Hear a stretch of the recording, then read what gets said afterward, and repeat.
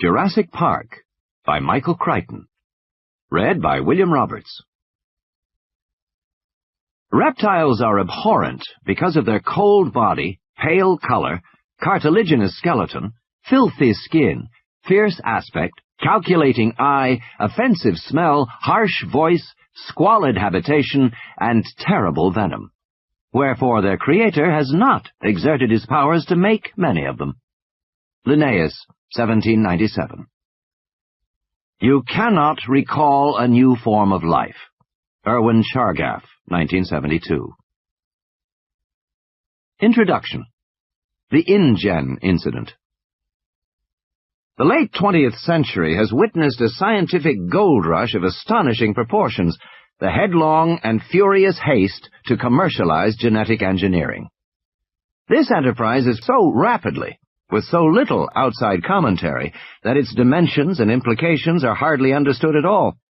Biotechnology promises the greatest revolution in human history. By the end of this decade, it will have outdistanced atomic power and computers in its effect on our everyday lives. In the words of one observer, biotechnology is going to transform every aspect of human life, our medical care, our food, our health, our entertainment, our very bodies. Nothing will ever be the same again. It's literally going to change the face of the planet. But the biotechnology revolution differs in three important respects from past scientific transformations. First, it is broad-based. America entered the atomic age through the work of a single research institution at Los Alamos. It entered the computer age through the efforts of about a dozen companies. But biotechnology research is now carried out in more than 2,000 laboratories in America alone. 500 corporations spend $5 billion a year on this technology. Second, much of the research is thoughtless or frivolous. Efforts to engineer paler trout for better visibility in the stream, square trees for easier lumbering, and injectable scent cells so you'll always smell of your favorite perfume may seem like a joke, but they are not. Indeed, the fact that biotechnology can be applied to the industries traditionally subject to the vagaries of fashion, such as cosmetics and leisure activities, heightens concern about the whimsical use of this powerful new technology. Third, the work is uncontrolled. No one supervises it. No federal laws regulate it. There is no coherent government policy in America or anywhere else in the world. And because the products of biotechnology range from drugs to farm crops to artificial snow, an intelligent policy is difficult. But most disturbing is the fact that no watchdogs are found among scientists themselves. It is remarkable that nearly every scientist in genetics research is also engaged in the commerce of biotechnology. There are no detached observers. Everybody has a stake. The commercialization of molecular biology is the most stunning ethical event in the history of science, and it has happened with astonishing speed. For 400 years since Galileo, science has always proceeded as a free and open inquiry into the workings of nature. Scientists have always ignored national boundaries, holding themselves above the transitory concerns of politics and even wars. Scientists have always rebelled against secrecy in research, and have even frowned on the idea of patenting their discoveries, seeing themselves as working to the benefit of all mankind. And for many generations, the discoveries of scientists did indeed have a peculiarly selfless quality. When in 1953, two young researchers in England, James Watson and Francis Crick, deciphered the structure of DNA, their work was hailed as a triumph of the human spirit, of the centuries-old quest to understand the universe in a scientific way. It was confidently expected that their discovery would be selflessly extended to the greater benefit of mankind. Yet that did not happen. 30 years later, nearly all of Watson and Crick's scientific colleagues were engaged in another sort of enterprise entirely. Research in molecular genetics had become a vast, multi-billion-dollar commercial undertaking, and its origins can be traced not to 1953, but to April 1976. That was the date of a now famous meeting in which Robert Swanson, a venture capitalist approached Herbert Boyer, a biochemist at the University of California. The two men agreed to found a commercial company to exploit Boyer's gene splicing techniques. Their new company, Genentech, quickly became the largest and most successful of the genetic engineering startups. Suddenly it seemed as if everyone wanted to become rich. New companies were announced almost weekly, and scientists flocked to exploit genetic research. By 1986, at least 362 scientists, including 64 in the National Academy, sat on the advisory boards of biotech firms. The number of those who held equity positions or consultancies was several times greater. It is necessary to emphasize how significant this shift in attitude actually was. In the past, pure scientists took a snobbish view of business. They saw the pursuit of money as intellectually uninteresting, suited only to shopkeepers, and to do research for industry, even at the prestigious Bell or IBM labs, was only for those who couldn't get a university appointment. Thus, the attitude of pure scientists was fundamentally critical toward the work of applied scientists and to industry in general. Their long-standing antagonism kept university scientists free of contaminating industry ties, and whenever debate arose about technological matters, disinterested scientists were available to discuss the issues at the highest levels. But that is no longer true. There are very few molecular biologists and very few research institutions without commercial affiliations. The old days are gone. Genetic research continues at a more furious pace than ever, but it is done in secret, and in haste, and for profit. In this commercial climate, it is probably inevitable that a company as ambitious as International Genetic Technologies Incorporated of Palo Alto would arise. It is equally unsurprising that the genetic crisis it created should go unreported. After all, InGen's research was conducted in secret. The actual incident occurred in the most remote region of Central America, and fewer than 20 people were there to witness it. Of those, only a handful survived. Even at the end, when International Genetic Technologies filed for Chapter 11 protection in San Francisco Superior Court on October 5, 1989, the proceedings drew little press attention. It appeared so ordinary. InGen was the third small American bioengineering company to fail that year, and the seventh since 1986. Few court documents were made public, since the creditors were Japanese investment consortia such as Hamaguri and Densaka, companies which traditionally shun publicity. To avoid unnecessary disclosure, Daniel Ross of Cowan, Swain & Ross, counsel for InGen, also represented the Japanese investors. And the rather unusual petition of the Vice Consul of Costa Rica was heard behind closed doors. Thus, it is not surprising that within a month, the problems of InGen were quietly and amicably settled. Parties to that settlement, including the distinguished Scientific Board of Advisors, signed a non-disclosure agreement, and none will speak about what happened. But many of the principal figures in the InGen incident are not signatories, and were willing to discuss the remarkable events leading up to those final 2 days in August 1989 on a remote island off the west coast of Costa Rica. Prologue: The Bite of the Raptor. The tropical rain fell in drenching sheets, hammering the corrugated roof of the clinic building, roaring down the metal gutters, splashing on the ground in a torrent. Roberta Carter sighed and stared out the window. From the clinic she could hardly see the beach or the ocean beyond, cloaked in low fog. This wasn't what she had expected when she had come to the fishing village of Bahia Anasco on the west coast of Costa Rica to spend 2 months as a visiting physician. Bobby Carter had expected sun and relaxation after 2 grueling years of residency in emergency medicine at Michael Reese in Chicago. She had been in Bahia Anasco now for 3 weeks, and it had rained every day.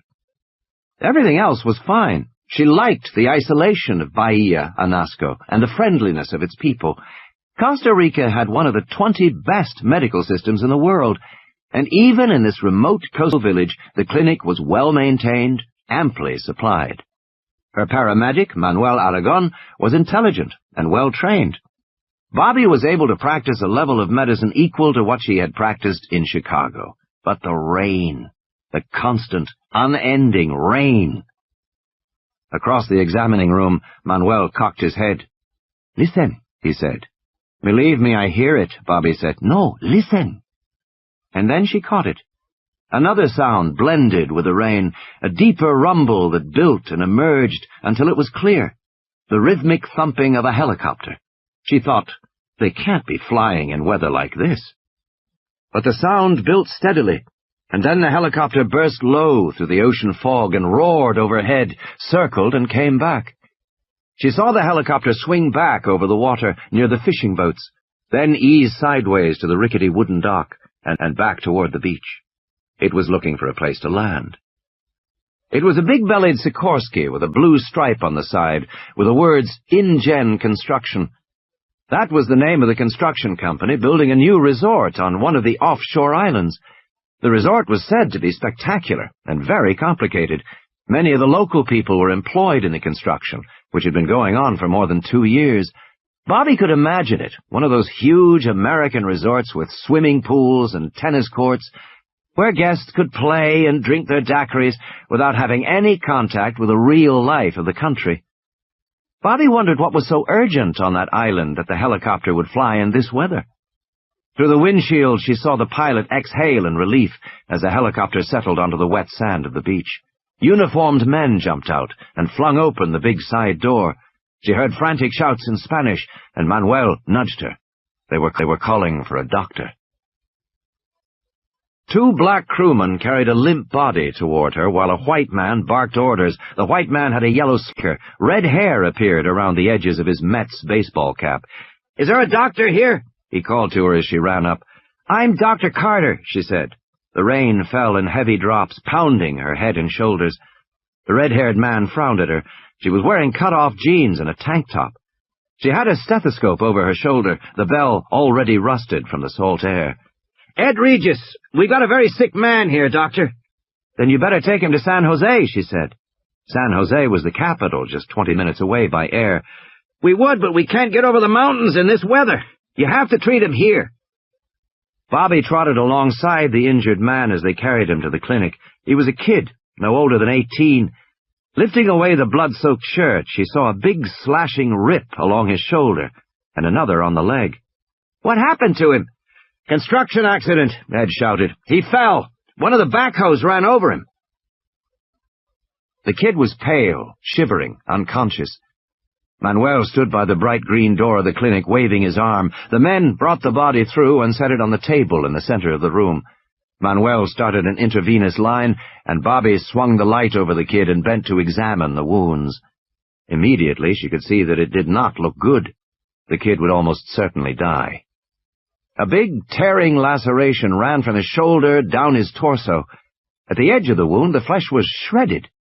At the center, the shoulder was dislocated, pale bones exposed. A second slash cut through the heavy muscles of the thigh, deep enough to reveal the pulse of the femoral artery below. Her first impression was that his leg had been ripped open. "Tell me again about this injury," she said. "I didn't see it," Ed said. "They say the backhoe dragged him." "Because it almost looks as if he was mauled," Bobby Carter said, probing the wound. Like most emergency room physicians, she could remember in detail patients she had seen even years before. She had seen 2 maulings. One was a 2-year-old child who had been attacked by a Rottweiler dog. The other was a drunken circus attendant who had had an encounter with a Bengal tiger. Both injuries were similar. There was a characteristic look to an animal attack. "Mauled," Ed said. No, it was a backhoe, believe me." Ed licked his lips as he spoke. He was edgy, acting as if he had done something wrong. Bobby wondered why. If they were using inexperienced local workmen on the resort construction, they must have accidents all the time. Manuel said, "Do you want lavage?" "Yes," she said, "after you block him." She bent lower, probed the wound with her fingertips. If an earth mover had rolled over him, dirt would be forced deep into the wound, but there wasn't any dirt, just a slippery, slimy foam. And the wound had a strange odor, a kind of rotten stench. a smell of death and decay. She had never smelled anything like it before. How long ago did this happen? An hour. Again she noticed how tense Ed Regis was. He was one of those eager, nervous types, and he didn't look like a construction foreman, more like an executive. He was obviously out of his depth. Bobby Carter turned back to the injuries. Somehow she didn't think she was seeing mechanical trauma. It just didn't look right. No soil contamination of the wound site, and no crush injury component. Mechanical trauma of any sort, an auto injury, a factory accident, almost always had some component of crushing, but here there was none. Instead, the man's skin was shredded, ripped, across his shoulder, and again across his thigh. It really did look like a maul. On the other hand, most of the body was unmarked, which was unusual for an animal attack. She looked again at the head, the arms, the hands. The hands.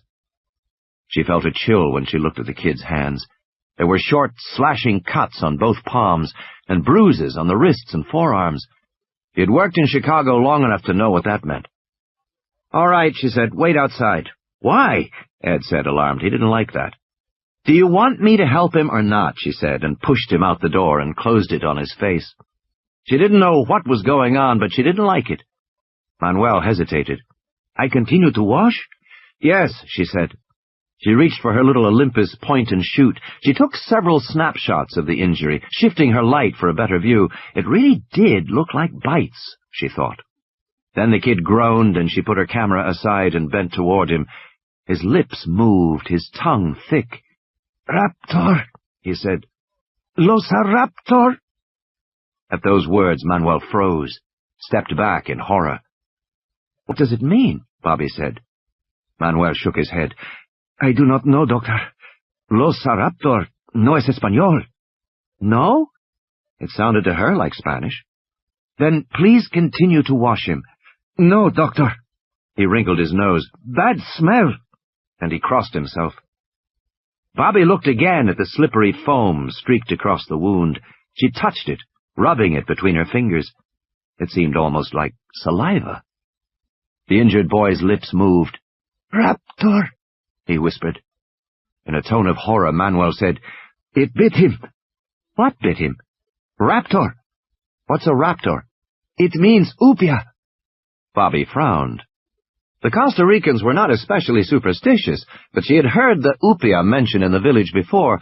They were said to be night ghosts, faceless vampires who kidnapped small children. According to the belief, the upia had once lived in the mountains of Costa Rica, but now inhabited the islands offshore. Manuel was backing away, murmuring and crossing himself. "It is not normal, this smell," he said. "It is the upia." Bobby was about to order him back to work when the injured youth opened his eyes and sat straight up on the table. Manuel shrieked in terror.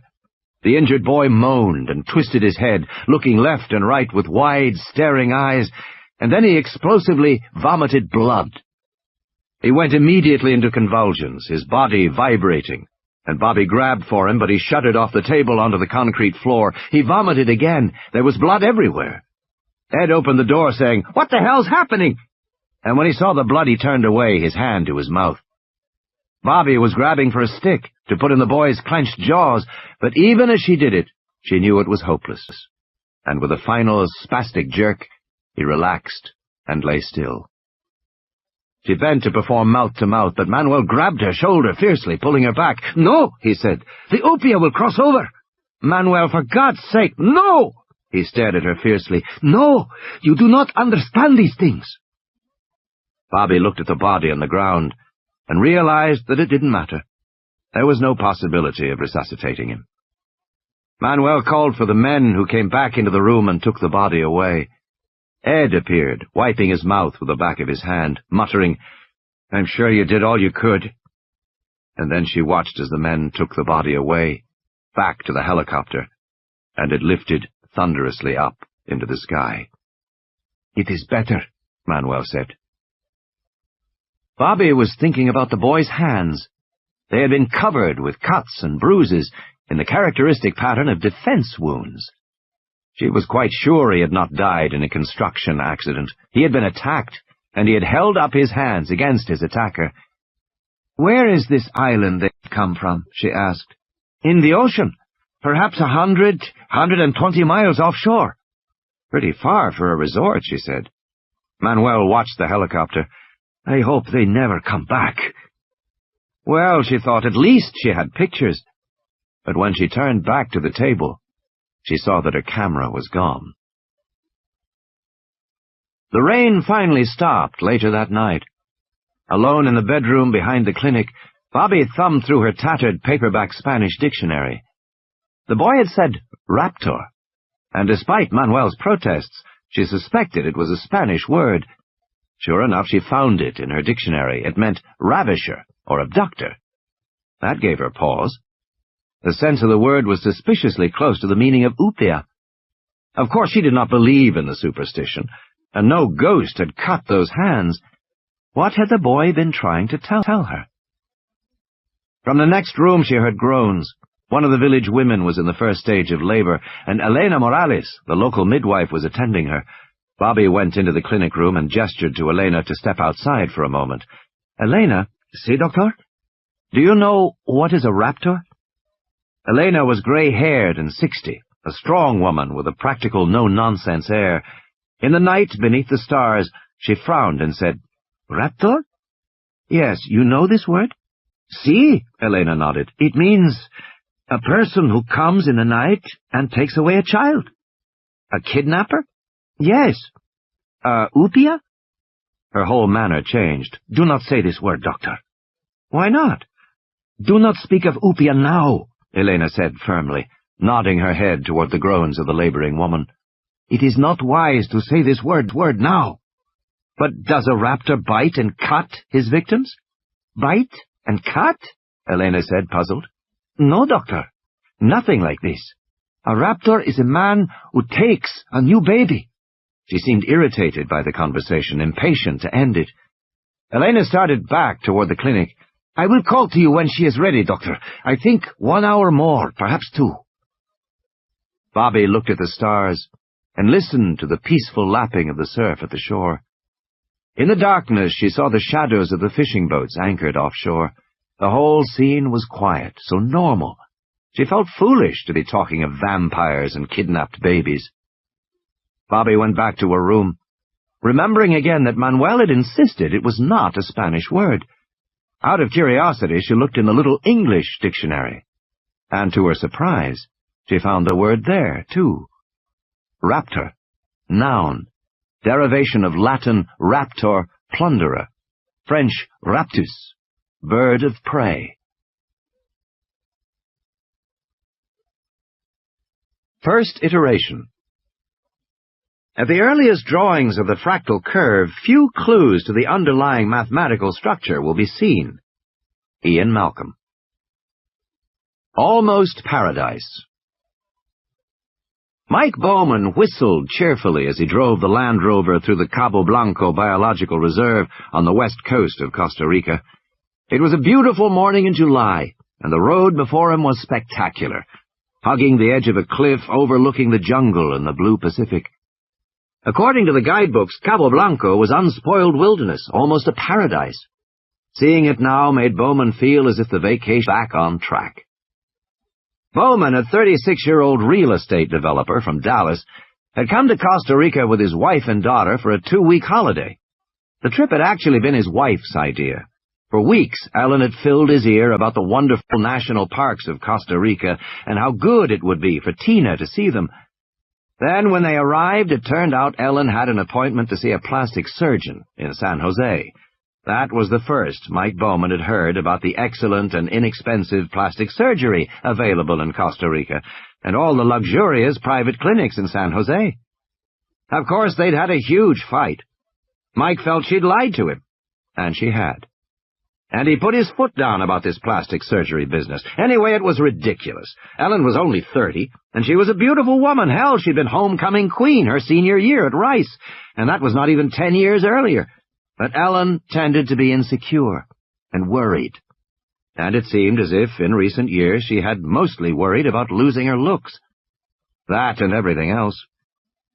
The Land Rover bounced in a pothole, splashing mud. Seated beside him, Ellen said, "Mike, are you sure this is the right road?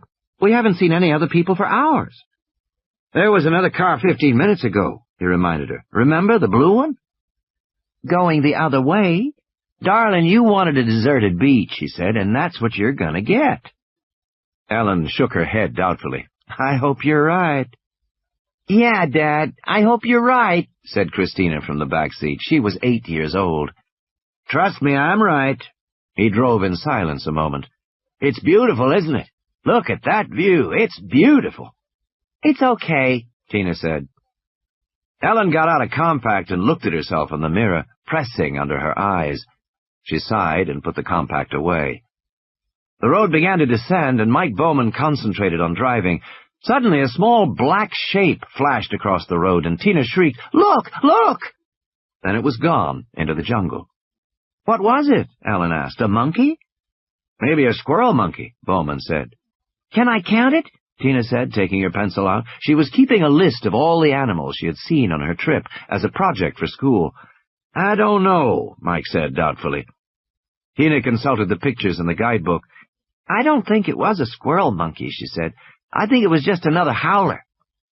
They had seen several howler monkeys already on their trip. Hey, she said more brightly, according to this book, the beaches of Cabo Blanco are frequented by a variety of wildlife, including howler and white-faced monkeys, three-toed sloths, and coatimundis. You think we'll see a three-toed sloth, Dad? I bet we do. Really? Just look in the mirror. Very funny, Dad. The road sloped downward through the jungle toward the ocean. Mike Bowman felt like a hero when they finally reached the beach. A 2-mile crescent of white sand, utterly deserted. He parked the Land Rover in the shade of the palm trees that fringed the beach and got out the box lunches. Ellen changed into her bathing suit, saying, Honestly, I don't know how I'm going to get this weight off. You look great, hon. Actually, he felt that she was too thin, but he had learned not to mention that. Tina was already running down the beach. Don't forget you need your sunscreen, Ellen called. Later, Tina shouted over her shoulder. I'm going to see if there's a sloth. Ellen Bowman looked around at the beach and the trees. You think she's all right? Honey, there's nobody here for miles, Mike said. What about snakes? Oh, for God's sake, Mike Bowman said. There's no snakes on a beach. Well, there might be. Honey, he said firmly, snakes are cold-blooded. They're reptiles. They can't control their body temperature. It's 90 degrees on that sand. If a snake came out, it'd be cooked. Believe me, there's no snakes on the beach. He watched his daughter scampering down the beach, a dark spot on the white sand. Let her go. Let her have a good time. He put his arm around his wife's waist.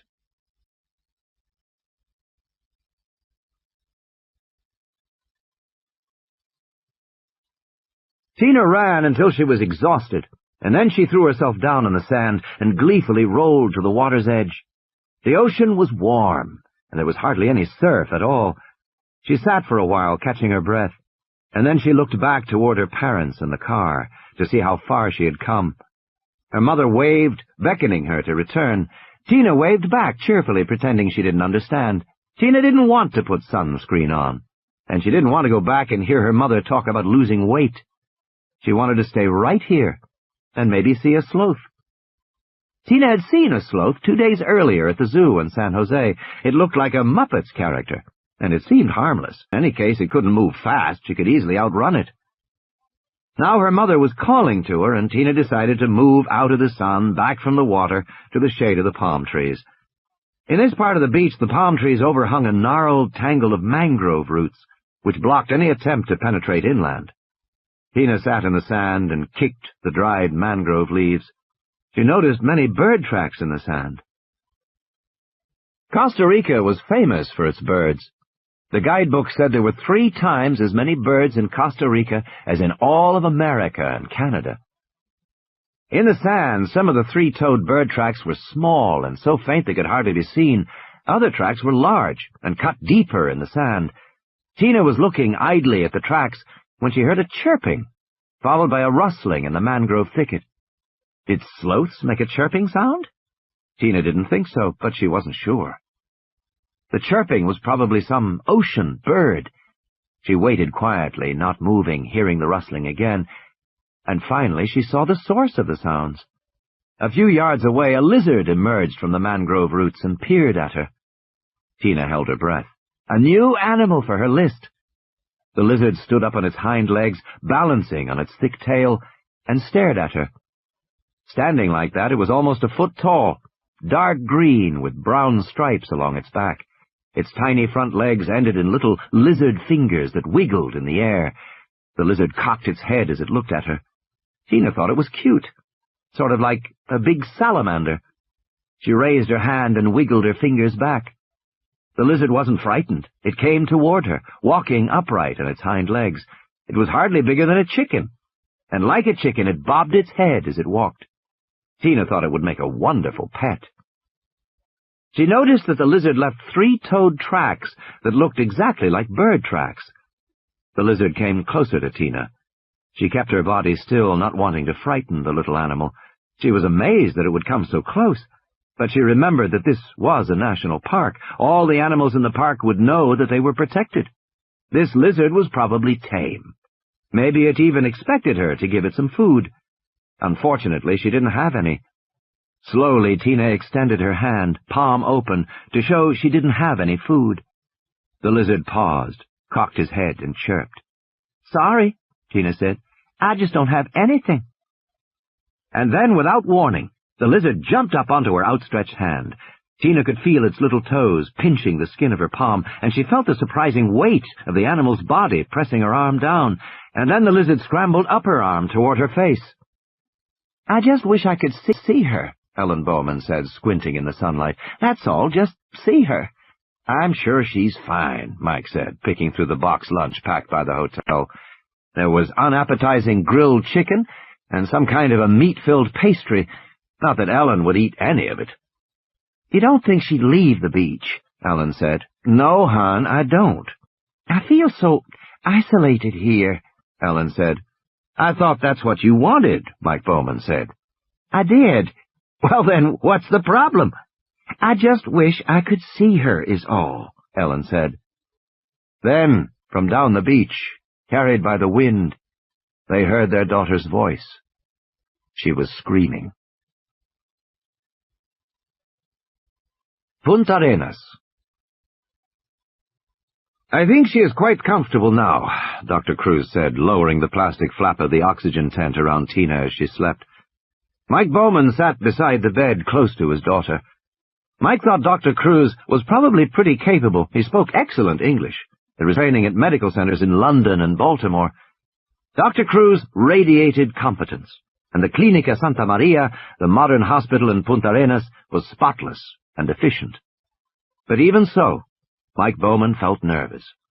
There was no getting around the fact that his only daughter was desperately ill, and they were far from home.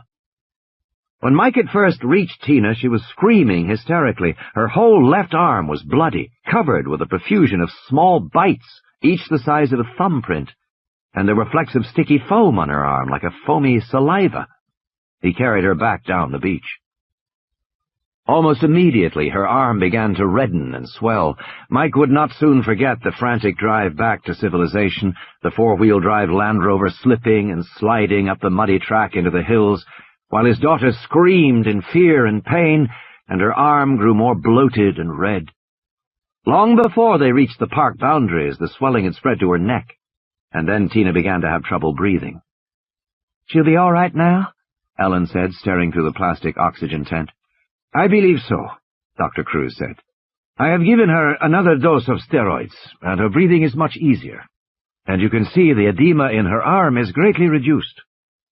Mike Bowman said, "About those bites, we have no identification yet," the doctor said. "I myself haven't seen bites like that before, but you'll notice they are disappearing. It's already quite difficult to make them out. Fortunately, I have taken photographs for reference, and I have washed her arm to collect some samples of the sticky saliva, one for analysis here, a second to send to the labs in San Jose, and the third we will keep frozen in case it is needed. Do you have the picture she made?" "Yes," Mike Bowman said. He handed the doctor the sketch that Tina had drawn in response to questions from the admitting officials. "This is the animal that bit her?" Dr. Cruz said, looking at the picture. "Yes," Mike Bowman said. "She said it was a green lizard, the size of a chicken or a crow." "I don't know of such a lizard," the doctor said. "She has drawn it standing on its hind legs." "That's right," Mike Bowman said. "She said it walked on its hind legs." Dr. Cruz frowned.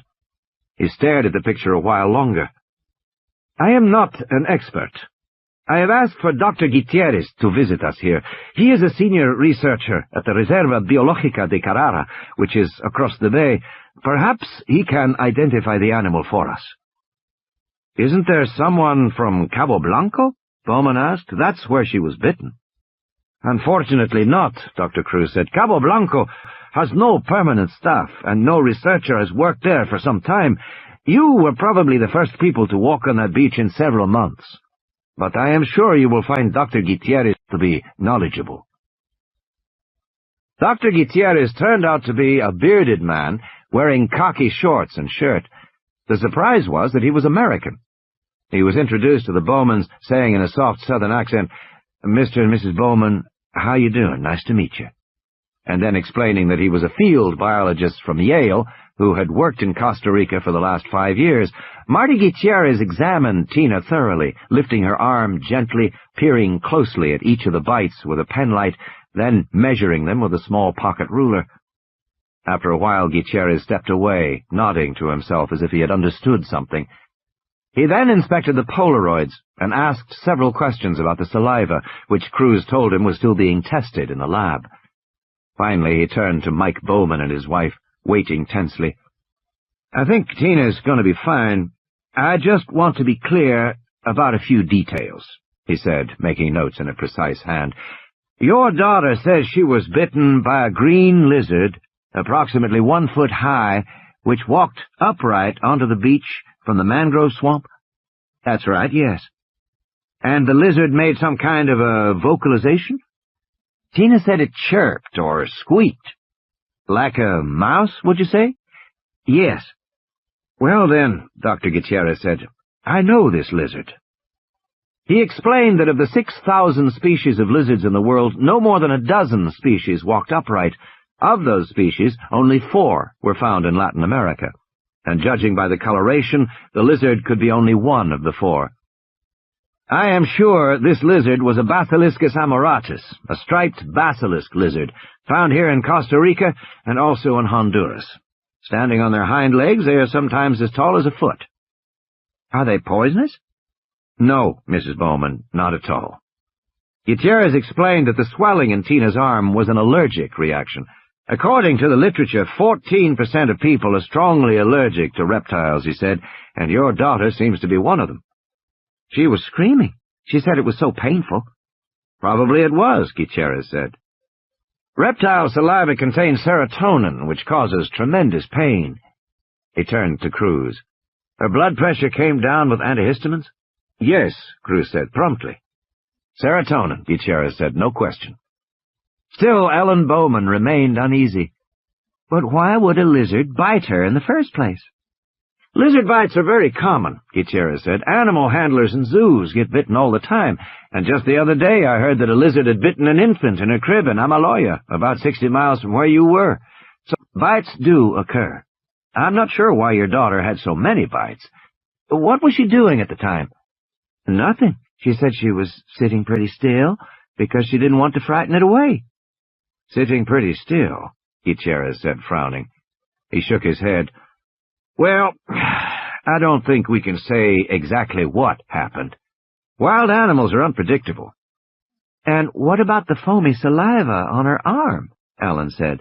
"I keep thinking about rabies." No, Dr. Gutierrez said. "A reptile can't carry rabies, Mrs. Bowman. Your daughter has suffered an allergic reaction to the bite of a basilisk lizard. Nothing more serious." Mike Bowman then showed Gutierrez the picture that Tina had drawn. Gutierrez nodded. "I would accept this as a picture of a basilisk lizard," he said. "A few details are wrong, of course. The neck is much too long, and she's drawn the hind legs with only 3 toes instead of 5. The tail is too thick and raised too high, but otherwise, this is a perfectly serviceable lizard of the kind we are talking about." "But Tina specifically said the neck was long," Ellen Bowman insisted, "and she said there were 3 toes on the foot." "Tina's pretty observant," Mike Bowman said. "I'm sure she is," Gutierrez said, smiling, "but I still think your daughter was bitten by a common Basilisk amoratus and had a severe herpetological reaction. Normal time course with medication is 12 hours. She should be just fine in the morning." In the modern laboratory in the basement of the Clinica Santa Maria, word was received that Dr. Gutierrez had identified the animal that had bitten the American child as a harmless basilisk lizard. Immediately, the analysis of the saliva was halted, even though a preliminary fractionation showed several extremely high molecular weight proteins of unknown biological activity. But the night technician was busy, and he placed the saliva samples on the holding shelf of the refrigerator. The next morning, the day clerk checked the holding shelf against the names of discharged patients. Seeing that Bowman Christina L. was scheduled for discharge that morning, the clerk threw out the saliva samples. At the last moment, he noticed that one sample had the red tag, which meant that it was to be forwarded to the university lab in San Jose. He retrieved the test tube from the wastebasket and sent it on its way. "Go on. Say thank you to Dr. Cruz," Ellen Bowman said, and pushed Tina forward.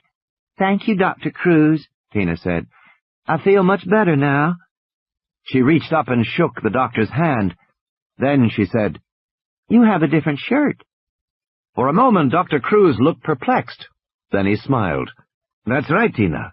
When I work all night at the hospital, in the morning I change my shirt." "But not your tie?" "No, just my shirt." Ellen Bowman said, "Mike told you she's observant." "She certainly is." Dr. Cruz smiled and shook the little girl's hand gravely. "Enjoy the rest of your holiday in Costa Rica, Tina." "I will." The Bowman family had started to leave when Dr. Cruz said, "Oh, Tina, do you remember the lizard that bit you?"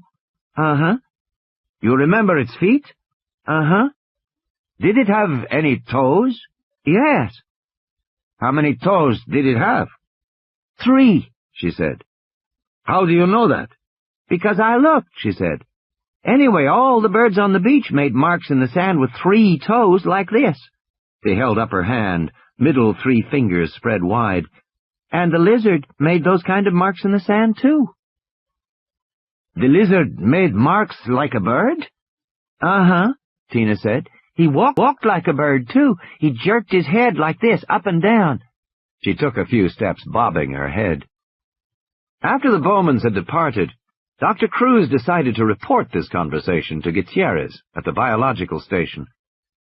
"I must admit the girl's story is puzzling," Gutierrez said. "I've been doing some checking myself. I am no longer certain she was bitten by a basilisk. Not certain at all. Then what could it be?" "Well," Gutierrez said, "let's not speculate prematurely. By the way, have you heard of any other lizard bites at the hospital?" "No. Why?" "Let me know, my friend, if you do." The beach. Marty Gutierrez sat on the beach and watched the afternoon sun fall lower in the sky. It sparkled harshly on the water of the bay, and its rays reached beneath the palm trees to where he sat among the mangroves on the beach of Cabo Blanco. As best he could determine, he was sitting near the spot where the American girl had been 2 days before. Although it was true enough, as he had told the Bowmans, that lizard bites were common, Gutierrez had never heard of a basilisk lizard biting anyone, and he had certainly never heard of anyone being hospitalized for a lizard bite. Then, too, the bite radius on Tina's arm appeared slightly too large for a basilisk. When he got back to the Carrara station, he had checked the small research library there, but found no reference to basilisk lizard bites. Next, he checked International Biosciences Services, a computer database in America, but he found no references to basilisk bites or hospitalization for lizard bites. He then called the medical officer in Amaloya, who confirmed that a 9-day-old infant sleeping in its crib had been bitten on the foot by an animal the grandmother, the only person actually to see it, claimed was a lizard. Subsequently, the foot had become swollen, and the infant had nearly died. The grandmother described the lizard as green with brown stripes. It had bitten the child several times before the woman frightened it away. Strange, Gutierrez had said. No, like all the others, the medical officer replied, adding that he had heard of other biting incidents. A child in Vasquez, the next village up the coast, had been bitten while sleeping, and another in Puerto Sortrero. All these incidents had occurred in the last 2 months. All had involved sleeping children and infants.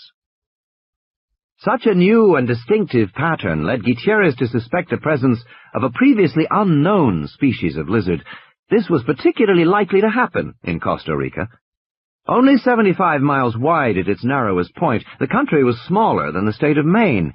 Yet within its limited space, Costa Rica had a remarkable diversity of biological habitats.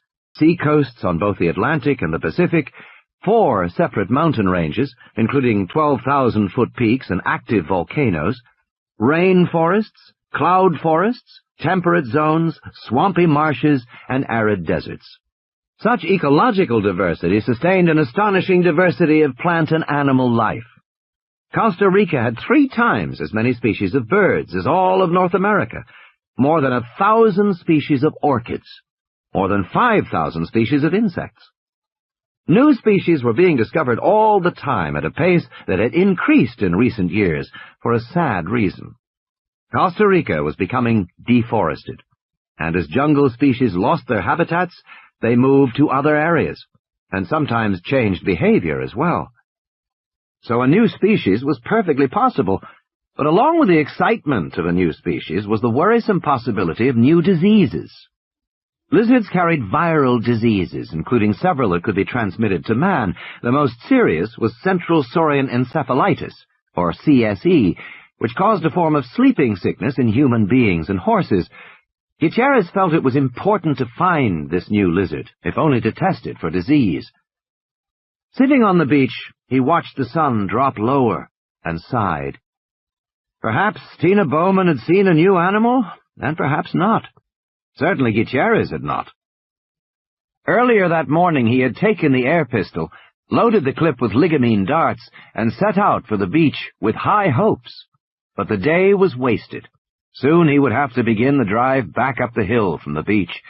He did not want to drive that road in darkness. Gutierrez got to his feet and started back up the beach. Farther along, he saw the dark shape of a howler monkey ambling along the edge of the mangrove swamp. Gutierrez moved away, stepping out toward the water. If there was one howler, there would probably be others in the trees overhead, and howlers tended to urinate on intruders. But this particular howler monkey seemed to be alone, and walking slowly and pausing frequently to sit on its haunches. The monkey had something in its mouth. As Gutierrez came closer, he saw it was eating a lizard. The tail and the hind legs drooped from the monkey's jaws. Even from a distance, Gutierrez could see the brown stripes against the green. Gutierrez dropped to the ground and aimed the pistol. The howler monkey, accustomed to living in a protected reserve, stared curiously. He did not run away, even when the first dart whined harmlessly past him.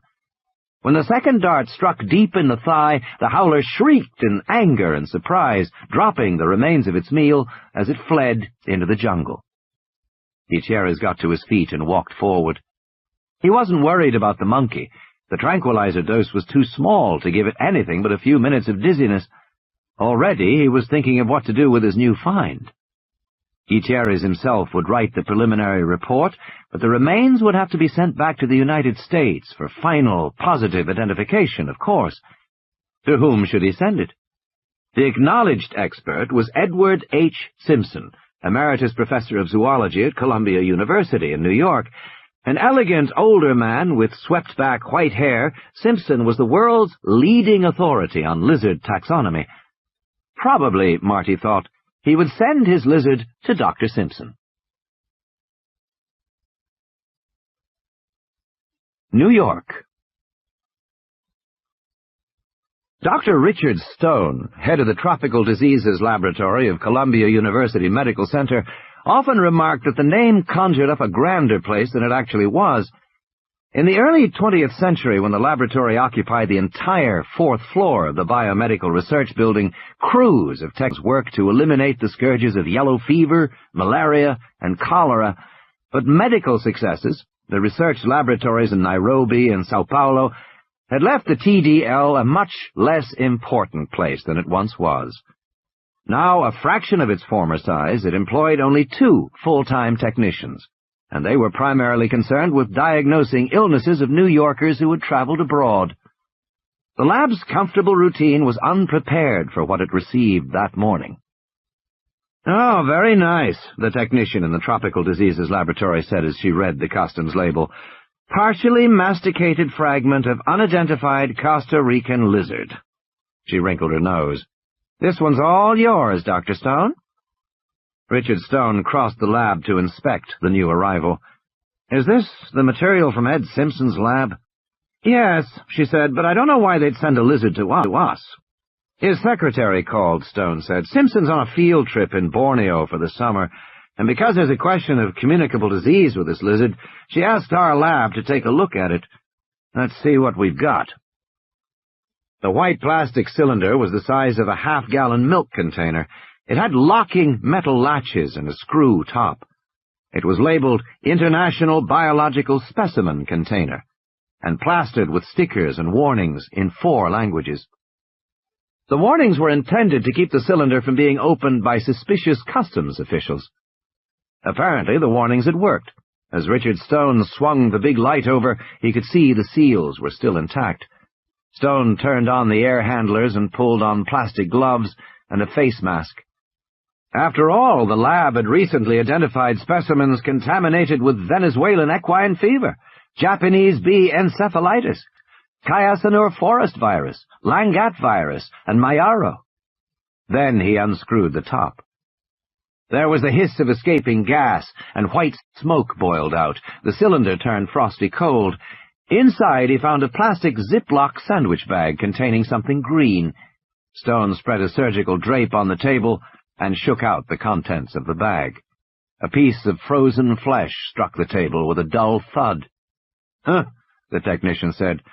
"Looks eaten." "Yes, it does," Stone said. "What do they want with us?"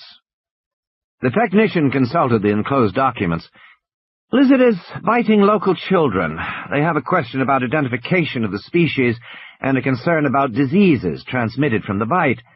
She produced a child's picture of a lizard signed Tina at the top. "One of the kids drew a picture of the lizard." Stone glanced at the picture.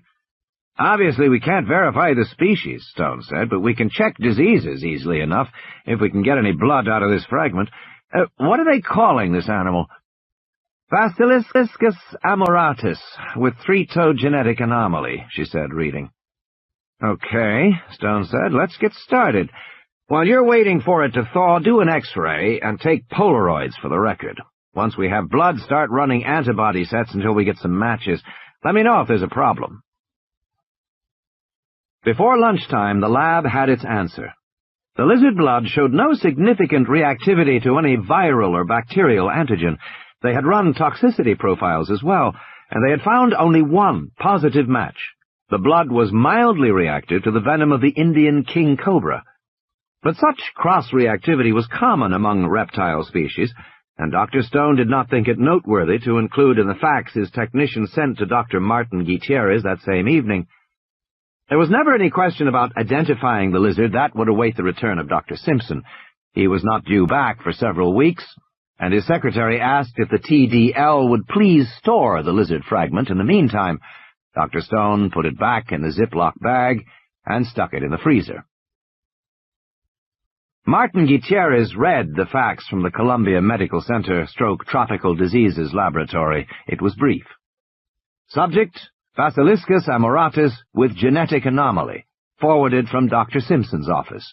Materials: posterior segment, query partially eaten animal. Procedures performed: X-ray, microscopic, immunological RTX for viral, parasitic, bacterial disease.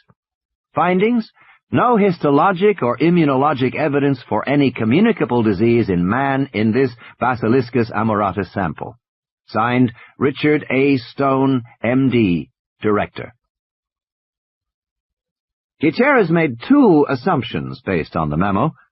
First, that his identification of the lizard as a basilisk had been confirmed by scientists at Columbia University, and second, that the absence of communicable disease meant the recent episodes of sporadic lizard bites implied no serious health hazards for Costa Rica. On the contrary, he felt his original views were correct, that a lizard species had been driven from the forest into a new habitat and was coming into contact with village people.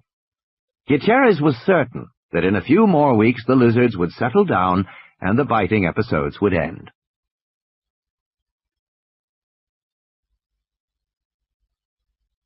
The tropical rain fell in great drenching sheets, hammering the corrugated roof of the clinic at Bahia Anasco. It was nearly midnight. Power had been lost in the storm. His wife, Elena Morales, was working by flashlight when she heard a squeaking, chirping sound. Thinking that it was a rat, she quickly put a compress on the forehead of the mother and went into the next room to check on the newborn baby. As her hand touched the doorknob, she heard the chirping again, and she relaxed. Evidently, it was just a bird flying in the window to get out of the rain. Costa Ricans said that when a bird came to visit a newborn child, it brought good luck. Elena opened the door. The infant lay on a wicker bassinet, swaddled in a light blanket, only its face exposed. Around the rim of the bassinet, 3 dark green lizards crouched like gargoyles. When they saw Elena, they cocked their heads and stared curiously at her, but did not flee. In the light of her flashlight, Elena saw the blood dripping from their snouts. Softly chirping, one lizard bent down and with a quick shake of its head tore a ragged chunk of flesh from the baby. Elena rushed forward, screaming, and the lizards fled into the darkness. But long before she reached the bassinet, she could see what had happened to the infant's face, and she knew the child must be dead. The lizards scattered into the rainy night, chirping and squealing, leaving behind only bloody 3-toed tracks, like birds. The shape of the data. Later, when she was calmer, Elena Morales decided not to report the lizard attack. Despite the horror she had seen, she began to worry that she might be criticized for leaving the baby unguarded. So she told the mother that the baby had asphyxiated, and she reported the death on the form she sent to San Jose as SIDS, Sudden Infant Death Syndrome. This was a syndrome of unexplained death among very young children. It was unremarkable, and her report went unchallenged. The university lab in San Jose that analyzed the saliva sample from Tina Bowman's arm made several discoveries. There was, as expected, a great deal of serotonin, but among the salivary proteins was a real monster, molecular mass of 1,980,000, one of the largest proteins known. Biological activity was still under study, but it seemed to be a neurotoxic poison related to cobra venom, although more primitive in structure. The lab also detected trace quantities of the gamma-aminomethionine hydrolase. Because this enzyme was a marker for genetic engineering and not found in wild animals, technicians assumed it was a lab contaminant and did not report it when they called Dr. Cruz, the referring physician in Punta Arenas. The lizard fragment rested in the freezer at Columbia University, awaiting the return of Dr. Simpson, who was not expected for at least a month. And so things might have remained had not a technician named Alice Levin walked into the Tropical Diseases Laboratory, seen Tina Bowman's picture, and said, "Oh, whose kid drew the dinosaur?" "What?" Richard Stone said, turning slowly toward her. "The dinosaur. Isn't that what it is? My kid draws them all the time." "This is a lizard," Stone said, "from Costa Rica. Some girl down there drew a picture of it." "No," Alice Levin said, shaking her head. "Look at it. It's very clear. Big head, long neck, stands on its hind legs, thick tail. It's a dinosaur." "It can't be. It was only a foot tall." "So? There were little dinosaurs back then," Alice said. "Believe me, I know. I have 2 boys. I'm an expert. The smallest dinosaurs were under a foot. Teenosaurus or something, I don't know. Those names are impossible. You'll never learn those names if you're over the age of 10. You don't understand, Richard Stone said. This is a picture of a contemporary animal. They sent us a fragment of the animal. It's in the freezer now. Stone went and got it and shook it out of the baggie. Alice Levin looked at the frozen piece of leg and tail, then shrugged. She didn't touch it. I don't know, she said, but that looks like a dinosaur to me. Stone shook his head. Impossible. Why? Alice Levin said. It could be a leftover or a remnant or whatever they call them. Stone continued to shake his head. Alice was uninformed. She was just a technician who worked in the bacteriology lab down the hall, and she had an active imagination. Stone remembered the time when she thought she was being followed by one of the surgical orderlies. You know, Alice Levin said, if this is a dinosaur, Richard, it could be a big deal. It's not a dinosaur. Has anybody checked it? No, Stone said. Well, take it to the Museum of Natural History or something, Alice Levin said. You really should. I'd be embarrassed. You want me to do it for you? She said. No, Richard Stone said. I don't. You're not going to do anything? Nothing at all. He put the baggie back in the freezer and slammed the door. It's not a dinosaur, it's a lizard. And whatever it is, it can wait until Dr. Simpson gets back from Borneo to identify it. That's final, Alice. This lizard's not going anywhere. Second iteration. With subsequent drawings of the fractal curve, sudden changes may appear. Ian Malcolm. The shore of the inland sea. Alan Grant crouched down, his nose inches from the ground. The temperature was over 100 degrees. His knees ached, despite the rug layers pads he wore. His lungs burned from the harsh alkaline dust. Sweat dripped off his forehead onto the ground. But Grant was oblivious. His entire attention was focused on the 6-inch square of earth in front of him. Working patiently with a dental pick and an artist's camel brush, he exposed the tiny L-shaped fragment of jawbone. It was only an inch long, and no thicker than his little finger. The teeth were a row of small points and had the characteristic medial angling. Bits of bone flaked away as he dug. Grant paused for a moment to paint the bone with rubber cement before continuing to expose it. There was no question that this was the jawbone from an infant carnivorous dinosaur. Its owner had died 79 million years ago at the age of about 2 months. With any luck, Grant might find the rest of the skeleton as well. If so, it would be the first complete skeleton of a baby carnivore. Hey, Alan! Alan Grant looked up, blinking in the sunlight. He pulled down his sunglasses and wiped his forehead with the back of his arm. He was crouched on an eroded hillside in the Badlands outside Snakewater, Montana. Beneath the great blue bowl of sky, blunted hills, exposed outcroppings of crumbling limestone, stretched for miles in every direction. There was not a tree or a bush, nothing but barren rock, hot sun, and whining wind. Visitors found the Badlands depressingly bleak, but when Grant looked at this landscape, he saw something else entirely. This barren land was what remained of another very different world, which had vanished 80 million years ago. In his mind's eye, Grant saw himself back in the warm, swampy bayou that formed the shoreline of a great inland sea. This inland sea was 1,000 miles wide, extending all the way from the newly upthrust Rocky Mountains to the sharp, craggy peaks of the Appalachians. All of the American West was under water. At that time, there were thin clouds in the sky overhead, darkened by the smoke of nearby volcanoes. The atmosphere was denser, richer in carbon dioxide. Plants grew rapidly along the shoreline. There were no fish in these waters, but there were clams and snails. Pterosaurs swooped down to scoop algae from the surface.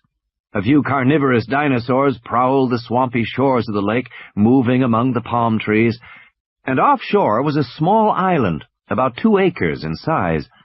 Ringed with dense vegetation, this island formed a protected sanctuary, where herds of herbivorous duck-billed dinosaurs laid their eggs in communal nests and raised their squeaking young.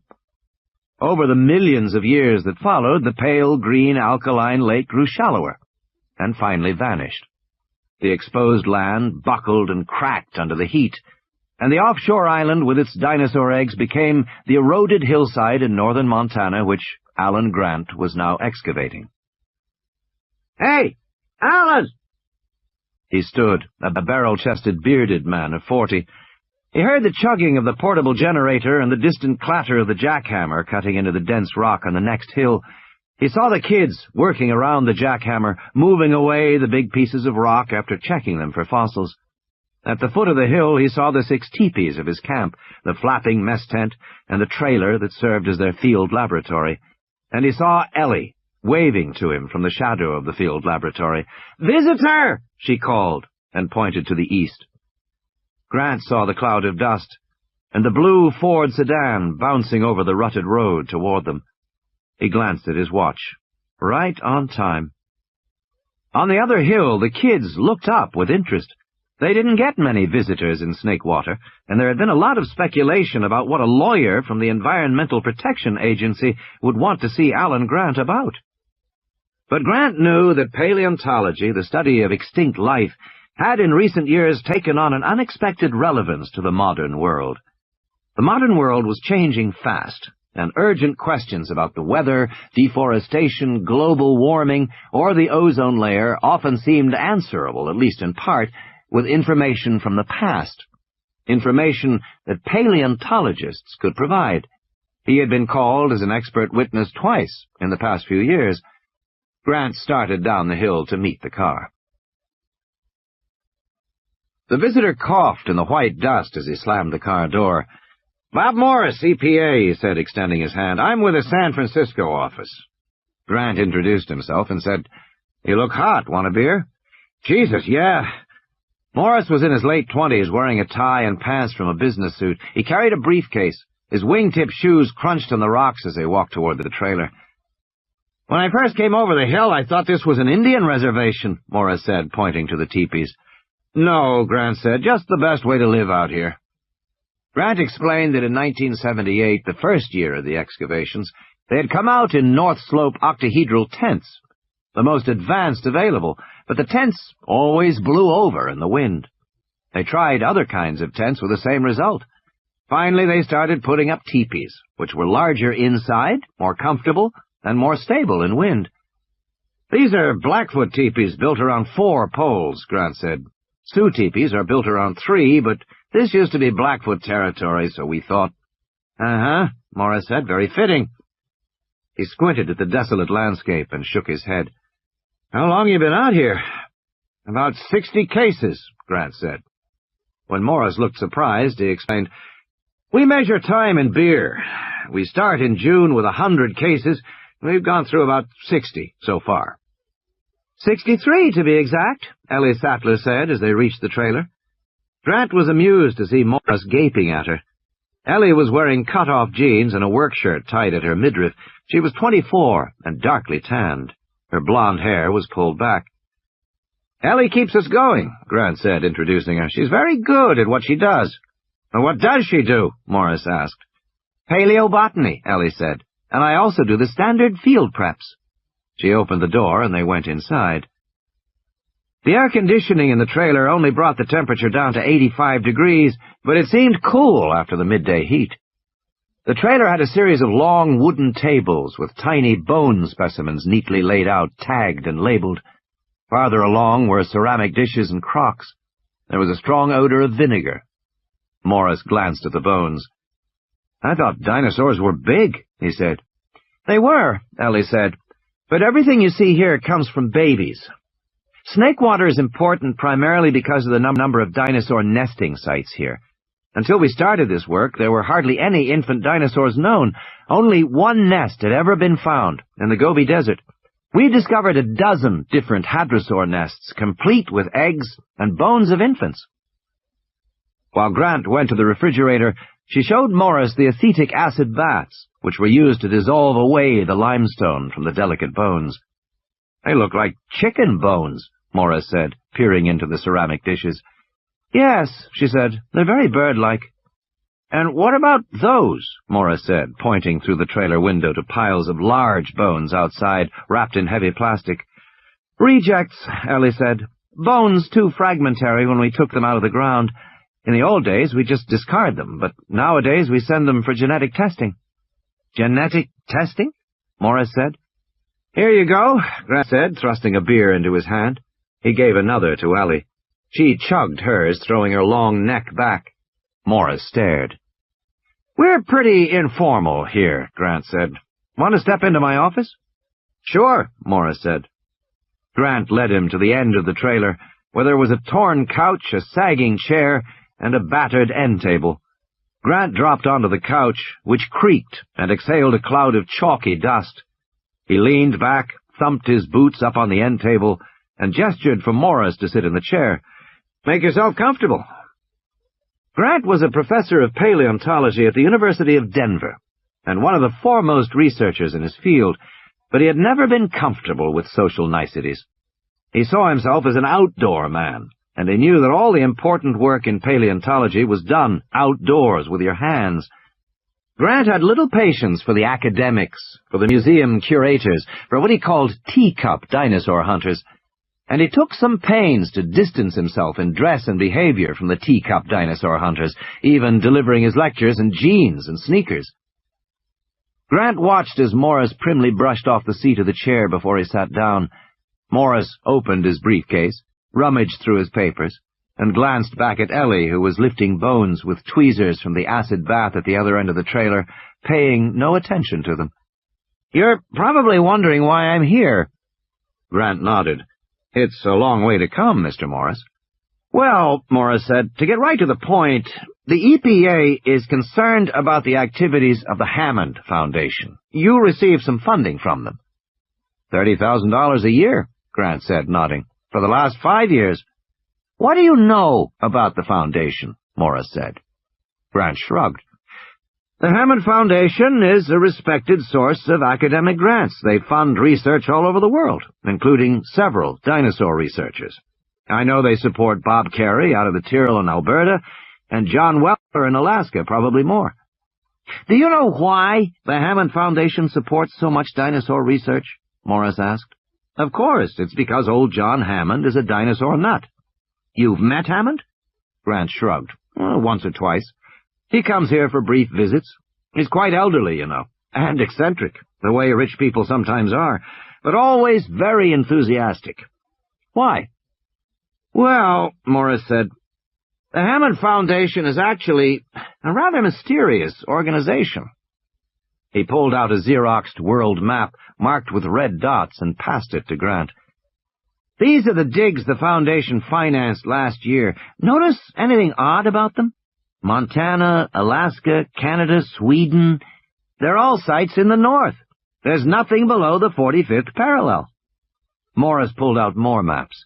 "It's the same year after year. Dinosaur projects to the south in Utah or Colorado or Mexico never get funded. The Hammond Foundation only supports cold-weather digs.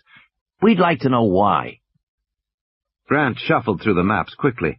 If it was true that the Foundation only supported cold-weather digs, then it was strange behavior, because some of the best dinosaur researchers were working in hot climates, and there are other puzzles, Morris said. "For example, what is the relationship of dinosaurs to amber?" "Amber?" "Yes, it's the hard yellow resin of dried tree sap." "I know what it is," Grant said, "but why are you asking?" "Because," Morris said, "over the last 5 years, Hammond has purchased enormous quantities of amber in America, Europe, and Asia, including many pieces of museum-quality jewelry. The Foundation has spent $17 million on amber. They now possess the largest privately held stock of this material in the world." "I don't get it," Grant said. "Neither does anybody else," Morris said. "As far as we can tell, it doesn't make any sense at all. Amber is easily synthesized. It has no commercial or defense value. There's no reason to stockpile it. But Hammond has done just that over many years." "Amber," Grant said, shaking his head.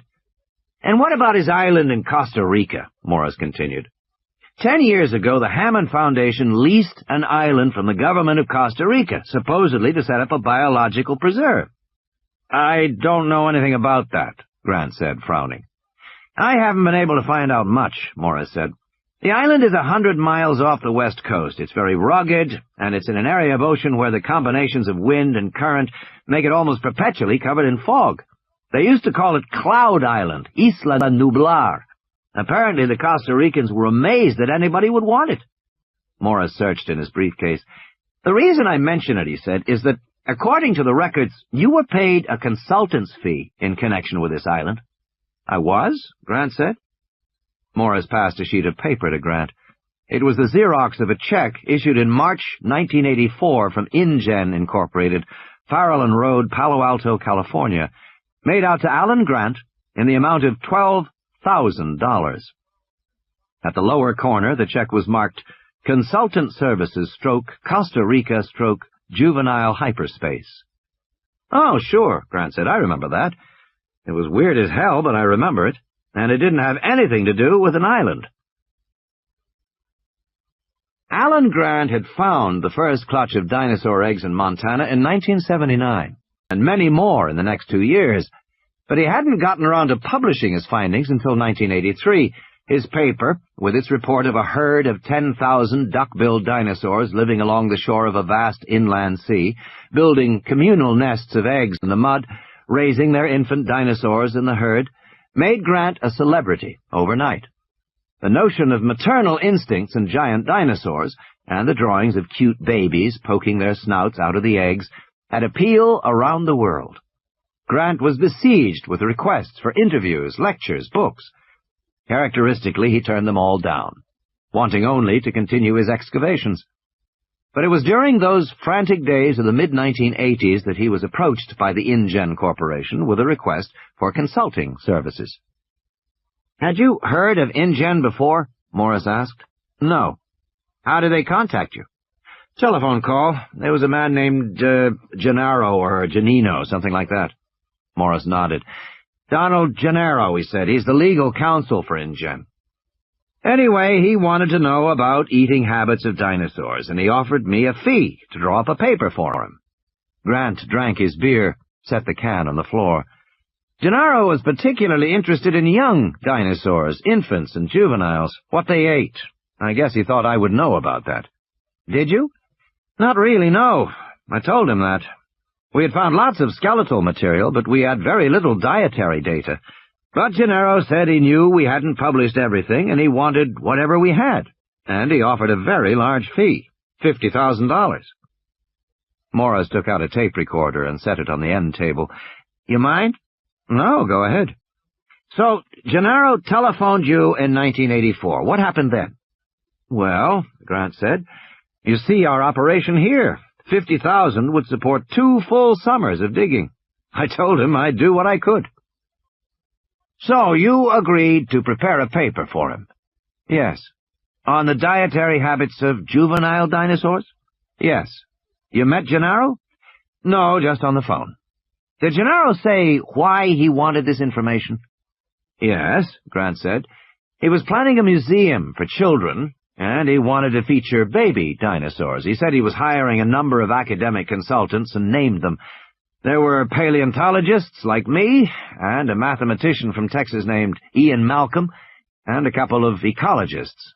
A systems analyst. Good group. Morris nodded, making notes. So you accepted the consultancy? Yes. I agreed to send him a summary of our work, what we knew about the habits of the duck-billed hadrosaurs we'd found. What kind of information did you send? Morris asked. Everything. Nesting behavior, territorial ranges, feeding behavior, social behavior, everything. And how did Gennaro respond? He kept calling and calling, sometimes in the middle of the night. Would the dinosaurs eat this? Would they eat that? Should the exhibit include this? I could never understand why he was so worked up. I mean, I think dinosaurs are important too, but not that important. They've been dead 65 million years.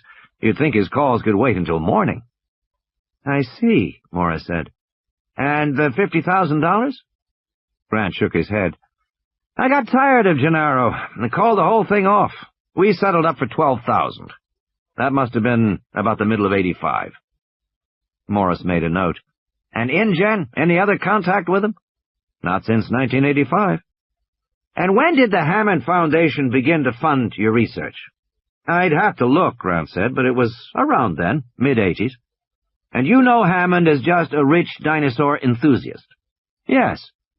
Morris made another note.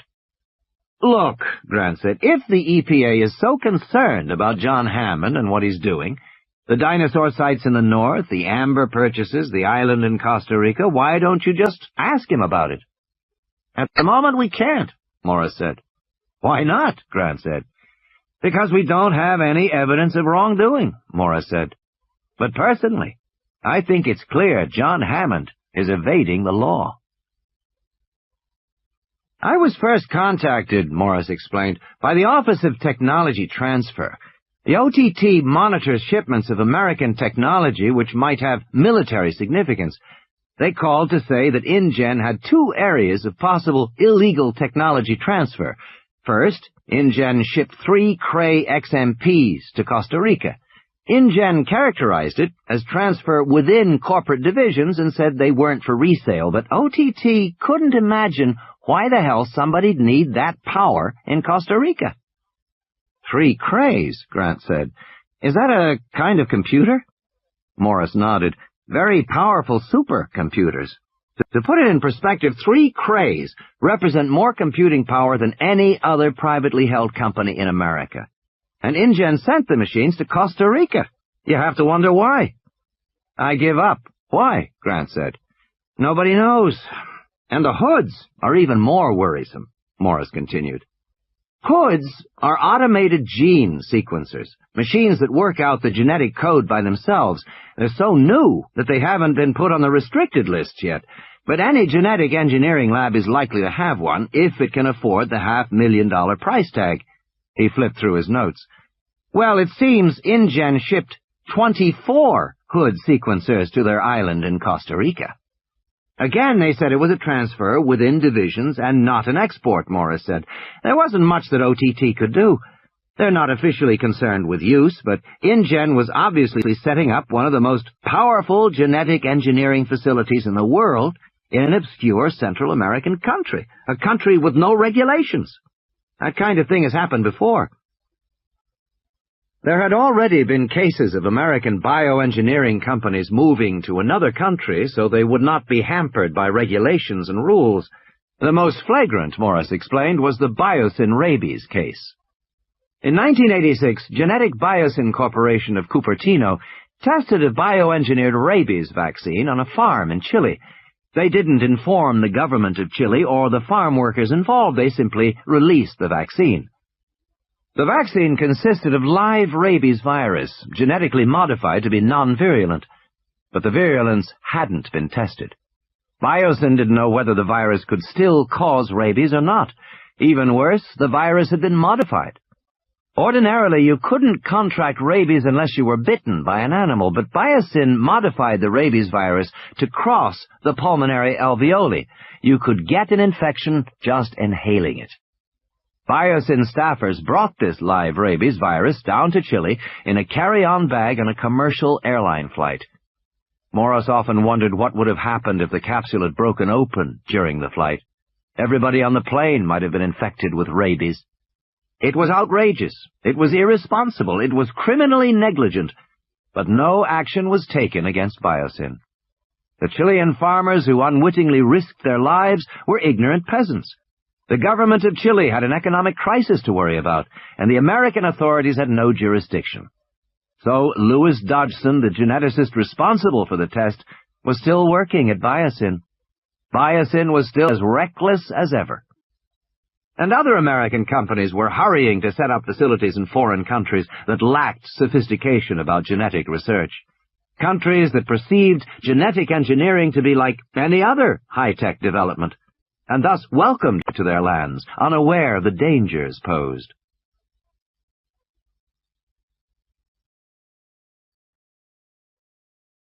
So that's why we began our investigation of InGen, Morris said, about 3 weeks ago. And what have you actually found? Grant said. Not much, Morris admitted. When I go back to San Francisco, we'll probably have to close the investigation. And I think I'm about finished here.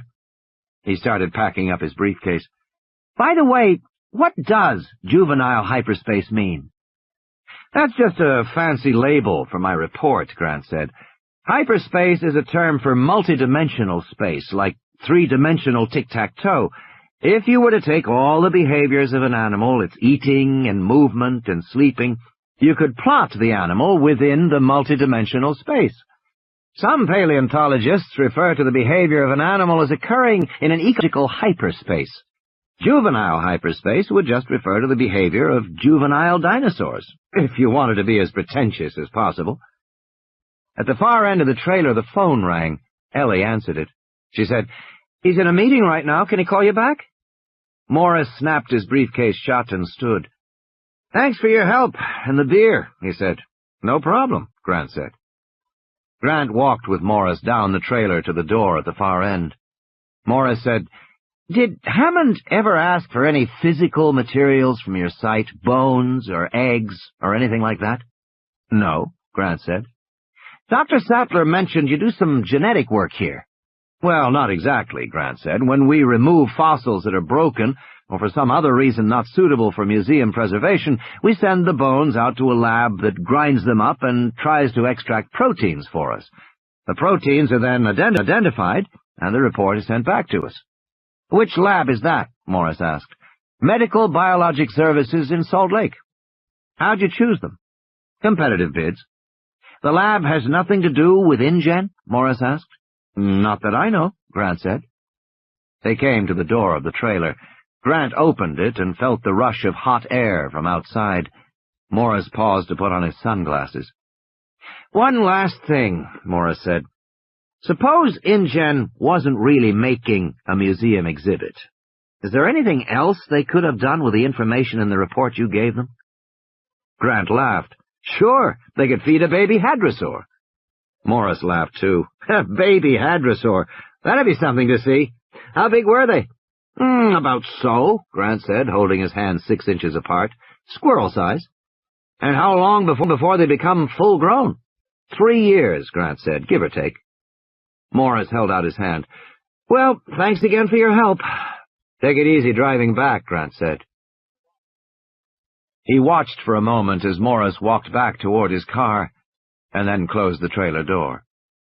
Grant said, "What did you think?" Ellie shrugged. "Naive." "You like the part where John Hammond is the evil arch-villain?" Grant laughed. "John Hammond's about as sinister as Walt Disney. By the way, who called?" "Oh," Ellie said, "it was a woman named Alice Levin. She works at Columbia Medical Center. You know her?" Grant shook his head. "No." "Well, it was something about identifying some remains. She wants you to call her back right away." Skeleton. Ellie Sattler brushed a strand of blonde hair back from her face and turned her attention to the acid baths. She had 6 in a row, at molar strengths from 5 to 30%. She had to keep an eye on the stronger solutions because they would eat through the limestone and begin to erode the bones. And infant dinosaur bones were so fragile. She marveled that they had been preserved at all after 80 million years. She listened idly as Grant said, "Miss Levin, this is Alan Grant. And what's this about a—" "You have what?" "A what?" He began to laugh. "Oh, I doubt that very much, Miss Levin. No, I really don't have time, I'm sorry. Well, I'll take a look at it, but I can pretty much guarantee it's a basilisk lizard, but—" "Yes, you can do that." "All right, send it now." Grant hung up and shook his head. "These people." Ellie said, "What's it about?" "Some lizard she's trying to identify," Grant said. "She's going to fax me an X-ray." He walked over to the fax and waited as the transmission came through. "Incidentally, I've got a new find for you, a good one." "Yes?" Grant nodded. "Found it just before the kid showed up. On South Hill, Horizon 4. Infant velociraptor, jaw and complete dentition. So there's no question about identity, and the site looks undisturbed. We might even get a full skeleton." "That's fantastic," Ellie said. "How young?" "Young," Grant said. 2, maybe 4 months at most." "And it's definitely a velociraptor?" "Definitely," Grant said. "Maybe our luck has finally turned." For the last 2 years at Snakewater, the team had excavated only duck-billed hadrosaurs.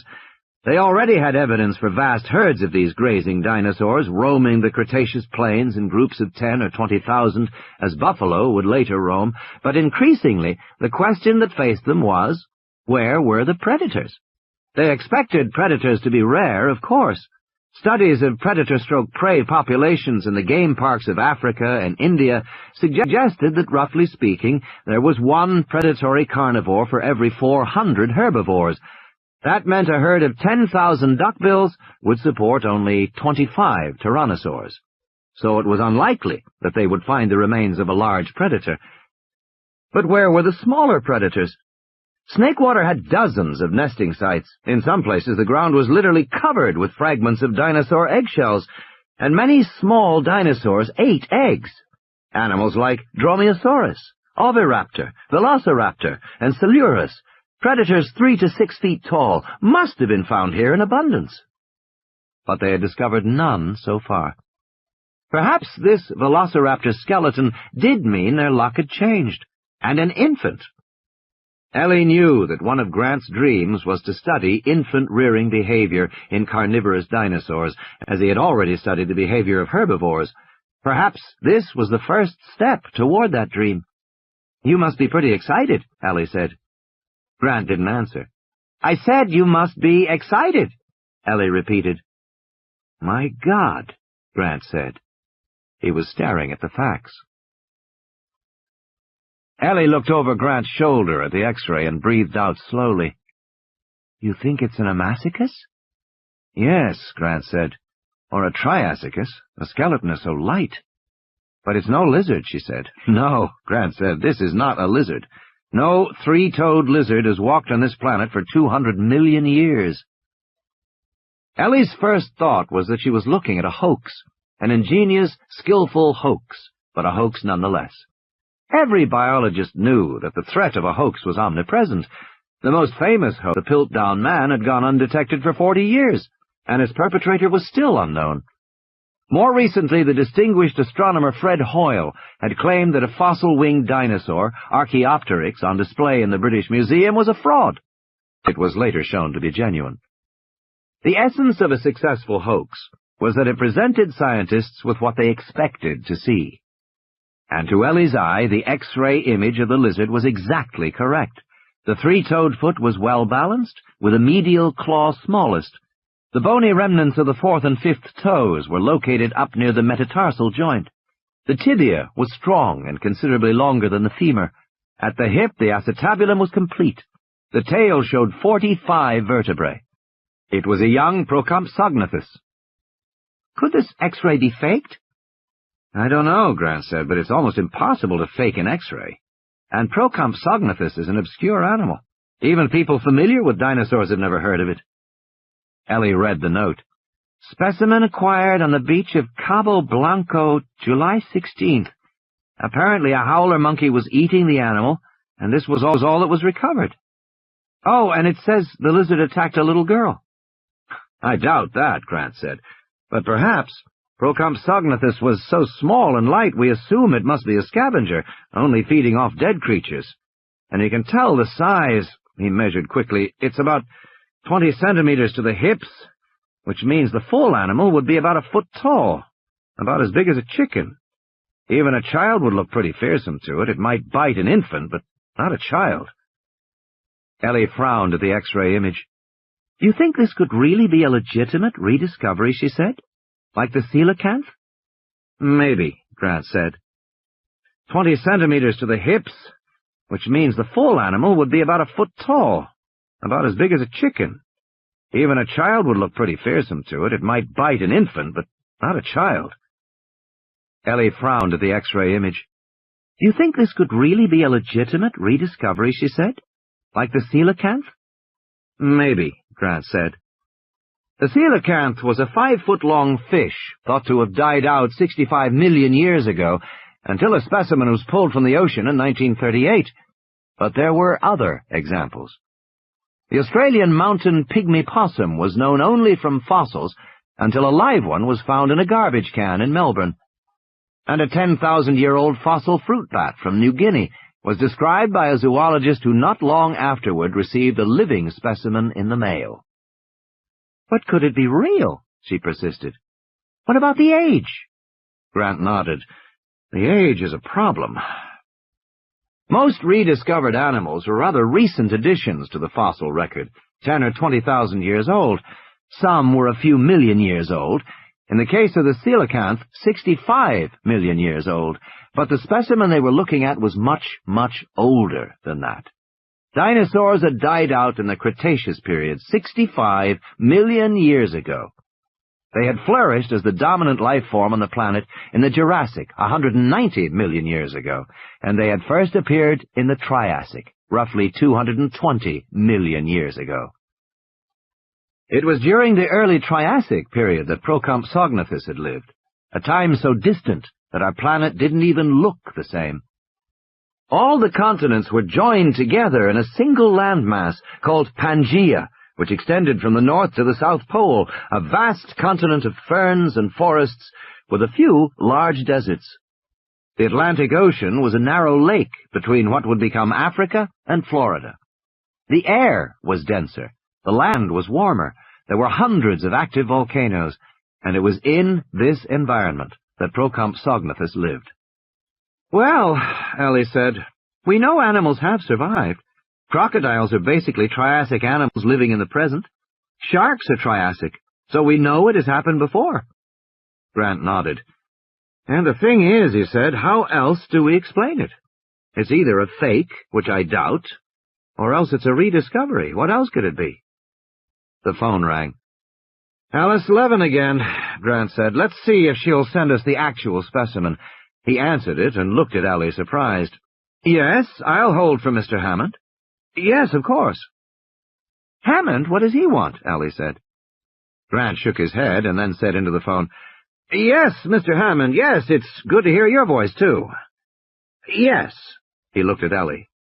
"Oh, you did? Oh, yes? Is that right?" He cupped his hand over the mouthpiece and said, "Still eccentric as ever. You've got to hear this." Grant pushed the speaker button, and Ellie heard a raspy old man's voice speaking rapidly.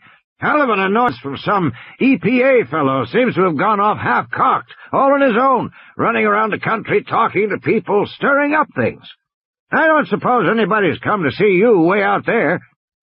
"As a matter of fact," Grant said, "somebody did come to see me." Hammond snorted. "I was afraid of that smart-ass kid named Morris." "Yes, his name was Morris," Grant said. "He's going to see all our consultants," Hammond said. "He went to see Ian Malcolm the other day, you know, the mathematician in Texas. That's the first I knew of it. We're having one hell of a time getting a handle on this thing. It's typical of the way government operates. There isn't any complaint, there isn't any charge, just harassment from some kid who's unsupervised and is running around at the taxpayer's expense. Did he bother you? Disrupt your work?" No, he didn't bother me." "Well, that's too bad in a way," Hammond said, "because I'd try and get an injunction to stop him if he had. As it is, I had our lawyers call over at EPA to find out what the hell their problem is. The head of the office claims he didn't know there was any investigation. You figure that one out. Damned bureaucracy is all it is. Hell, I think this kid's trying to get down to Costa Rica, poke around, get onto our island.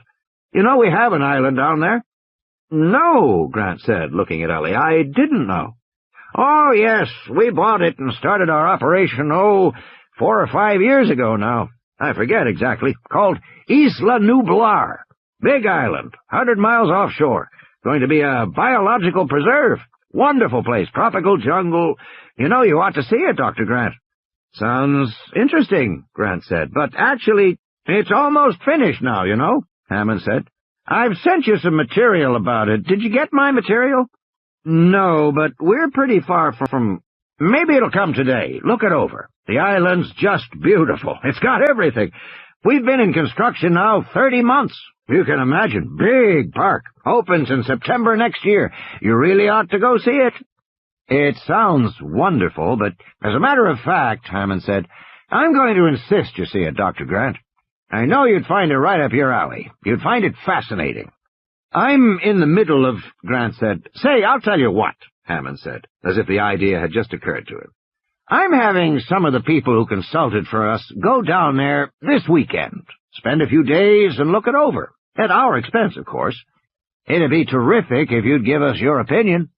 I couldn't possibly, Grant said. Oh, just for a weekend, Hammond said, with the irritating, cheery persistence of an old man. That's all I'm talking about, Dr. Grant. I wouldn't want to interrupt your work. I know how important that work is. Believe me, I know that. Never interrupt your work. But you could hop on down there this weekend and be back on Monday. No, I couldn't, Grant said. I just found a new skeleton and— Yes, fine, but I still think you should come, Hammond said, not really listening. And we've just received some evidence for a very puzzling and remarkable find, which seems to be a living Procompsognathed. What? Hammond said, slowing down. I didn't quite get that. You said a living Procompsognathed? That's right, Grant said. It's a biological specimen, a partial fragment of an animal collected from Central America, a living animal. You don't say, Hammond said. A living animal? How extraordinary. Yes, Grant said, we think so too. So, you see, this isn't the time for me to be leaving— Central America, did you say? Yes. Where in Central America is it from, do you know? A beach called Cabo Blanco. I don't know exactly where— I see. Hammond cleared his throat.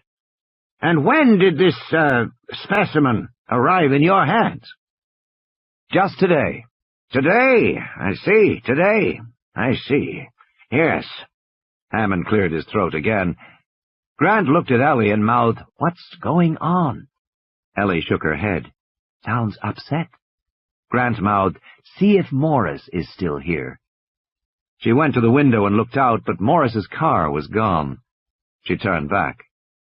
On the speaker, Hammond coughed. Dr. Grant, have you told anybody about it yet? No. Good. That's good. Well, yes. I'll tell you frankly, Dr. Grant, I'm having a little problem about this island. This EPA thing is coming at just the wrong time. How's that? Grant said.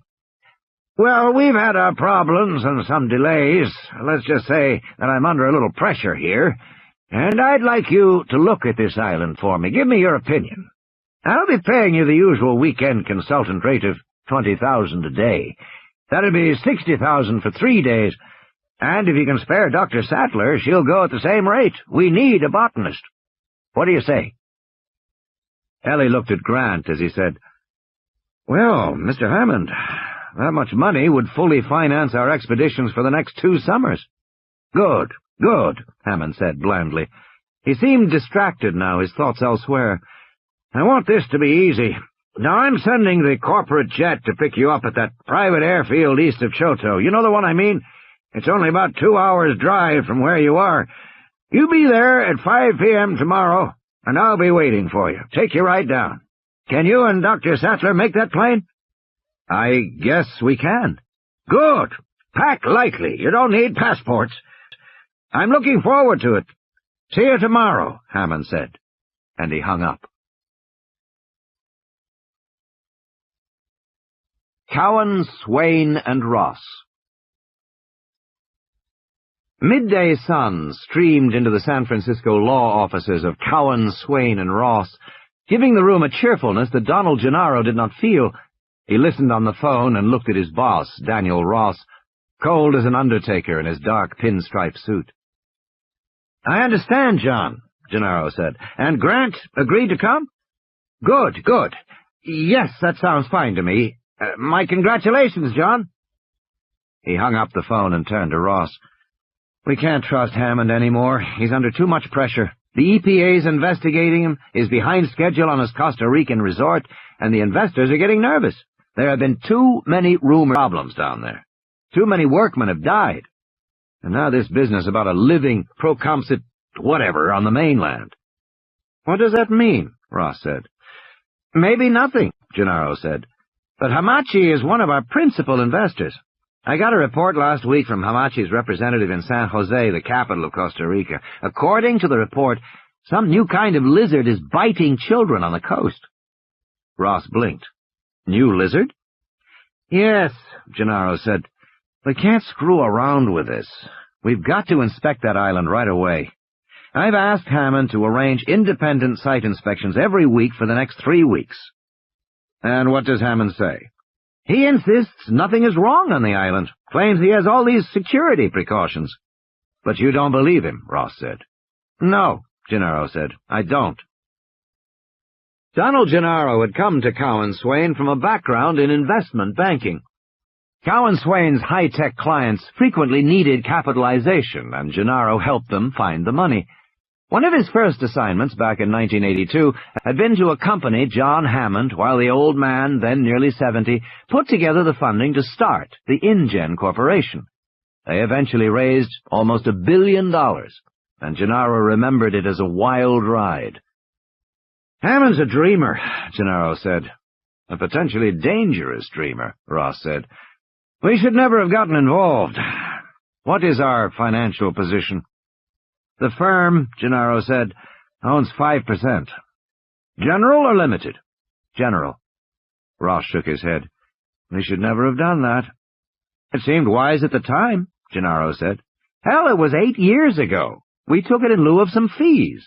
And if you remember, Hammond's plan was extremely speculative. He was really pushing the envelope. Nobody really thought he could pull it off. But apparently he has, Ross said. In any case, I agree that an inspection is overdue. What about your site experts? I'm starting with experts Hammond already hired as consultants early in the project. Gennaro tossed a list onto Ross's desk. First group is a paleontologist, a paleobotanist, and a mathematician. They go down this weekend. I'll go with them. Will they tell you the truth? Ross said. I think so.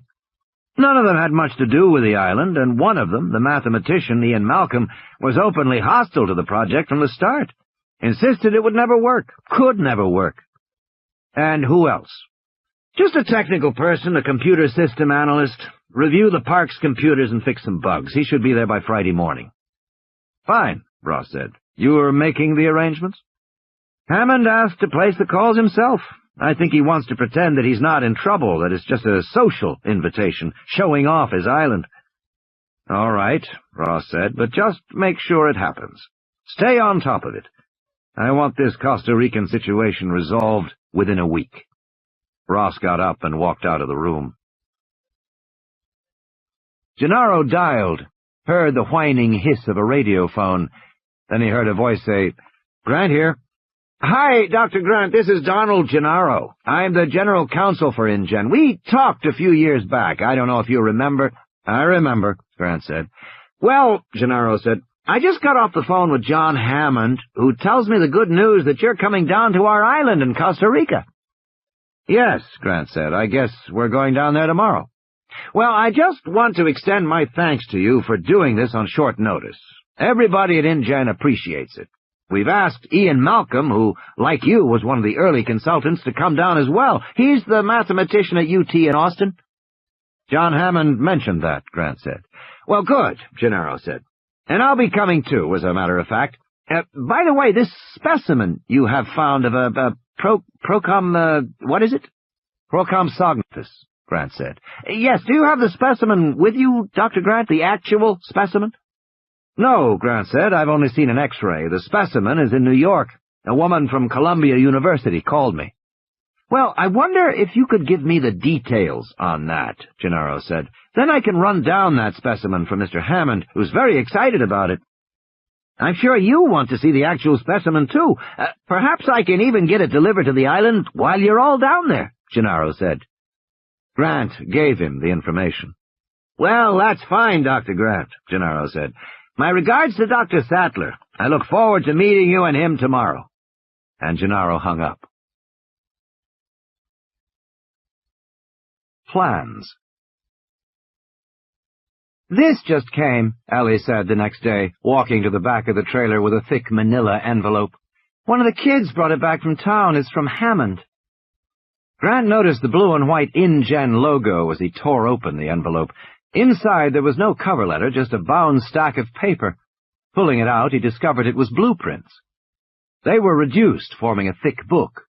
The cover was marked Isla Nublar, Resort Guest Facilities, Full Set Safari Lodge. What the hell is this? He said. As he flipped open the book, a sheet of paper fell out. Dear Alan and Ellie, as you can imagine, we don't have much in the way of formal promotional materials yet, but this should give you some idea of the Isla Nublar project. I think it's very exciting. Looking forward to discussing this with you. Hope you can join us. Regards, John. I don't get it, Grant said. He flipped through the sheets. These are architectural plans. He turned to the top sheet. Visitor Center / Lodge, Isla Nublar Resort. Client, InGen Incorporated, Palo Alto, California. Architects, Dunning, Murphy & Associates, New York. Richard Murphy, Design Partner. Theodore Chen, Senior Designer. Sheldon James, Administrative Partner. Engineers, Harlow, Whitney & Fields, Boston, Structural. A.T. Nishikawa, Osaka, Mechanical. Landscaping, Shepperton Rogers, London. A. Ashikiga, H. Ayasu, Kanazawa. Electrical, N.V. Kobayashi, Tokyo. A.R. Makasawa, Senior Consultant. Computer C/C, Integrated Computer Systems Incorporated, Cambridge, Massachusetts. Dennis Nedry, Project Supervisor. Grant turned to the plans themselves. They were stamped, Industrial Secrets, Do Not Copy, and Confidential Work Product, Not for Distribution. Each sheet was numbered, and at the top, these plans represent the confidential creations of InGen Incorporated. You must have signed document 112/4A, or you risk prosecution. Looks pretty paranoid to me, he said. Maybe there's a reason, Ellie said. The next page was a topographical map. It showed Isla Nublar as an inverted teardrop, bulging at the north, tapering at the south. The island was 8 miles long, and the map divided it into several large sections. The northern section was marked Visitor Area, and it contained structures marked Visitor Arrivals, Visitor Center / Administration, Power / Desalinization / Support, Hammond Res, and Safari Lodge. Grant could see the outline of a swimming pool, the rectangles of tennis courts, and the round squiggles that represented planting and shrubbery. Looks like a resort, all right, Ellie said. There followed detail sheets for the Safari Lodge itself. In the elevation sketches, the lodge looked dramatic, a long, low building with a series of pyramid shapes on the roof, but there was little about the other buildings in the visitor area, and the rest of the island was even more mysterious. As far as Grant could tell, it was mostly open space. A network of roads, tunnels, and outlying buildings, and a long, thin lake that appeared to be man-made with concrete dams and barriers. But for the most part, the island was divided into big, curving areas with very little development at all. Each area was marked by codes. /P, /Proc, /V, /2A. /D, /Trice, /L, /5, parenthesis 4A + 1, end parenthesis, and so on. Is there an explanation for the codes? She said. Grant flipped the pages rapidly, but he couldn't find one. Maybe they took it out, she said.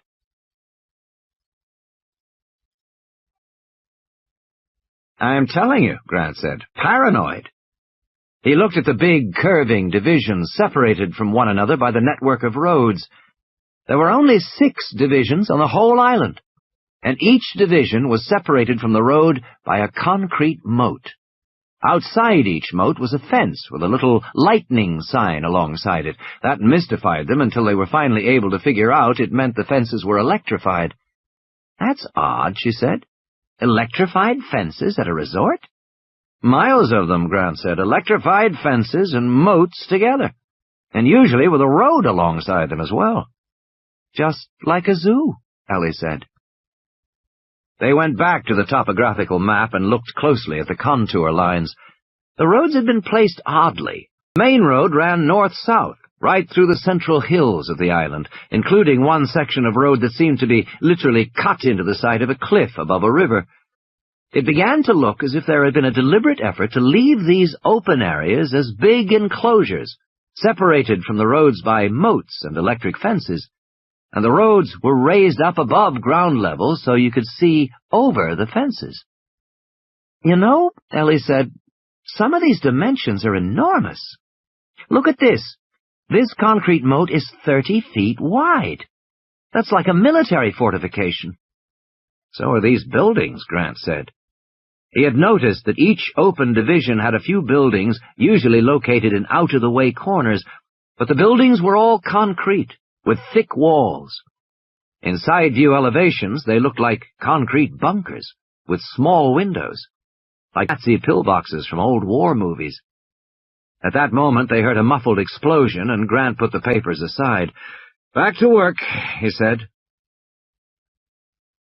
"Fire!" There was a slight vibration, and then yellow contour lines traced across the computer screen.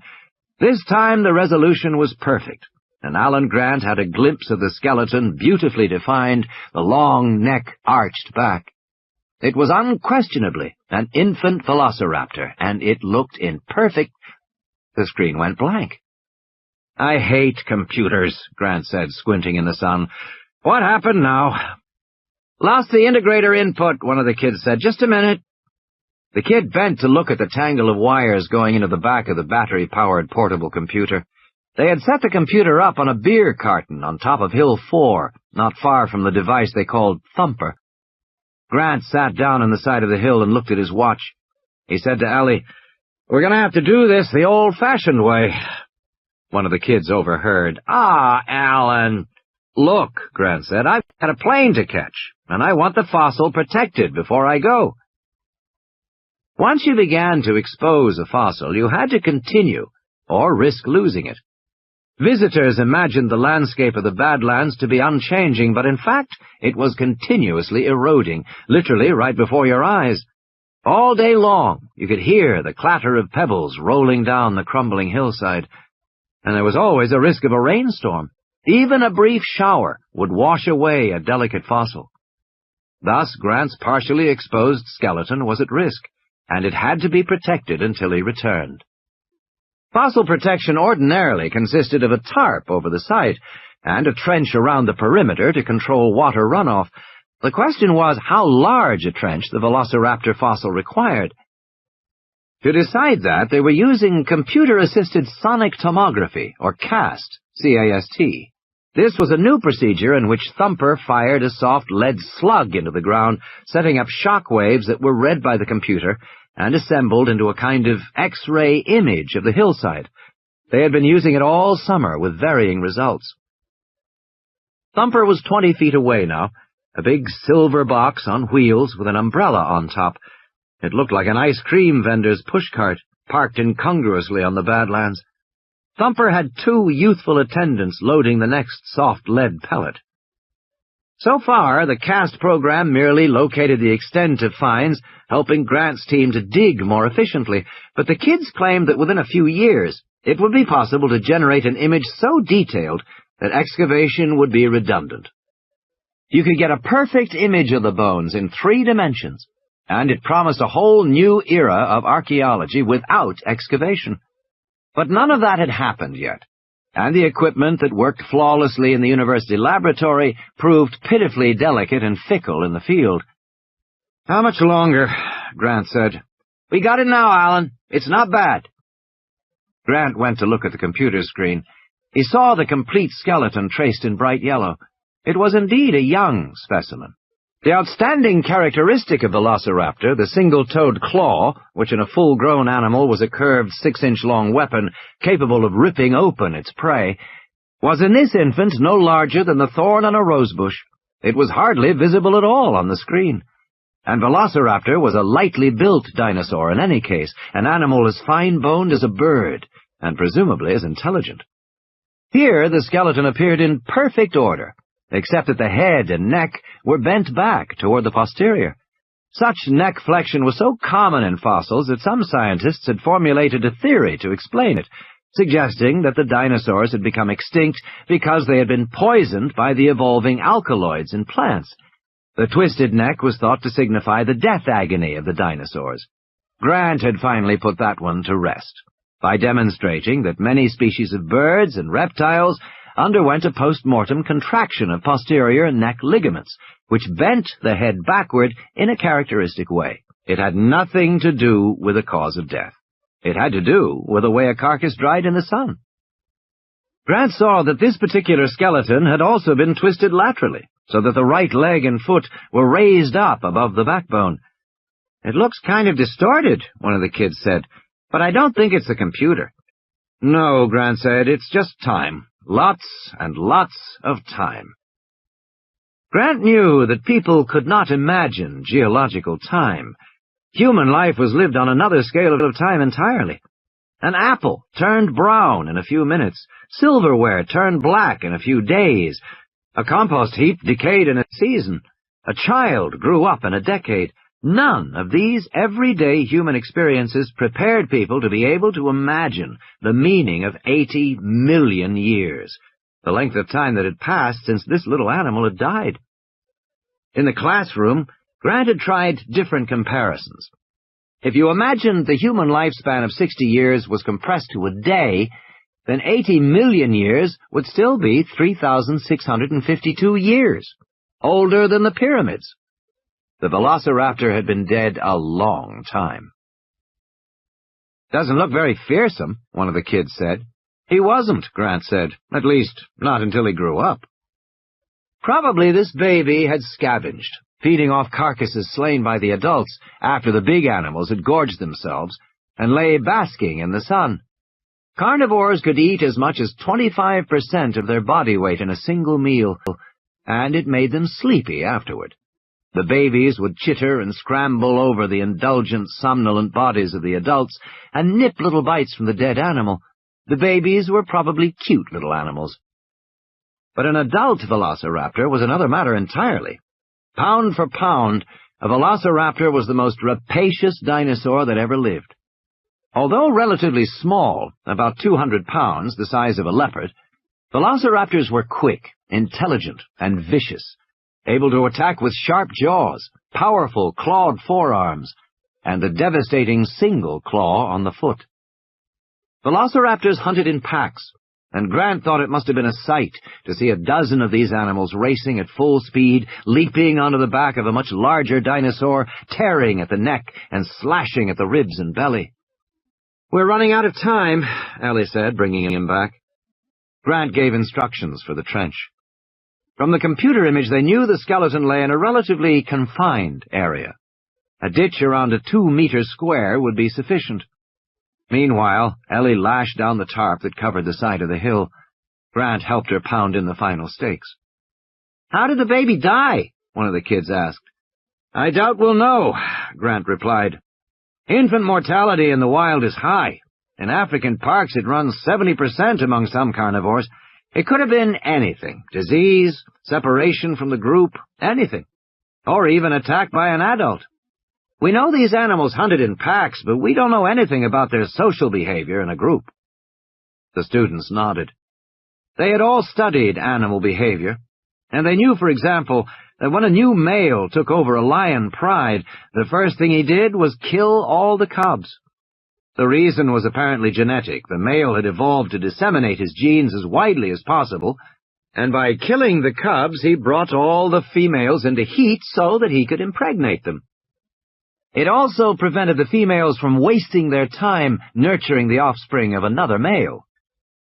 Perhaps the velociraptor hunting pack was also ruled by a dominant male. They knew so little about dinosaurs, Grant thought. After 150 years of research and excavation all around the world, they still knew almost nothing about what the dinosaurs had really been like. "We've got to go," Ellie said, "if we're going to get the show to by 5. Hammond. Gennaro's secretary bustled in with a new suitcase. It still had the sales tags on it. "You know, Mr. Gennaro," she said severely, "when you forget to pack, it makes me think you don't really want to go on this trip." "Maybe you're right," Gennaro said. "I'm missing my kid's birthday." Saturday was Amanda's birthday, and Elizabeth had invited 20 screaming 4-year-olds to share it, as well as Cappy the clown and a magician. His wife hadn't been happy to hear that Gennaro was going out of town. Neither had Amanda.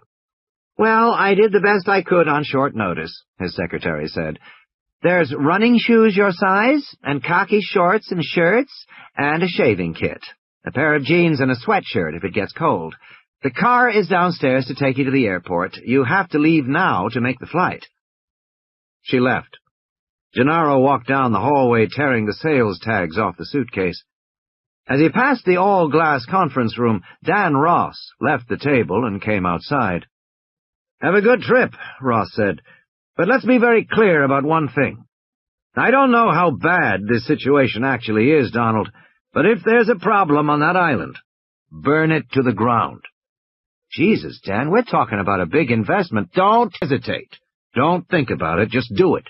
Hear me?" Gennaro nodded. "I hear you," he said, "but Hammond—" "Screw Hammond," Ross said. My boy," the familiar raspy voice said. "How have you been, my boy?" "Very well, sir," Gennaro replied. He leaned back in the padded leather chair of the Gulfstream II jet as it flew east toward the Rocky Mountains. "You never call me any more," Hammond said reproachfully. "I've missed you, Donald. How is your lovely wife?" "She's fine, Elizabeth's fine. We have a little girl now." "Wonderful, wonderful. Children are such a delight. She'd get a kick out of our new park in Costa Rica." Gennaro had forgotten how short Hammond was. As he sat in the chair, his feet didn't touch the carpeting. He swung his legs as he talked. There was a childlike quality to the man, even though Hammond must now be, 75, 76, something like that. He looked older than Gennaro remembered, but then Gennaro hadn't seen him for almost 5 years. Hammond was flamboyant, a born showman. And back in 1983, he had an elephant that he carried around with him in a little cage.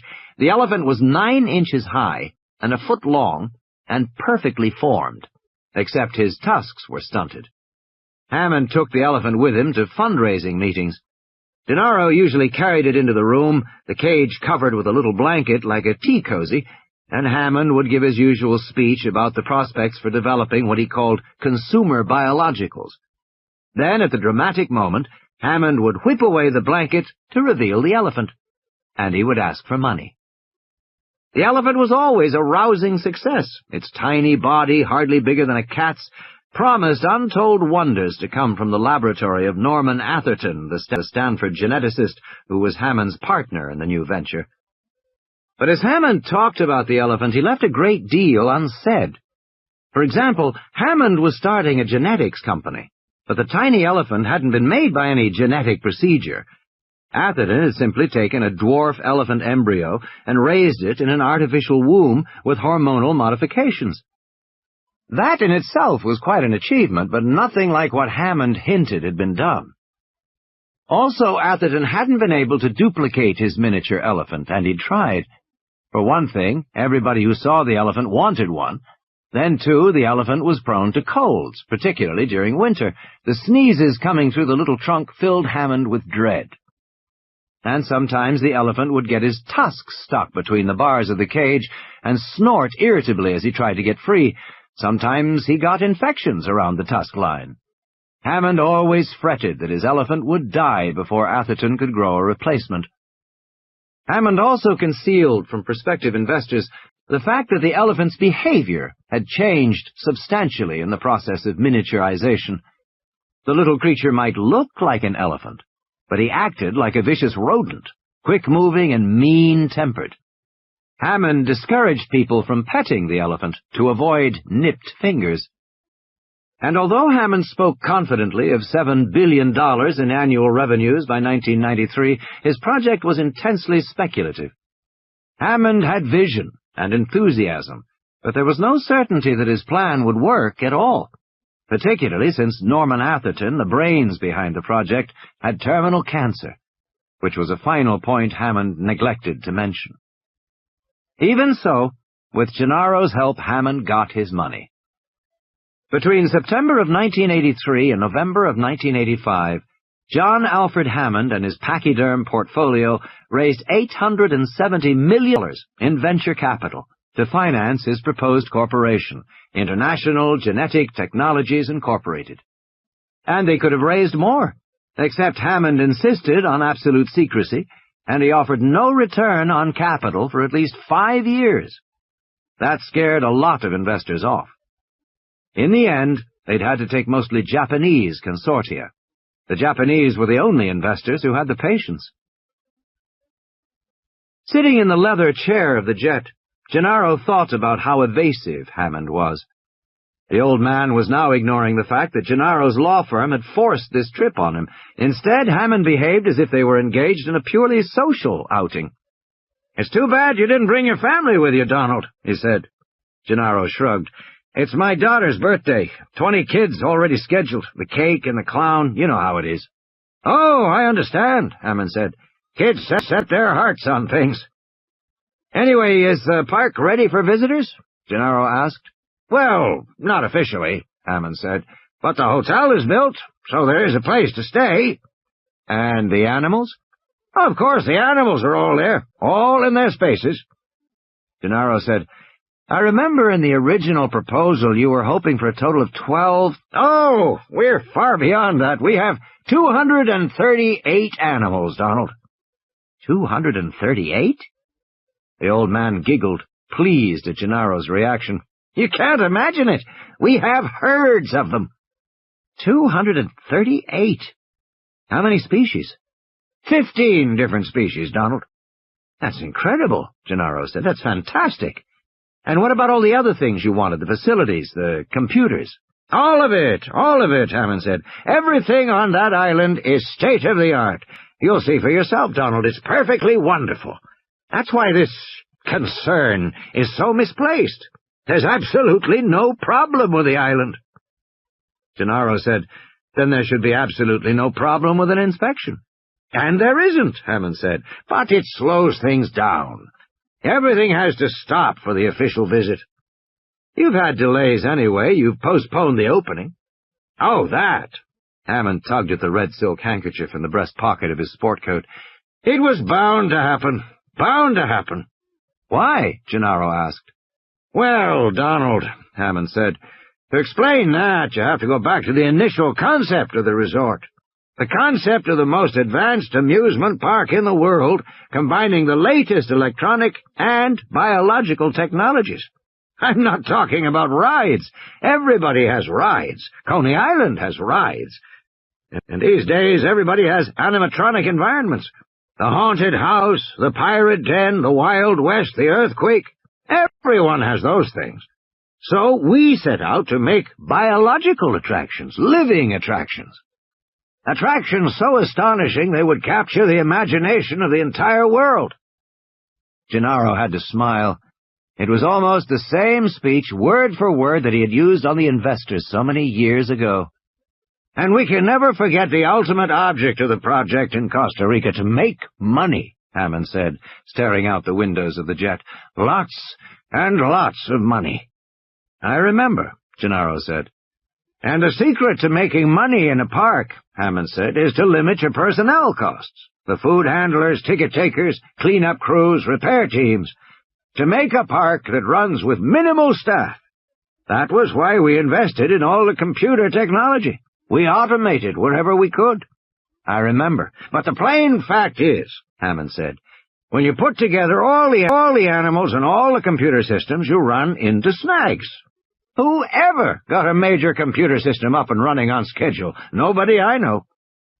"So you've just had normal startup delays?" "Yes, that's right," Hammond said. "Normal delays."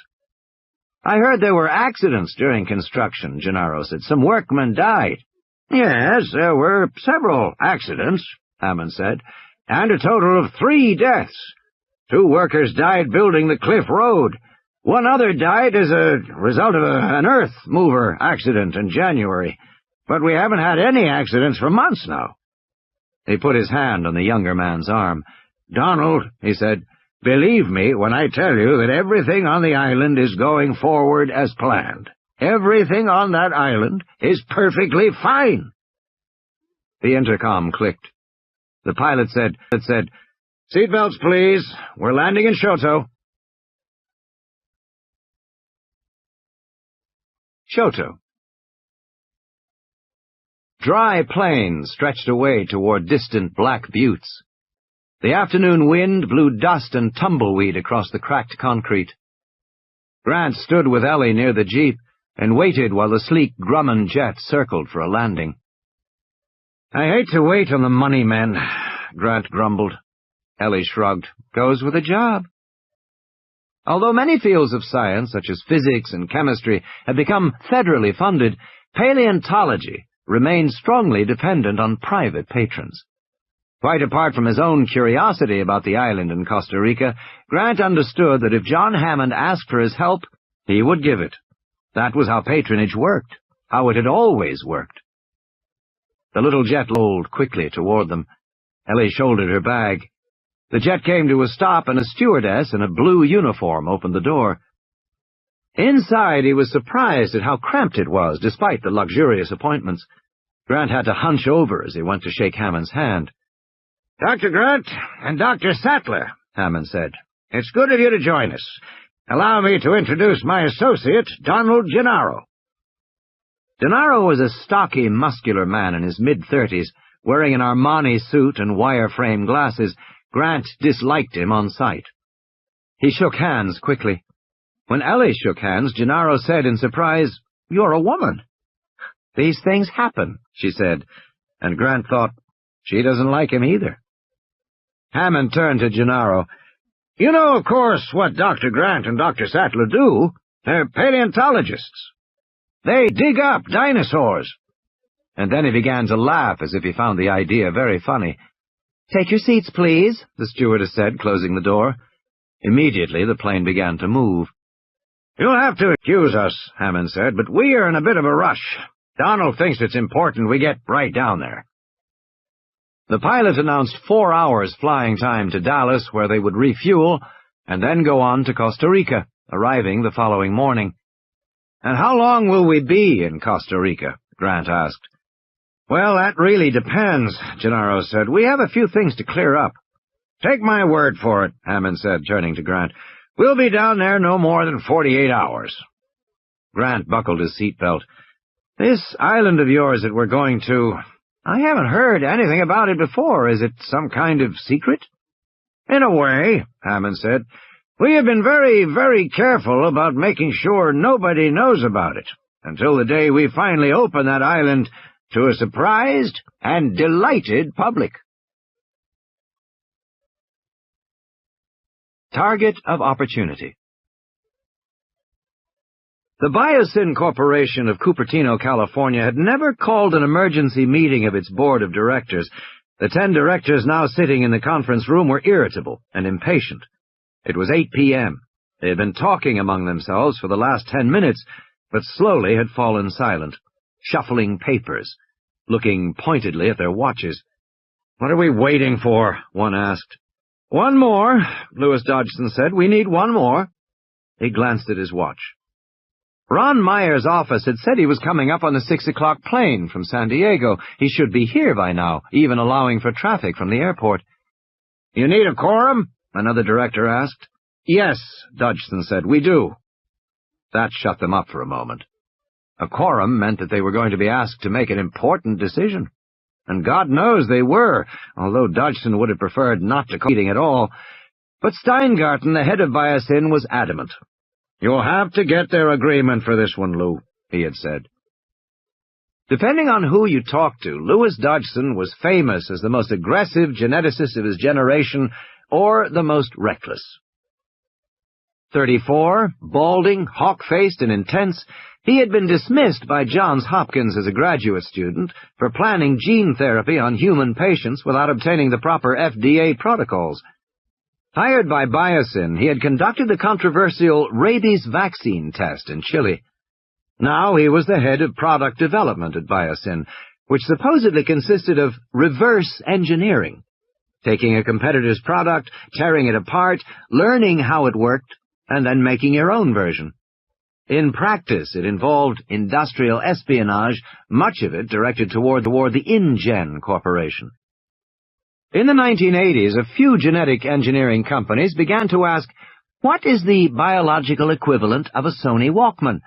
These companies weren't interested in pharmaceuticals or health. They were interested in entertainment, sports, leisure activities, cosmetics, and pets. The perceived demand for consumer biologicals in the 1990s was high. InGen and Biosyn were both at work in this field. Biosyn had already achieved some success, engineering a new pale trout. This trout was easier to spot in streams, and was said to represent a step forward in angling. At least it eliminated complaints to the Fish and Game Department that there were no trout in the streams. The fact that the pale trout sometimes died of sunburn, and that its flesh was soggy and tasteless, was not discussed. Biosyn was still working on that, and the door opened, and Ron Meyer entered the room, slipped into a seat. Dodgson now had his quorum. He immediately stood. "Gentlemen," he said, "we're here tonight to consider a target of opportunity, InGen." Dodgson quickly reviewed the background. InGen's startup in 1983 with Japanese investors, the purchase of 3 Cray XMP supercomputers, the purchase of Isla Nublar in Costa Rica, the stockpiling of amber, the unusual donations to zoos around the world, from the New York Zoological Society to the Ranthambore Wildlife Park in India. "Despite all these clues," Dodgson said, "we still had no idea where InGen might be going. The company seemed obviously focused on animals, and they had hired researchers with an interest in the past, paleobiologists, DNA phylogeneticists, and so on. Then in 1987, InGen bought an obscure company called Millipore Plastic Products in Nashville, Tennessee. This was an agribusiness company that had recently patented a new plastic with the characteristics of an avian eggshell. This plastic could be shaped into an egg and used to grow chick embryos. Starting the following year, InGen took the entire output of this Millipore plastic for its own use."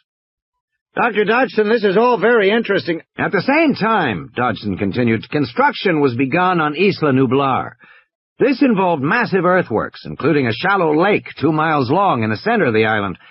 Plans for resort facilities were let out with a high degree of confidentiality. But it appears that InGen has built a private zoo of large dimensions on the island." One of the directors leaned forward and said, "Dr. Dodgson, so what?" "It's not an ordinary zoo," Dodgson said. "This zoo is unique in the world. It seems that InGen has done something quite extraordinary. They have managed to clone extinct animals from the past." "What animals?" "Animals that hatch from eggs, and that require a lot of room in a zoo." "What animals?" "Dinosaurs," Dodgson said. "They are cloning dinosaurs."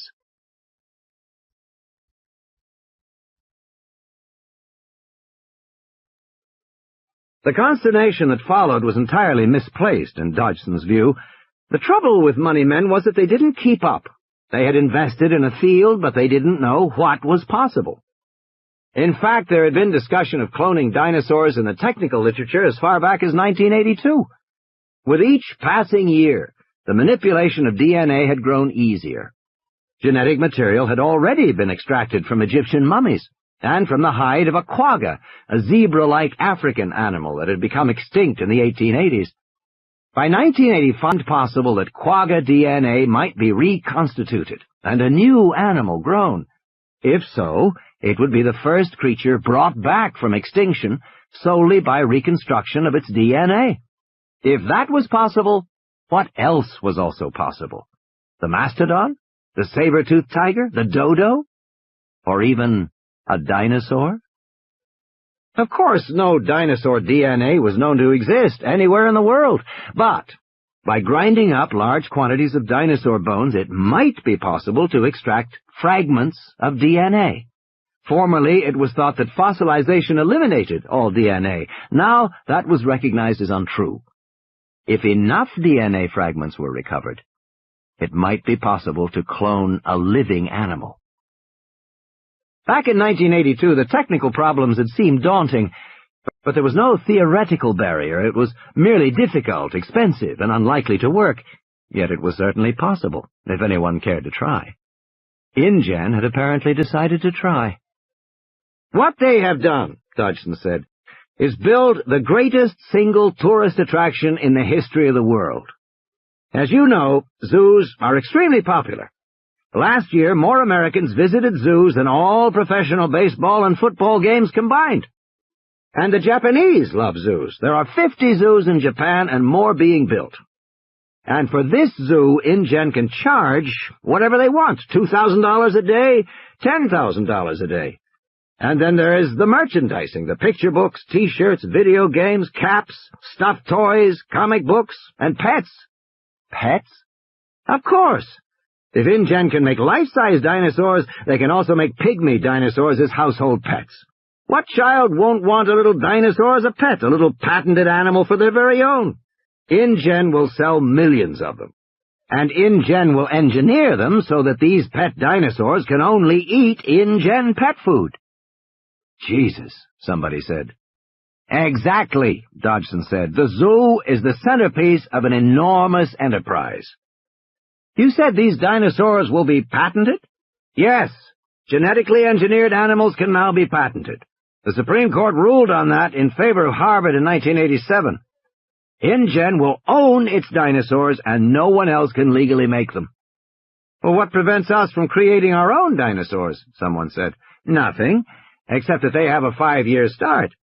It'll be almost impossible to catch up before the end of the century. He paused. Of course, if we could obtain examples of their dinosaurs, we could reverse engineer them and make our own, with enough modifications in the DNA to evade their patents. Can we obtain examples of their dinosaurs? Dodgson paused. I believe we can, yes. Somebody cleared his throat. There wouldn't be anything illegal about it. Oh, no, Dodgson said quickly, nothing illegal. I'm talking about a legitimate source of their DNA, a disgruntled employee or some trash improperly disposed of, something like that. Do you have a legitimate source, Dr. Dodgson?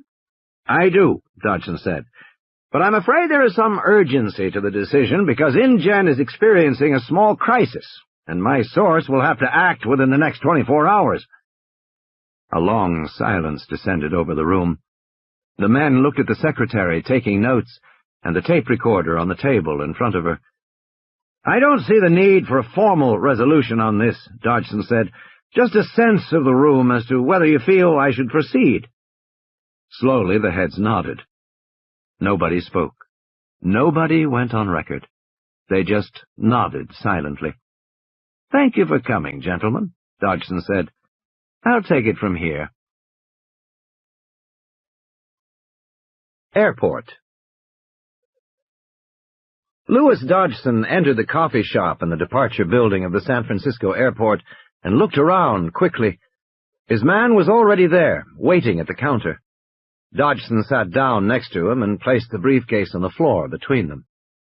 You're late, pal, the man said. He looked at the straw hat Dodgson was wearing and laughed. What is this supposed to be, a disguise? You never know, Dodgson said, suppressing his anger. For 6 months, Dodgson had patiently cultivated this man, who had grown more obnoxious and arrogant with each meeting. But there was nothing Dodgson could do about that. Both men knew exactly what the stakes were. Bioengineered DNA was, weight for weight, the most valuable material in the world. A single microscopic bacterium too small to see with the naked eye, but containing the genes for a heart attack enzyme streptokinase, or for ICE-, which prevented frost damage to crops, might be worth $5 billion to the right buyer. And that fact of life had created a bizarre new world of industrial espionage. Dodgson was especially skilled at it. In 1987, he convinced a disgruntled geneticist to quit CETUS for Biosyn and take 5 strains of engineered bacteria with her. The geneticist simply put a drop of each on the fingernails of one hand and walked out the door. But InGen presented a tougher challenge. Dodgson wanted more than bacterial DNA. He wanted frozen embryos, and he knew InGen guarded its embryos with the most elaborate security measures. To obtain them, he needed an InGen employee who had access to the embryos, who was willing to steal them, and who could defeat the security. Such a person was not easy to find. Dodgson had finally located a susceptible InGen employee earlier in the year. Although this particular person had no access to genetic material, Dodgson kept up the contact, meeting the man monthly at Carlos and Charlie's in Silicon Valley, helping him in small ways. And now that InGen was inviting contractors and advisors to visit the island, it was the moment that Dodgson had been waiting for, because it meant his man would have access to embryos. "Let's get down to it," the man said. "I've got 10 minutes before my flight." "You want to go over it again?" Dodgson said. "Hell no, Dr. Dodgson," the man said. "I want to see the damn money." Dodgson flipped the latch on the briefcase and opened it a few inches. The man glanced down casually. "That's all of it?" "That's half of it. $750,000. $150,000. "Okay, fine." The man turned away, drank his coffee. "That's fine, Dr. Dodgson." Dodgson quickly locked the briefcase. "That's for all 15 species, you remember." "I remember. 15 species, frozen embryos. And how am I going to transport them?" Dodgson handed the man a large can of Gillette foamy shaving cream. "That's it?" "That's it." "They may check my luggage." Dodgson shrugged. "Press the top," he said. The man pressed it, and white shaving cream puffed into his hand. "Huh, not bad." He wiped the foam on the edge of his plate. "Not bad. The can's a little heavier than usual, is all." Dodgson's technical team had been assembling it around the clock for the last 2 days. Quickly, he showed him how it worked. "How much coolant gas is inside?" "Enough for 36 hours. The embryos have to be back in to your guy on the boat," the man said. "Better make sure he has a portable cooler on board." "I'll do that," Dodgson said. "And let's just review the bidding." "The deal is the same," Dodgson said. 50,000 on delivery of each embryo. If they're viable, an additional 50,000 each. "That's fine. Just make sure you have the boat waiting at the east dock of the island Friday night. Not the north dock, where the big supply boats arrive, the east dock. It's a small utility dock. You got that?" "I got it," Dodgson said. "When will you be back in San Jose?" "Probably Sunday." The man pushed away from the counter. Dodgson fretted. "You're sure you know how to work the—" "I know," the man said. "Believe me, I know." "Also," Dodgson said, "we think the island maintains constant radio contact with InGen corporate headquarters in California, so—" "Look, I've got it covered," the man said. "Just relax and get the money ready. I want it all Sunday morning in San Jose Airport in cash." "It'll be waiting for you," Dodgson said. "Don't worry." Malcolm. Shortly before midnight, he stepped on the plane at the Dallas airport, a tall, thin, balding man of 35, dressed entirely in black. Black shirt, black trousers, black socks, black sneakers. "Ah, Dr. Malcolm," Hammond said, smiling with forced graciousness. Malcolm grinned. "Hello, John. Yes, I'm afraid your old nemesis is here." Malcolm shook hands with everyone, saying quickly, "Ian Malcolm, how do you do? I do maths." He struck Grant as being more amused by the outing than anything else. Certainly Grant recognized his name. Ian Malcolm was one of the most famous of the new generation of mathematicians who were openly interested in how the real world works. These scholars broke with the cloistered tradition of mathematics in several important ways. For one thing, they used computers constantly, a practice traditional mathematicians frowned on. For another, they worked almost exclusively with nonlinear equations in the emerging field called chaos theory. For a third, they appeared to care that their mathematics described something that actually existed in the real world. And finally, as if to emphasize their emergence from academia into the world, they dressed and spoke with what one senior mathematician called a deplorable excess of personality. In fact, they often behaved like rock stars. Malcolm sat in one of the padded chairs. The stewardess asked him if he wanted a drink. He said, "Diet Coke, shaken, not stirred." Humid Dallas air drifted through the open door. Ellie said, "Isn't it a little warm for black?"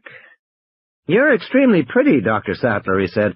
"I could look at your legs all day. But no, as a matter of fact, black is an excellent color for heat. If you remember your black body radiation, black is actually best in heat. Efficient radiation. In any case, I wear only 2 colors, black and gray. Ellie was staring at him, her mouth open. "These colors are appropriate for any occasion," Malcolm continued, "and they go well together, should I mistakenly put on a pair of gray socks with my black trousers." "But don't you find it boring to wear only 2 colors?" "Not at all. I find it liberating. I believe my life has value, and I don't want to waste it thinking about clothing," Malcolm said. "I don't want to think about what I will wear in the morning. Truly, can you imagine anything more boring than fashion?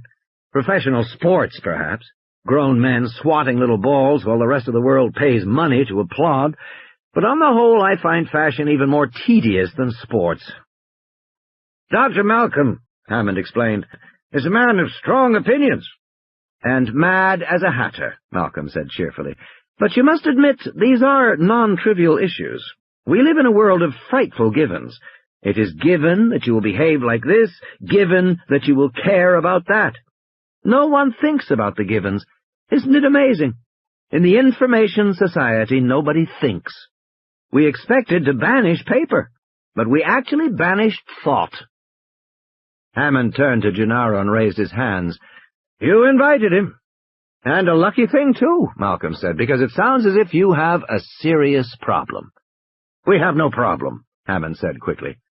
"I always maintained this island would be unworkable," Malcolm said. "I predicted it from the beginning."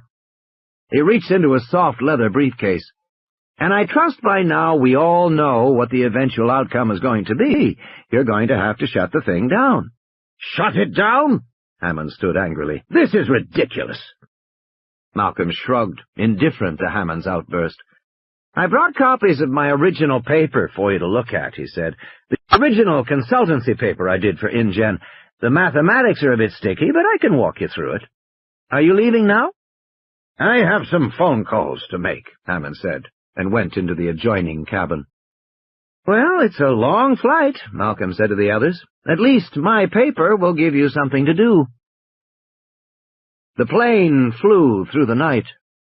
Grant knew that he and Malcolm had his share of detractors, and he could understand why some found his style too abrasive and his applications of chaos theory too glib.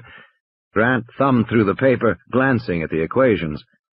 Gennaro said, "Your paper concludes that Hammond's Island is bound to fail?" "Correct." "Because of chaos theory?" "Correct. To be more precise, because of the behavior of the system in phase space." Gennaro tossed the paper aside and said, "Can you explain this in English?" "Surely," Malcolm said. "Let's see where we have to start. Do you know what a nonlinear equation is?" "No." "Strange attractors?" "No." "All right," Malcolm said, "let's go back to the beginning." He paused, staring at the ceiling. "Physics has had great success at describing certain kinds of behavior. Planets in orbit, spacecraft going to the moon, pendulums and springs and rolling balls, that sort of thing. The regular movement of objects. These are described by what are called linear equations, and mathematicians can solve those equations easily. We've been doing it for hundreds of years." "Okay," Gennaro said. "But there is another kind of behavior which physics handles badly. For example, anything to do with turbulence. Water coming out of a spout, air moving over an airplane wing, weather, blood flowing through the heart. Turbulent events are described by non-linear equations. They're hard to solve. In fact, they're usually impossible to solve. So, physics has never understood this whole class of events. Until about 10 years ago. The new theory that describes them is called chaos theory. Chaos theory originally grew out of attempts to make computer models of weather in the 1960s. Weather is a big, complicated system, namely the Earth's atmosphere as it interacts with the land and the sun. The behavior of this big, complicated system always defied understanding, so naturally we couldn't predict weather. But what the early researchers learned from computer models was that even if you could understand it, you still couldn't predict it. Weather prediction is absolutely impossible. The reason is that the behavior of the system is sensitively dependent on initial conditions. "You lost me," Gennaro said. "If I use a cannon to fire a shell of a certain weight, at a certain speed and a certain angle of inclination, and if I then fire a second shell with almost the same weight, speed, and angle, what will happen? The two shells will land at almost the same spot. Right, Malcolm said. That's linear dynamics. Okay. But if I have a weather system that I start up with a certain temperature and a certain wind speed and a certain humidity, and if I then repeat it with almost the same temperature, wind, and humidity, the second system will not behave almost the same. It'll wander off and rapidly will become very different from the first. Thunderstorms instead of sunshine. That's nonlinear dynamics. They are sensitive to initial conditions. Tiny differences become amplified. I think I see, Gennaro said. The shorthand is the butterfly effect. A butterfly flaps its wings in Peking, and weather in New York is different. So, chaos is all just random and unpredictable, Gennaro said. Is that it? No, Malcolm said. We actually find hidden regularities within the complex variety of a system's behavior. That's why chaos has now become a very broad theory that's used to study everything from the stock market to rioting crowds to brain waves during epilepsy. Any sort of complex system where there is confusion and unpredictability. We can find an underlying order. Okay? Okay, Gennaro said, but what is this underlying order? It's essentially characterized by the movement of the system within phase space, Malcolm said. Jesus, Gennaro said, all I want to know is why you think Hammond's Island can't work. I understand, Malcolm said. I'll get there. Chaos theory says two things. First, that complex systems like weather have an underlying order. Second, the reverse of that simple systems can produce complex behavior. You hit a pool ball, and it starts to carom off the sides of the table. In theory, that's a fairly simple system, almost a Newtonian system. Since you can know the force imparted to the ball and the mass of the ball, and you can calculate the angles at which it will strike the walls, you can predict the future behavior of the ball. In theory, you could predict the behavior of the ball far into the future as it keeps bouncing from side to side. You could predict where it will end up 3 hours from now, in theory. Okay, Gennaro nodded. But in fact, Malcolm said, it turns out you can't predict more than a few seconds into the future. Because almost immediately, very small effects, imperfections in the surface of the ball, tiny indentations in the wood of the table, start to make a difference. And it doesn't take long before they overpower your careful calculations. So it turns out that this simple system of a pool ball on a table has unpredictable behavior. Okay. And Hammond's project, Malcolm said, is another apparently simple system, animals within a zoo environment that will eventually show unpredictable behavior. You know this because of theory, Malcolm said. But hadn't you better see the island to see what he's actually done? No, that is quite unnecessary. The details don't matter. Theory tells me that the island will quickly proceed to behave in unpredictable fashion. And you're confident of your theory? Oh, yes, Malcolm said, totally confident. He sat back in the chair. There is a problem with that island. It is an accident waiting to happen. Isla Nublar. With a whine, the rotors began to swing in circles overhead, casting shadows on the runway of San Jose Airport. Grant listened to the crackle in his earphones as the pilot talked to the tower. They had picked up another passenger in San Jose, a man named Dennis Nedry, who had flown in to meet them.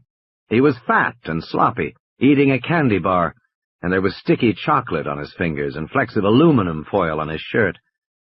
Nedry had mumbled something about doing computers on the island, and hadn't offered to shake hands. Through the plexi bubble, Grant watched the airport concrete drop away beneath his feet, and he saw the shadow of the helicopter racing along as they went west, toward the mountains. "It's about a 40-minute trip," Hammond said from one of the rear seats. Grant watched the low hills rise up, and then they were passing through intermittent clouds breaking out into sunshine. The mountains were rugged, though he was surprised at the amount of deforestation, acre after acre of denuded, eroded hills. Costa Rica, Hammond said, has better population control than other countries in Central America, but even so, the land is badly deforested. Most of this is within the last 10 years. They came down out of the clouds on the other side of the mountains, and Grant saw the beaches of the west coast. They flashed over a small coastal village. Bahia Anasco, the pilot said. Fishing village.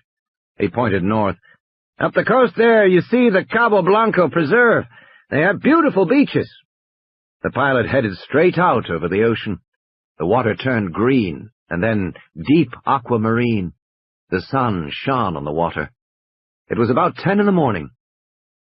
Just a few minutes now, Hammond said, and we should be seeing Isla Nublar. Isla Nublar, Hammond explained, was not a true island. Rather, it was a seamount, a volcanic upthrusting of rock from the ocean floor. Its volcanic origins can be seen all over the island, Hammond said. There are steam vents in many places, and the ground is often hot underfoot. Because of this, and also because of prevailing currents, Isla Nublar lies in a foggy area. As we get there, you will see... there we are! The helicopter rushed forward, low to the water. Ahead, Grant saw an island, rugged and craggy, rising sharply from the ocean. "Christ, it looks like Alcatraz," Malcolm said. Its forested slopes were wreathed in fog, giving the island a mysterious appearance. "Much larger, of course," Hammond said. 8 miles long and 3 miles wide at the widest point. In total, some 22 square miles, making it the largest private animal preserve in North America. The helicopter began to climb and headed toward the north end of the island. Grant was trying to see through the dense fog. "It's not usually this thick," Hammond said. He sounded worried. At the north end of the island, the hills were highest, rising more than 2,000 feet above the ocean. The tops of the hills were in fog, but Grant saw rugged cliffs and crashing ocean below. The helicopter climbed above the hills. "Unfortunately," Hammond said, "we have to land on the island. I don't like to do it because it disturbs the animals. And it's sometimes a bit thrilling." Hammond's voice cut off as the pilot said, "Starting our descent now. Hang on, folks." The helicopter started down, and immediately they were blanketed in fog. Grant heard a repetitive electronic beeping through his earphones, but he could see nothing at all. Then he began dimly to discern the green branches of pine trees reaching through the mist. Some of the branches were close. "How the hell is he doing this?" Malcolm said, but nobody answered. The pilot swung his gaze left, then right, looking at the pine forest. The trees were still close. The helicopter descended rapidly. "Jesus," Malcolm said. The beeping was louder. Grant looked at the pilot. He was concentrating. Grant glanced down and saw a giant, glowing fluorescent cross beneath the plexi bubble at his feet. There were flashing lights at the corners of the cross. The pilot corrected slightly and touched down on a helipad. The sound of the rotors faded and died. Grant sighed and released his seatbelt. "We have to come down fast that way," Hammond said, "because of the wind shear. There is often bad wind shear on this peak, and, well, we're safe." Someone was running up to the helicopter, a man with a baseball cap and red hair. He threw open the door and said cheerfully, "Hi, I'm Ed Regis. Welcome to Isla Nublar, everybody, and watch your step, please." A narrow path wound down the hill. The air was chilly and damp. As they moved lower, the mist around them thinned, and Grant could see the landscape better. It looked, he thought, rather like the Pacific Northwest, the Olympic Peninsula. "That's right," Regis said. "Primary ecology is deciduous rainforest, rather different from the vegetation on the mainland, which is more classical rainforest. But this is a microclimate that only occurs at elevation. On the slopes of the northern hills, the majority of the island is tropical." Down below, they could see the white roofs of large buildings nestled among the planting. Grant was surprised. The construction was elaborate. They moved lower out of the mist, and now he could see the full extent of the island stretching away to the south. As Regis had said, it was mostly covered in tropical forest. To the south, rising above the palm trees, Grant saw a single trunk with no leaves at all, just a big curving stump. Then the stump moved and twisted around to face the new arrivals. Grant realized that he was not seeing a tree at all. He was looking at the graceful, curving neck of an enormous creature rising 50 feet into the air. He was looking at a dinosaur. Welcome. My God, Ellie said softly. They were all staring at the animal above the trees. My God. Her first thought was that the dinosaur was extraordinarily beautiful. Books portrayed them as oversized, dumpy creatures, but this long-necked animal had a gracefulness, almost a dignity about its movements, and it was quick. There was nothing lumbering or dull in its behavior. The sauropod peered alertly at them and made a low trumpeting sound, rather like an elephant. A moment later, a second head rose above the foliage, and then a third, and a fourth. My God, Ellie said again. Gennaro was speechless. He had known all along what to expect. He had known about it for years, but he had somehow never believed it would happen. And now he was shocked into silence. The awesome power of the new genetic technology, which he had formerly considered to be just so many words in an overwrought sales pitch, the power suddenly became clear to him. These animals were so big. They were enormous, big as a house, and so many of them. Actual damn dinosaurs, just as real as you could want. Gennaro thought, we are going to make a fortune on this place, a fortune. He hoped to God the island was safe. Grant stood on the path on the side of the hill with a mist on his face, staring at the gray necks craning above the palms. He felt dizzy, as if the ground were sloping away too steeply. He had trouble getting his breath, because he was looking at something he had never expected to see in his life. Yet he was seeing it. The animals in the mist were perfect apatosaurs, medium-sized sauropods. His stunned mind made academic associations. North American herbivores, late Jurassic Horizon, commonly called brontosaurs, first discovered by E.D. Cope in Montana in 1876. Specimens associated with Morrison Formation strata in Colorado, Utah, and Oklahoma. Recently, Berman and McIntosh had reclassified it as a Diplodocus, based on skull appearance. Traditionally, Brontosaurus was thought to spend most of its time in shallow water, which would help support its large bulk. Although this animal was clearly not in the water, it was moving much too quickly, the head and neck shifting above the palms in a very active manner, a surprisingly active manner. Grant began to laugh. "What is it?" Hammond said, worried. "Is something wrong?" Grant just shook his head and continued to laugh.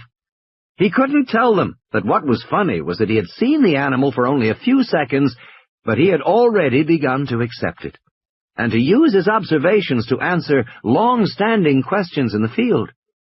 He was still laughing as he saw a fifth and a sixth neck crane up above the palm trees. The sauropods watched the people arrive. They reminded Grant of oversized giraffes. They had the same pleasant, rather stupid gaze. "I take it they're not animatronic," Malcolm said. "They're very lifelike." "Yes, they certainly are," Hammond said. "Well, they should be, shouldn't they?" From the distance they heard the trumpeting sound again. First one animal made it, and then the others joined in. "That's their call," Ed Regis said, "welcoming us to the island."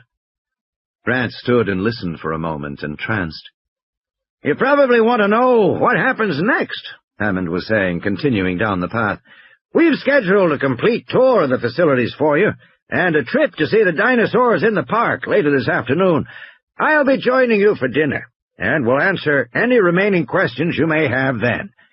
Now, if you'll go with Mr. Regis—" The group followed Ed Regis toward the nearest buildings. Over the path, a crude hand-painted sign read, "Welcome to Jurassic Park."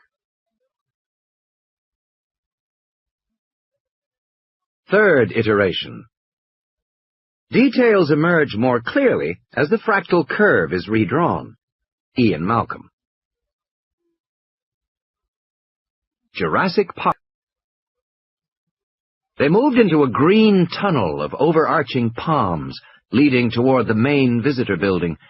Everywhere, extensive and elaborate planting emphasized the feeling that they were entering a new world, a prehistoric tropical world, and leaving the normal world behind. Ellie said to Grant, "They look pretty good." "Yes," Grant said. "I want to see them up close. I want to lift up their toe pads and inspect their claws and feel their skin and open their jaws and have a look at their teeth. Until then, I don't know for sure, but yes, they look good." "I suppose it changes your field a bit," Malcolm said. Grant shook his head. "It changes everything," he said. For 150 years, ever since the discovery of gigantic animal bones in Europe, the study of dinosaurs had been an exercise in scientific deduction. Paleontology was essentially detective work, searching for clues in the fossil bones and the trackways of the long-vanished giants. The best paleontologists were the ones who could make the most clever deductions. And all the great disputes of paleontology were carried out in this fashion, including the bitter debate, in which Grant was a key figure, about whether dinosaurs were warm-blooded. Scientists had always classified dinosaurs as reptiles, cold-blooded creatures drawing the heat they needed for life from the environment. A mammal could metabolize food to produce bodily warmth, but a reptile could not. Eventually, a handful of researchers, led chiefly by John Ostrom and Robert Baker at Yale, began to suspect that the concept of sluggish, cold-blooded dinosaurs was inadequate to explain the fossil record. In classic deductive fashion, they drew conclusions from several lines of evidence. First was posture. Lizards and reptiles were bent-legged sprawlers, hugging the ground for warmth. Lizards didn't have the energy to stand on their hind legs for more than a few seconds, but the dinosaurs stood on straight legs, and many walked erect on their hind legs. Among living animals, erect posture occurred only in warm-blooded mammals and birds. Thus, dinosaur posture suggested warm-bloodedness. Next, they studied metabolism, calculating the pressure necessary to push blood up the 18-foot-long neck of a brachiosaur, and concluding that it could only be accomplished by a 4-chambered, hot-blooded heart. They studied trackways, fossil footprints left in mud, and concluded that dinosaurs ran as fast as a man. Such activity implied warm blood. They found dinosaur remains above the Arctic Circle in a frigid environment unimaginable for a reptile, and the new studies of group behavior, based largely on Grant's own work, suggested that dinosaurs had a complex social life and reared their young, as reptiles did not. Turtles abandoned their eggs, but dinosaurs probably did not. The warm-blooded controversy had raged for 15 years, before a new perception of dinosaurs as quick-moving, active animals was accepted, but not without lasting animosities. At conventions, there were still colleagues who did not speak to one another. But now, if dinosaurs could be cloned, why, Grant's field of study was going to change instantly. The paleontological study of dinosaurs was finished. The whole enterprise, the museum halls, with their giant skeletons and flocks of echoing schoolchildren, the university laboratories with their bone trays, the research papers, the journals, all of it was going to end. "You don't seem upset," Malcolm said. Grant shook his head. "It's been discussed in the field. Many people imagined it was coming, but not so soon." "Story of our species," Malcolm said, laughing. "Everybody knows it's coming, but not so soon." As they walked down the path, they could no longer see the dinosaurs, but they could hear them, trumpeting softly in the distance. Grant said, "My only question is, where'd they get the DNA?" Grant was aware of serious speculation in laboratories in Berkeley, Tokyo, and London that it might eventually be possible to clone an extinct animal such as a dinosaur if you could get some dinosaur DNA to work with.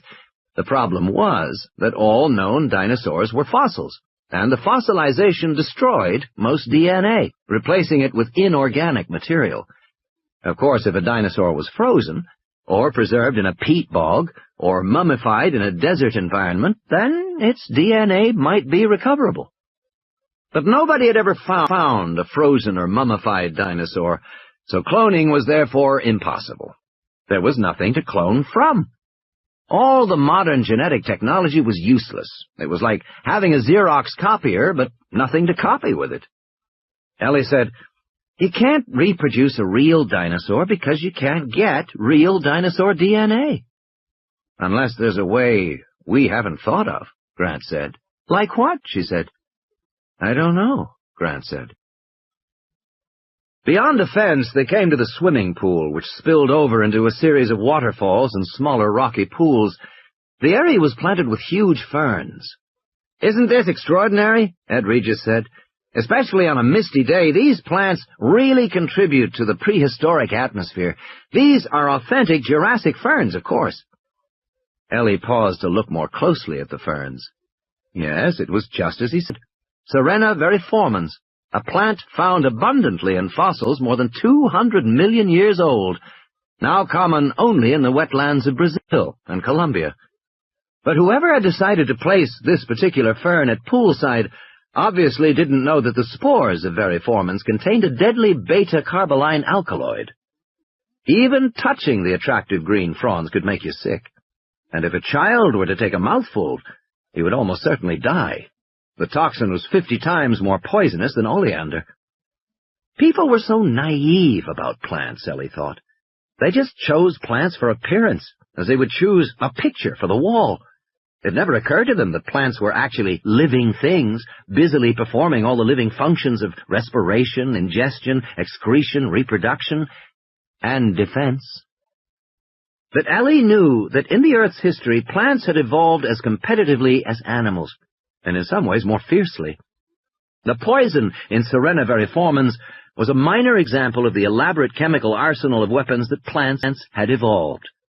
There were terpenes, which plants spread to poison the soil around them and inhibit competitors. Alkaloids, which made them unpalatable to insects and predators, and children. And pheromones, used for communication. When a Douglas fir tree was attacked by beetles, it produced an antefeedant chemical, and so did other Douglas firs in distant parts of the forest. It happened in response to a warning oleochemical secreted by the trees that were under attack. People who imagined that life on Earth consisted of animals moving against a green background seriously misunderstood what they were seeing. That green background was busily alive. Plants grew, moved, twisted, and turned, fighting for the sun. And they interacted continuously with animals, discouraging some with bark and thorns, poisoning others, and feeding still others to advance their own reproduction, to spread their pollen and seeds. It was a complex, dynamic process which she never ceased to find fascinating, and which she knew most people simply didn't understand. But if planting deadly ferns at poolside was any indication, then it was clear that the designers of Jurassic Park had not been as careful as they should have been. "Isn't it just wonderful?" Ed Regis was saying. "If you look up ahead, you'll see our safari lodge." Ellie saw a dramatic low building with a series of glass pyramids on the roof. "That's where you'll all be staying here in Jurassic Park." Grant's suite was done in beige tones, the rattan furniture and green jungle print motifs. The room wasn't quite finished. There were stacks of lumber in the closet and pieces of electrical conduit on the floor. There was a television set in the corner with a card on top. Channel 2, Hypsilophodont Highlands. Channel 3, Triceratops Territory. Channel 4, Sauropod Swamp. Channel 5, Carnivore Country. Channel 6, Stegosaurus South. Channel 7, Velociraptor Valley. Channel 8, Pterosaur Peak. He found the names irritatingly cute. Grant turned on the television, but got only static. He shut it off and went into his bedroom, tossed his suitcase on the bed. Directly over the bed was a large pyramidal skylight. It created a tented feeling, like sleeping under the stars. Unfortunately, the glass had to be protected by heavy bars so that striped shadows fell across the bed. Grant paused. He had seen the plans for the lodge, and he didn't remember bars on the skylight. In fact, these bars appeared to be a rather crude addition. A black steel frame had been constructed outside the glass walls, and the bars welded to the frame. Puzzled, Grant moved from the bedroom to the living room. His window looked out on the swimming pool. "By the way, those ferns are poison," Ellie said, walking into his room. "But did you notice anything about the rooms, Alan?" "They changed the plans." "I think so, yes." She moved around the room. "The windows are small," she said, "and the glass is tempered, set in a steel frame. The doors are steel-clad. That shouldn't be necessary. And did you see the fence when we came in?" Grant nodded. The entire lodge was enclosed within a fence, with bars of inch-thick steel. The fence was gracefully landscaped and painted flat black to resemble wrought iron, but no cosmetic effort could disguise the thickness of the metal, or its 12-foot height. "I don't think the fence was in the plans either," Ellie said. "It looks to me like they've turned this place into a fortress." Grant looked at his watch. "We'll be sure to ask why," he said. "The tour starts in 20 minutes. When Dinosaurs Ruled the Earth. They met in the visitor building, 2 stories high and all glass, with exposed black anodized girders and supports. Grant found it determinedly high-tech. There was a small auditorium, dominated by a robot Tyrannosaurus Rex, poised menacingly by the entrance to an exhibit area labeled When Dinosaurs Ruled the Earth. Farther on were other displays, What is a Dinosaur? And The Mesozoic World. But the exhibits weren't completed. There were wires and cables all over the floor. Gennaro climbed up on the stage and talked to Grant, Ellie, and Malcolm, his voice echoing slightly in the room. Hammond sat in the back, his hands folded across his chest. "We're about to tour the facilities," Gennaro said. "I'm sure Mr. Hammond and his staff will show everything in the best light. Before we go, I wanted to review why we are here, and what I need to decide before we leave. Basically, as you all realize by now, this is an island in which genetically engineered dinosaurs have been allowed to move in a natural park-like setting, forming a tourist attraction. The attraction isn't open to tourists yet, but it will be in a year. Now, my question for you is a simple one. Is this island safe?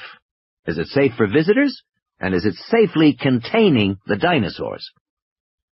Gennaro turned down the room lights. "There are 2 pieces of evidence which we have to deal with.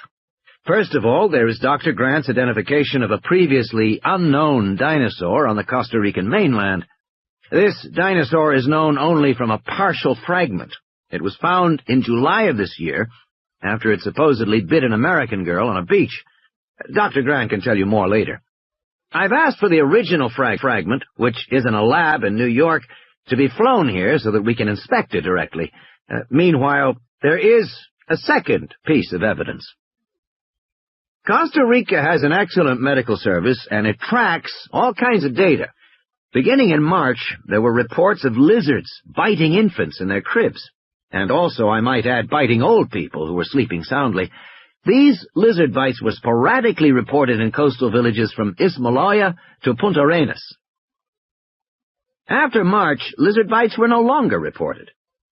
However, I have this graph from the Public Health Service in San Jose of infant mortality in the towns of the West Coast earlier this year. I direct your attention to 2 features of this graph, Gennaro said. First, infant mortality is low in the months of January and February, then spikes in March, then it's low again in April. But from May onward, it is high, right through July, the month the American girl was bitten. The Public Health Service feels that something is now affecting infant mortality, and it is not being reported by the workers in the coastal villages. The second feature is the puzzling bi-weekly spiking, which seems to suggest some kind of alternating phenomenon is at work. The lights came back on. "All right," Gennaro said. "That's the evidence I want explained. Now, are there any—" "We can save ourselves a great deal of trouble," Malcolm said. "I'll explain it for you now." "You will?" Gennaro said. "Yes," Malcolm said. "First of all, animals have very likely gotten off the island." "Oh, balls," Hammond growled from the back. "And second, the graph from the Public Health Service is almost certainly unrelated to any animals that have escaped."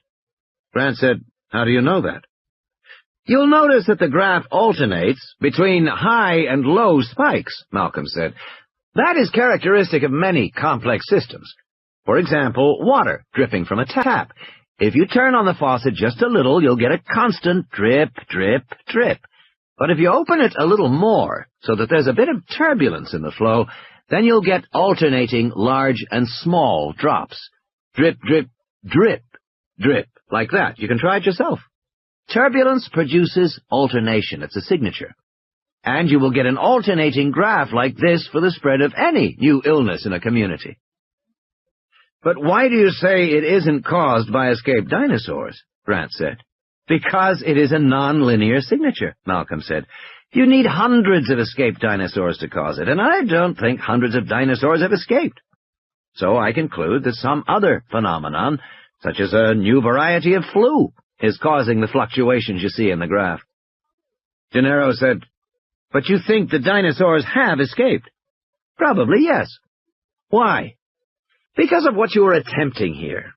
Look, this island is an attempt to recreate a natural environment from the past, to make an isolated world where extinct creatures roam freely, correct? Yes. But from my point of view, such an undertaking is impossible. The mathematics are so self-evident that they don't need to be calculated. It's rather like my asking you whether, on $1 billion in income, you had to pay tax. You wouldn't need to pull out your calculator to check. You'd know tax was owed. And similarly, I know overwhelmingly that one cannot successfully duplicate nature in this way, or hope to isolate it. Why not? After all, there are zoos. Zoos don't recreate nature, Malcolm said. Let's be clear. Zoos take the nature that already exists and modify it very slightly to create holding pens for animals. Even those minimal modifications often fail. The animals escape with regularity, but a zoo is not a model for this park. This park is attempting something far more ambitious than that, something much more akin to making a space station on Earth. Gennaro shook his head. I don't understand.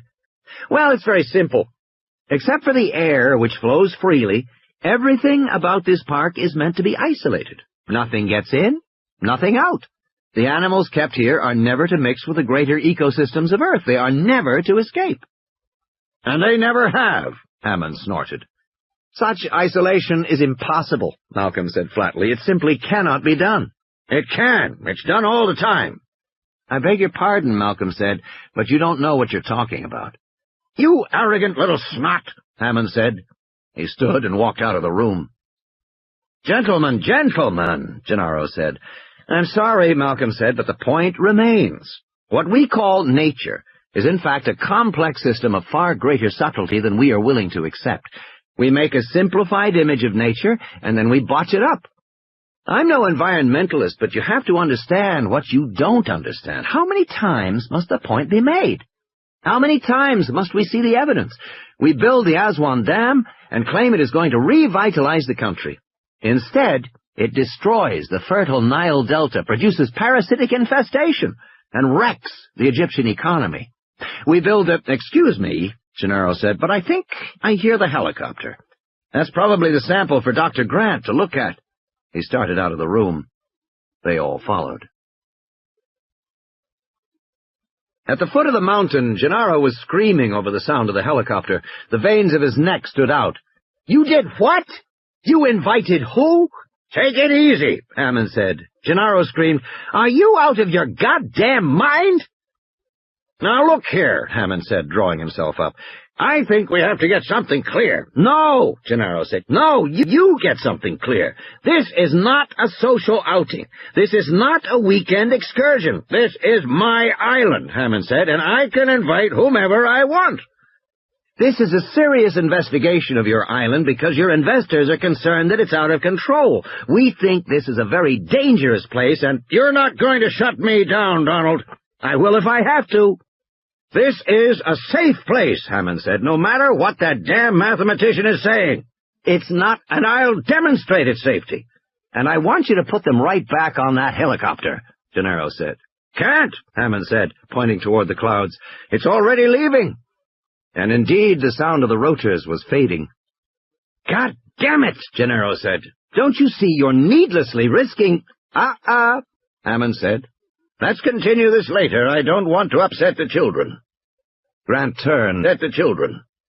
Grant turned and saw 2 children coming down the hillside, led by Ed Regis. There was a bespectacled boy of about 11 and a girl a few years younger, perhaps 7 or 8, her blonde hair pushed up under a Mets baseball cap and a baseball glove slung over her shoulder. The 2 kids made their way nimbly down the path from the helipad and stopped some distance from Gennaro and Hammond. Low, under his breath, Gennaro said, "Christ!" "Now, take it easy," Hammond said. "Their parents are getting a divorce, and I want them to have a fun weekend here." The girl waved tentatively. "Hi, Grandpa," she said. "We're here." The tour. Tim Murphy could see at once that something was wrong. His grandfather was in the middle of an argument with a younger, red-faced man opposite him, and the other adults standing behind looked embarrassed and uncomfortable. Alexis felt the tension, too, because she hung back, tossing her baseball in the air. He had to push her. "Go on, Lex." "Go on yourself, Timmy." "Don't be a worm," he said. Lex glared at him, but Ed Regis said cheerfully, "I'll introduce you to everybody, and then we can take the tour." "I have to go," Lex said. "I'll just introduce you first," Ed Regis said. "No, I have to go." But Ed Regis was already making introductions. First to Grandpa, who kissed them both, then to the man he was arguing with. This man was muscular, and his name was Gennaro. The rest of the introductions were a blur to Tim. There was a blonde woman wearing shorts, and a man with a beard who wore jeans and a Hawaiian shirt. He looked like the outdoors type. Then a fat college kid who had something to do with who didn't shake hands, but just nodded his head. Tim was trying to organize his impressions, and was looking at the blonde woman's legs, when he suddenly realized that he knew who the bearded man was. "Your mouth is open," Lex said. Tim said, "I know him." "Oh, sure, you've just met him." "No," Tim said, "I have his book." The bearded man said, "What book is that, Tim?" "Lost World of the Dinosaurs," Tim said. Alexis snickered. "Daddy says Tim has dinosaurs on the brain," she said. Tim hardly heard her. He was thinking of what he knew about Alan Grant. Alan Grant was one of the principal advocates of the theory that dinosaurs were warm-blooded. He had done lots of digging at the place called Egg Hill in Montana, which was famous because so many dinosaur eggs had been found there. Professor Grant had found most of the dinosaur eggs that had ever been discovered. He was also a good illustrator, and he drew the pictures for his own books. "Dinosaurs on the brain?" the bearded man said. "Well, as a matter of fact, I have that same problem." "Dad says dinosaurs are really stupid," Lex said. "He says Tim should get out in the air and play more sports." Tim felt embarrassed. "I thought you had to go," he said. "In a minute," Lex said. "I thought you were in such a rush." "I'm the one who would know, don't you think, Timothy?" she said, putting her hands on her hips, copying her mother's most irritating stance.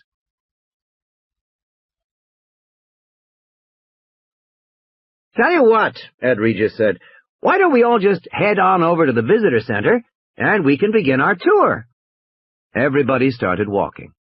Tim heard Gennaro whisper to his grandfather, "I could kill you for this." And then Tim looked up and saw that Dr. Grant had fallen into step beside him. "How old are you, Tim?" 11. "And how long have you been interested in dinosaurs?" Grant asked. Tim swallowed. "A while now," he said. He felt nervous to be talking to Dr. Grant. "I go to museums sometimes, when I can talk my family into it, my father." "Your father's not especially interested?" Tim nodded, and told Grant about his family's last trip to the Museum of Natural History. His father had looked at a skeleton and said, "That's a big one." Tim had said, "No, Dad, that's a medium-sized one, a Camptosaurus." "Oh, I don't know, looks pretty big to me." "It's not even full-grown, Dad." His father squinted at the skeleton. "What is it, Jurassic?" "Geez, no, Cretaceous." "Cretaceous? What's the difference between Cretaceous and Jurassic?" "Only about 100 million years, Tim said." "Cretaceous is older?" "No, Dad, Jurassic is older." "Well," his father said, stepping back, "it looks pretty damn big to me." and he turned to Tim for agreement. Tim knew he had better agree with his father, so he just muttered something, and they went to another exhibit. Tim stood in front of one skeleton, a Tyrannosaurus rex, the mightiest predator the Earth had ever known, for a long time. Finally, his father said, "What are you looking at?" "I'm counting the vertebrae," Tim said. "The vertebrae?" "In the backbone." "I know what vertebrae are," his father said, annoyed. He stood there a while longer, and then he said, "Why are you counting them?" "I think they're wrong. Tyrannosaurus should only have 37 vertebrae in the tail. This has more." "You mean to tell me," his father said, "that the Museum of Natural History has a skeleton that's wrong? I can't believe that." "It's wrong," Tim said. His father stomped off toward a guard in the corner. "What did you do now?" his mother said to Tim. "I didn't do anything," Tim said. "I just said the dinosaur is wrong, that's all." And then his father came back with a funny look on his face, because of course the guard told him that the vertebrae in the tail. "How'd you know that?" his father asked. "I read it," Tim said. "That's pretty amazing, son," he said, and he put his hand on his shoulder, giving it a squeeze. "You know how many vertebrae belong in that tail. I've never seen anything like it. You really do have dinosaurs on the brain." And then his father said he wanted to catch the last half of the Mets game on TV, and Lex said she did too, so they left the museum. And Tim didn't see any other dinosaurs, which was why they had come there in the first place. But that was how things happened in his family. How things used to happen in his family, Tim corrected himself. Now that his father was getting a divorce from his mother, things would probably be different. His father had already moved out, and even though it was weird at first, Tim liked it. He thought his mother had a boyfriend, but he couldn't be sure, and of course he would never mention it to Lex. Lex was heartbroken to be separated from her father, and in the last few weeks she had become so obnoxious that— "Was it 5027, Grant said. "I'm sorry?" Tim said. "The Tyrannosaurus at the museum, was it 5027? "Yes," Tim said. "How'd you know?" Grant smiled. "They've been talking about fixing it for years, but now it may never happen." "Why is that?" "Because of what is taking place here," Grant said, "on your grandfather's island." Tim shook his head. He didn't understand what Grant was talking about. "My mom said it was just a resort, you know, with swimming and tennis." "Not exactly," Grant said. "I'll explain as we walk along." "Now I'm a damn babysitter," Ed Regis thought unhappily, tapping his foot as he waited in the visitor center. That was what the old man had told him. "You watch my kids like a hawk. They're your responsibility for the weekend." Ed Regis didn't like it at all. Degraded. He wasn't a damn babysitter. And for that matter, he wasn't a damn tour guide, even for VIPs. He was the head of public relations for Jurassic Park, and he had much to prepare between now and the opening, a year away. Just to coordinate with the PR firms in San Francisco and London, and the agencies in New York and Tokyo was a full-time job, especially since the agencies couldn't yet be told what the resort's real attraction was. The firms were all designing teaser campaigns, nothing specific, and they were unhappy. Creative people needed nurturing. They needed encouragement to do their best work. He couldn't waste his time taking scientists on tours. But that was the trouble with a career in public relations. Nobody saw you as a professional. Regis had been down here on the island off and on for the past 7 months, and they were still pushing odd jobs on him, like that episode back in January. Harding should have handled that. Harding or Owens, the general contractor. Instead, it had fallen to Ed Regis. What did he know about taking care of some sick workman? And now he was a damn tour guide and babysitter. He turned back and counted the heads. Still one short. Then in the back he saw Dr. Sattler emerge from the bathroom. "All right, folks, let's begin our tour on the second floor." Tim went with the others, following Mr. Regis up the black suspended staircase to the second floor of the building. They passed a sign that read, "Closed area, authorized personnel only beyond this point." Tim felt a thrill when he saw that sign. They walked down the second-floor hallway. One wall was glass, looking out onto a balcony with palm trees in the light mist. On the other wall were stenciled doors like offices, park warden services, general manager. Halfway down the corridor, they came to a glass partition marked with another sign displaying the International Biohazard symbol, which read, Biohazard, Caution, Biological Hazard. This laboratory conforms to USG P4/EK3 genetic protocols. Underneath were more signs. Caution, tetragenic substances. Pregnant women avoid exposure to this area. Danger, radioactive isotopes in use, carcinogenic potential. Tim grew more excited all the time. Tetragenic substances, things that made monsters. It gave him a thrill. And he was disappointed to hear Ed Regis say, "Never mind the signs, they're just up for legal reasons. I can assure you everything is perfectly safe." He led them through the door. There was a guard on the other side. Ed Regis turned to the group. "You may have noticed that we have a minimum of personnel on the island. We can run this resort with a total of 20 people. Of course, we'll have more when we have guests here, but at the moment, there's only 20. Here's our control room. The entire park is controlled from here." They paused before windows and peered into a darkened room that looked like a small version of Mission Control. There was a vertical glass see-through map of the park, and facing it a bank of glowing computer consoles. Some of the screens displayed data, but most of them showed video images from around the park. There were just 2 people inside, standing and talking. "The man on the left is our chief engineer, John Arnold." Regis pointed to a thin man in a button-down short-sleeved shirt and tie, smoking a cigarette. "And next to him, our park warden, Mr. Robert Muldoon, the famous white hunter from Nairobi." Muldoon was a burly man in khaki, sunglasses dangling from his shirt pocket. He glanced out at the group, gave a brief nod, and turned back to the computer screens. "I'm sure you want to see this room," Ed Regis said, "but first let's see how we obtain dinosaur DNA." The sign on the door said extractions, and like all the doors in the laboratory building, it opened with a security card. Ed Regis slipped the card in the slot, the light blinked, and the door opened. Inside, Tim saw a small room bathed in green light. 4 technicians in lab coats were peering into double-barreled stereo microscopes, or looking at images on high-resolution video screens. The room was filled with yellow stones. The stones were in glass shelves, in cardboard boxes, in large pull-out trays. Each stone was tagged and numbered in black ink. Regis introduced Henry Wu, a slender man in his 30s. "Dr. Wu is our chief geneticist. I'll let him explain what we do here." Henry Wu smiled. "At least I'll try," he said. "Genetics is a bit complicated, but you're probably wondering where our dinosaur DNA comes from." "It crossed my mind," I said. "As a matter of fact," Wu said, "there are 2 possible sources. Using the Loy antibody extraction technique, we can sometimes get DNA directly from dinosaur bones." "What kind of a yield?" Grant asked.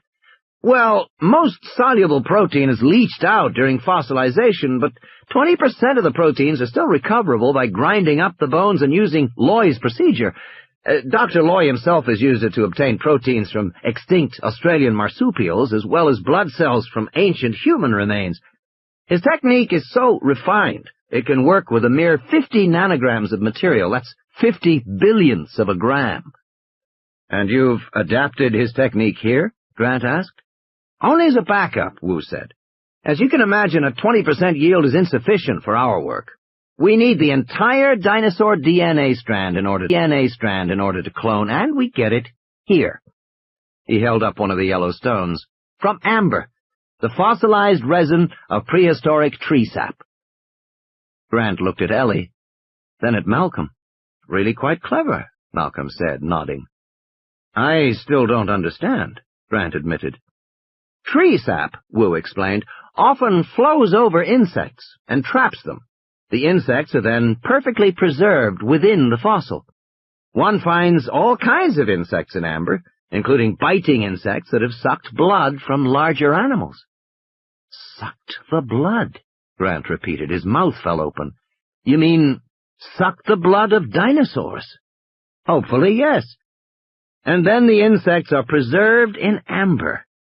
Grant shook his head. "I'll be damned. That just might work." "I assure you it does work," Wu said. He moved to one of the microscopes where a technician positioned a piece of amber containing a fly under the microscope. On the video monitor, they watched as he inserted a long needle through the amber into the thorax of the prehistoric fly.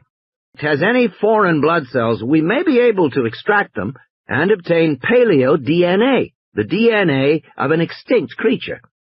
We won't know for sure, of course, until we extract whatever is in there, replicate it, and test it. That is what we have been doing for 5 years now. It has been a long, slow process, but it has paid off. Actually, dinosaur DNA is somewhat easier to extract by this process than mammalian DNA. The reason is that mammalian red cells have no nuclei, and thus no DNA in their red cells. To clone a mammal, you must find a white cell, which is much rarer than red cells. But dinosaurs had nucleated red cells, as do modern birds. It is one of the many indications we have that dinosaurs aren't really reptiles at all. They are big, leathery birds. Tim saw that Dr. Grant still looked skeptical, and Dennis Nedry, the messy fat man, appeared completely uninterested, as if he knew it all already. Nedry kept looking impatiently toward the next room. "I see Mr. Nedry has spotted the next phase of our work," Wu said. "How we identify the DNA we have extracted. For that we use powerful computers." They went through sliding doors into a chilled room. There was a loud humming sound. 2 6-foot-tall round towers stood in the center of the room, and along the walls were rows of waist-high stainless steel boxes. "This is our high-tech laundromat," Dr. Wu said. "The boxes along the walls are all Hamachi Hood automated gene sequencers. They are being run at very high speed by the Cray XMP supercomputers, which are the towers in the center of the room. In essence, you are standing in the middle of an incredibly powerful genetics factory." There were several monitors, all running so fast it was hard to see what they were showing. Wu pushed a button and slowed one image. "Here you see the actual structure of a small fragment of dinosaur DNA," Wu said. "Notice the sequence is made up of 4 basic compounds: adenine, thymine, guanine, and cytosine. This amount of DNA probably contains instructions to make a single protein, say a hormone or an enzyme. The full DNA molecule contains 3 billion of these bases. If we looked at a screen like this once a second for 8 hours a day, it'd still take more than 2 years to look at the entire DNA strand. It's that big." He pointed to the image. "This is a typical example because you see the DNA has an error down here in line 1201. Much of the DNA we extract is fragmented or incomplete, so the first thing we have to do is repair it. Or rather, the computer has to. It'll cut the DNA using what are called restriction enzymes. The computer will select a variety of enzymes that might do the job. Here is the same section of DNA with the points of the restriction enzymes located. As you can see in lines 1201, 2 enzymes will cut on either side of the damaged point. Ordinarily, we'll let the computers decide which to use, but we also need to know what base pairs we should insert to repair the injury. For that, we have to align various cut fragments, like so." Another screen flashed up, headed Restriction Enzyme Sequence Alignment, displaying a series of long and short overlapping bars. "Now we are finding a fragment of DNA that overlaps the injury area and will tell us what is missing. And you can see we can find it and go ahead and make the repair. The dark bars you see are restriction fragments, small sections of dinosaur DNA broken by enzymes and then analyzed. The computer is now recombining them by searching for overlapping sections of code. It's a little bit like putting a puzzle together. The computer can do it very rapidly. And here is the revised DNA strand, repaired by the computer. The operation you've witnessed would have taken months in a conventional lab, but we can do it in seconds." "Then are you working with the entire DNA strand?" Grant asked. "Oh, no," Wu said. "That's impossible. We've come a long way from the 60s when it took a whole laboratory 4 years to decode a screen like this. Now the computers can do it in a couple of hours, but even so, the DNA molecule is too big. We look only at the sections of the strand that differ from animal to animal or from contemporary DNA. Only a few % of the nucleotides differ from one species to the next. That's what we analyze, and it's still a big job." Dennis Nedry yawned.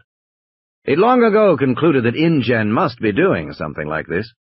A couple of years earlier, when InGen had hired Nedry to design the park control systems, one of the initial design parameters called for data records with 3 by 10 to the 9th fields. Nedry just assumed that was a mistake, and had called Palo Alto to verify it, but they had told him the spec was correct. 3 billion fields. Nedry had worked on a lot of large systems. He'd made a name for himself, setting up worldwide telephone communications for multinational corporations. Often those systems had millions of records. He was used to that. But InGen wanted something so much larger.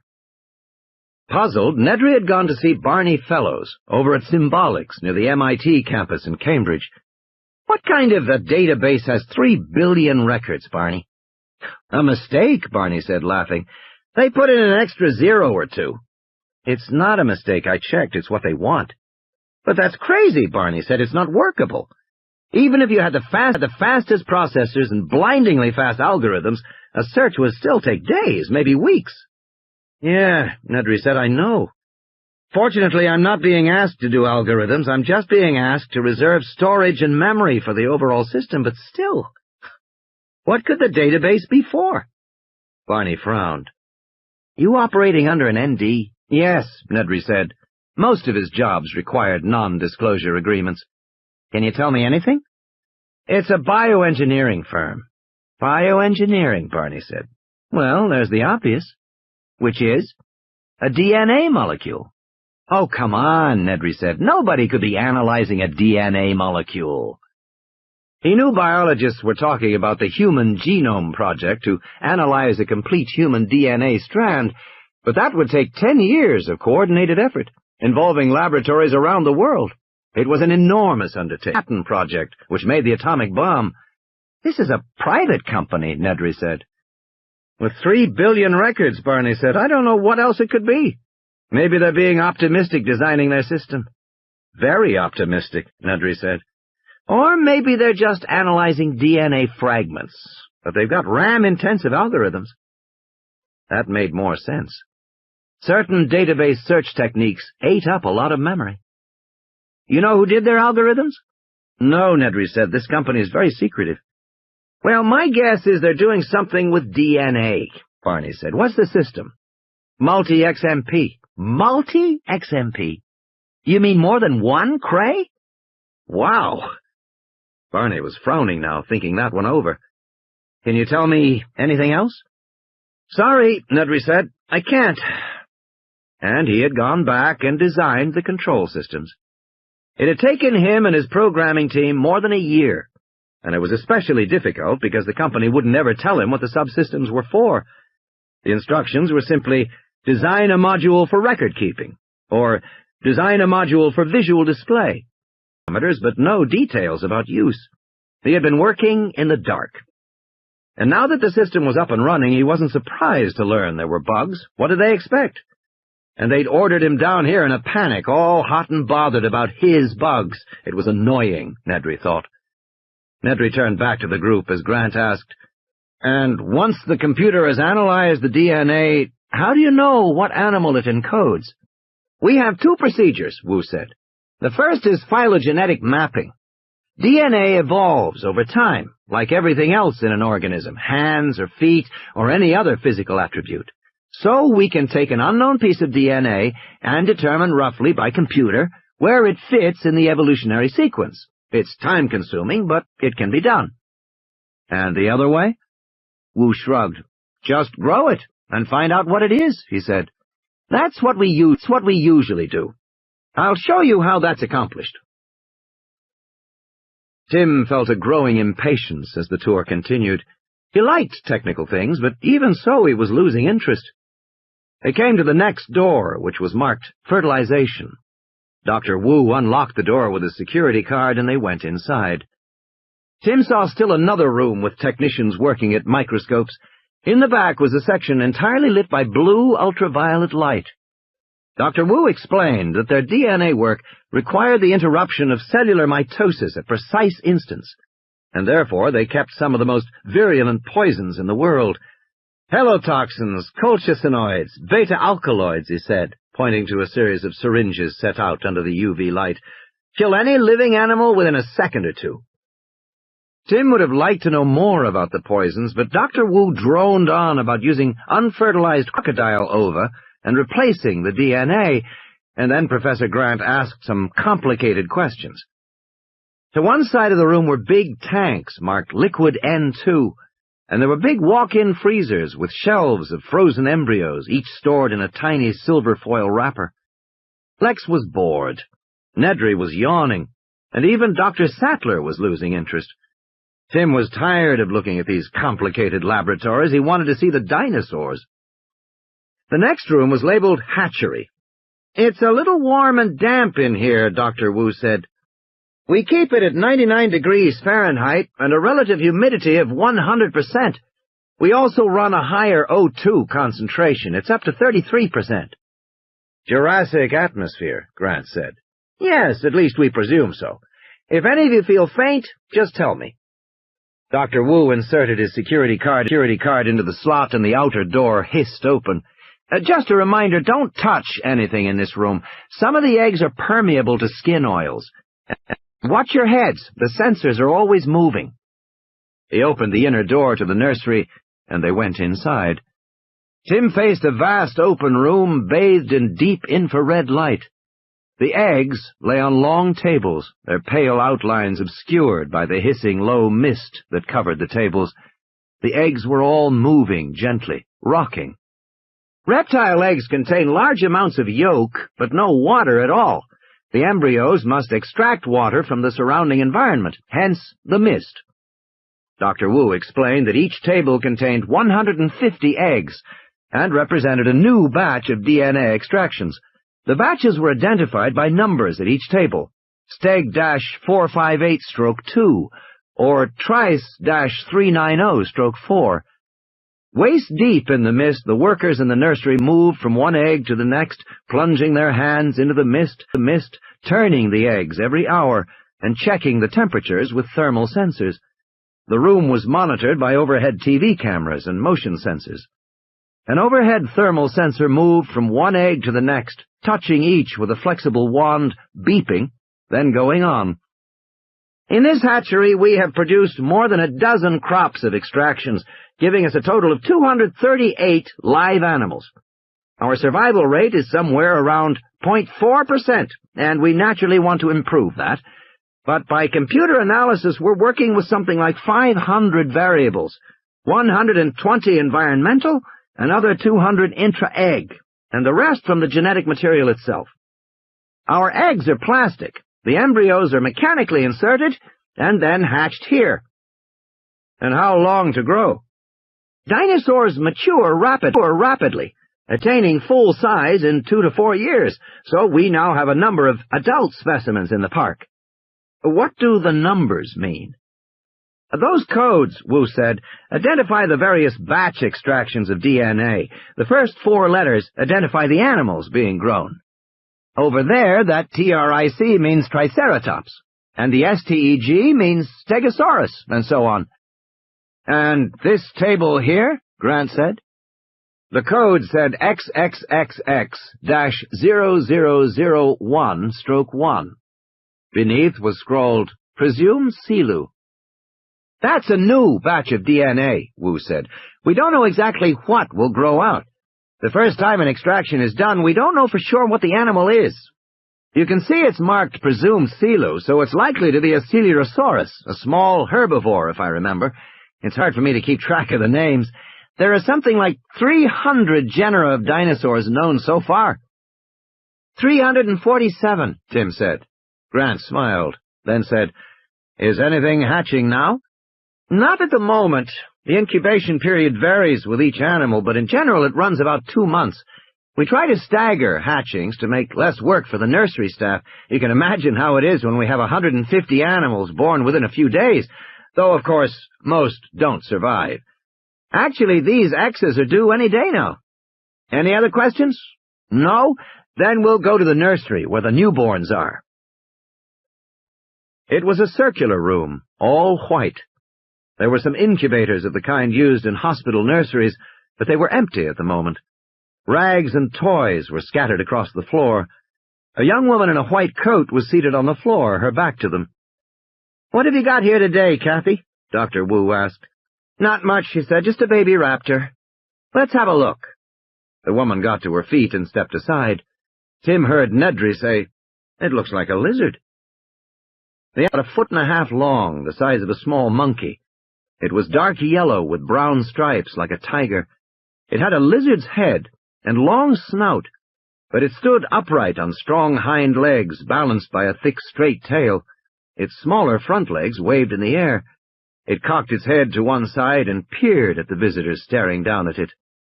"Velociraptor," Alan Grant said in a low voice. "Velociraptor mongoliensis," Wu said, nodding. "A predator. This one's only 6 weeks old." "I just excavated a raptor," Grant said as he bent down for a closer look. Immediately, the little lizard sprang up, leaping over Grant's head into Tim's arms. "Hey! They can jump," Wu said. "The babies can jump. So can the adults, as a matter of fact."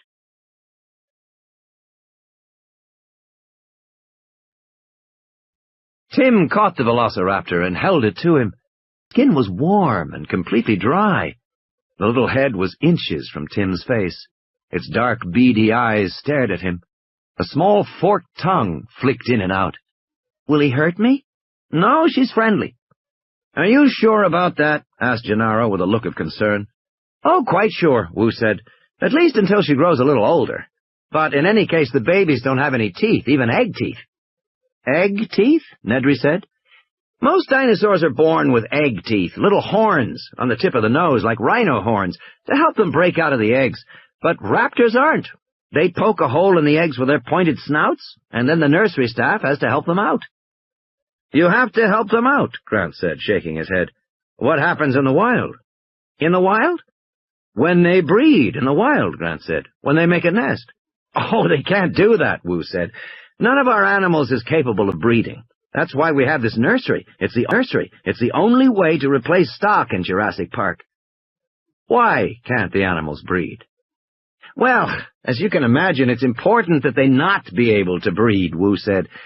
"And whenever we faced a critical matter such as this, we designed redundant systems. That is, we always arranged at least 2 control procedures. In this case, there are 2 independent reasons why the animals can't breed. First of all, they're sterile, because we irradiate them with X-rays. And the second reason? All the animals in Jurassic Park are female," Wu said with a pleased smile. Malcolm said, "I should like some clarification about this, because it seems to me that irradiation is fraught with uncertainty. The radiation dose may be wrong, or aimed at the wrong anatomical area of the animal." "Oh, true," Wu said, "but we're quite confident we have destroyed gonadal tissue." "And as for them all being female," Malcolm said, "is that checked? Does anyone go out and lift up the dinosaur's skirts to have a look? I mean, how does one determine the sex of a dinosaur, anyway?" "Sex organs vary with the species. It's easy to tell on some, subtle on others. But to answer your question, the reason we know all the animals are female is that we literally make them that way. We control their chromosomes, and we control the intra-egg developmental environment. From a bioengineering standpoint, females are easier to breed. You probably know that all vertebrate embryos are inherently female. We all start life as females. It takes some kind of added effect, such as a hormone at the right moment during development, to transform the growing embryo into a male. But left to its own devices, the embryo will naturally become female. So our animals are all female. We tend to refer to some of them as male, such as the Tyrannosaurus rex. We all call it a him. But in fact, they're all female, and believe me, they can't breed."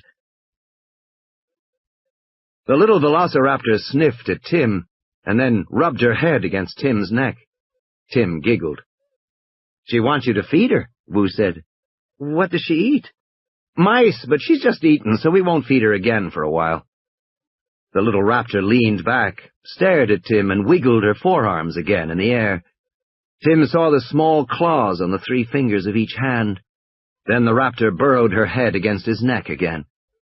Grant came over and peered critically at the creature. He touched the tiny 3-clawed hand. He said to Tim, "Do you mind?" And Tim released the raptor into his hands. Grant flipped the animal onto its back, inspecting it, while the little lizard wiggled and squirmed. Then he lifted the animal high to look at its profile, and it screamed shrilly. "She doesn't like that," Regis said. "Doesn't like to be held away from body contact." The raptor was still screaming, but Grant paid no attention.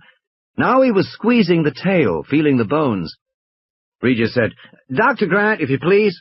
"I'm not hurting her." "Dr. Grant, these creatures are not of our world. They come from a time when there were no human beings around to prod and poke them."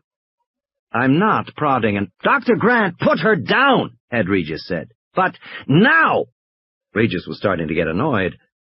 Grant handed the animal back to Tim. It stopped squealing. Tim could feel its little heart beating rapidly against his chest. "I'm sorry, Dr. Grant," Regis said, "but these animals are delicate in infancy. We've lost several from a postnatal stress syndrome, which we believe is adrenocortically mediated. Sometimes they die within 5 minutes. Tim petted the little raptor. "It's okay, kid," he said. "Everything's fine now." The heart was still beating rapidly. "We feel it is important that the animals here be treated in the most humane manner," Regis said. "I promise you that you will have every opportunity to examine them later." But Grant couldn't stay away. He again moved toward the animal in Tim's arms, peering at it. The little velociraptor opened her jaws and hissed at Grant, in a posture of sudden intense fury. "Fascinating," Grant said. "Can I stay and play with her?" Tim said. Not right now," Ed Regis said, glancing at his watch. "It's 3 o'clock, and it's a good time for a tour of the park itself, so you can see all the dinosaurs in the habitats we have designed for them." Tim released the velociraptor, which scampered across the room, grabbed a cloth rag, put it in her mouth, and tugged at the end with her tiny claws. Control. Looking back toward the control room, Malcolm said, "I have one more question, Dr. Wu. How many different species have you made so far?" "I'm not exactly sure," Wu said. "I believe the number at the moment is 15. 15 species. Do you know, Ed?" "Yes, it's 15, Ed Regis said, nodding. "You don't know for sure?" Malcolm said, affecting astonishment. Wu smiled. "I stopped counting," he said, "after the first dozen. And you have to realize that sometimes we think we have an animal correctly made from the standpoint of the DNA, which is our basic work, and the animal grows for 6 months and then something untoward happens, and we realize there is some error. A releaser gene isn't operating, a hormone not being released, or some other problem in the developmental sequence. So we have to go back to the drawing board with that animal, so to speak." He smiled. "At one time I thought I had more than 20 species, but now only 15.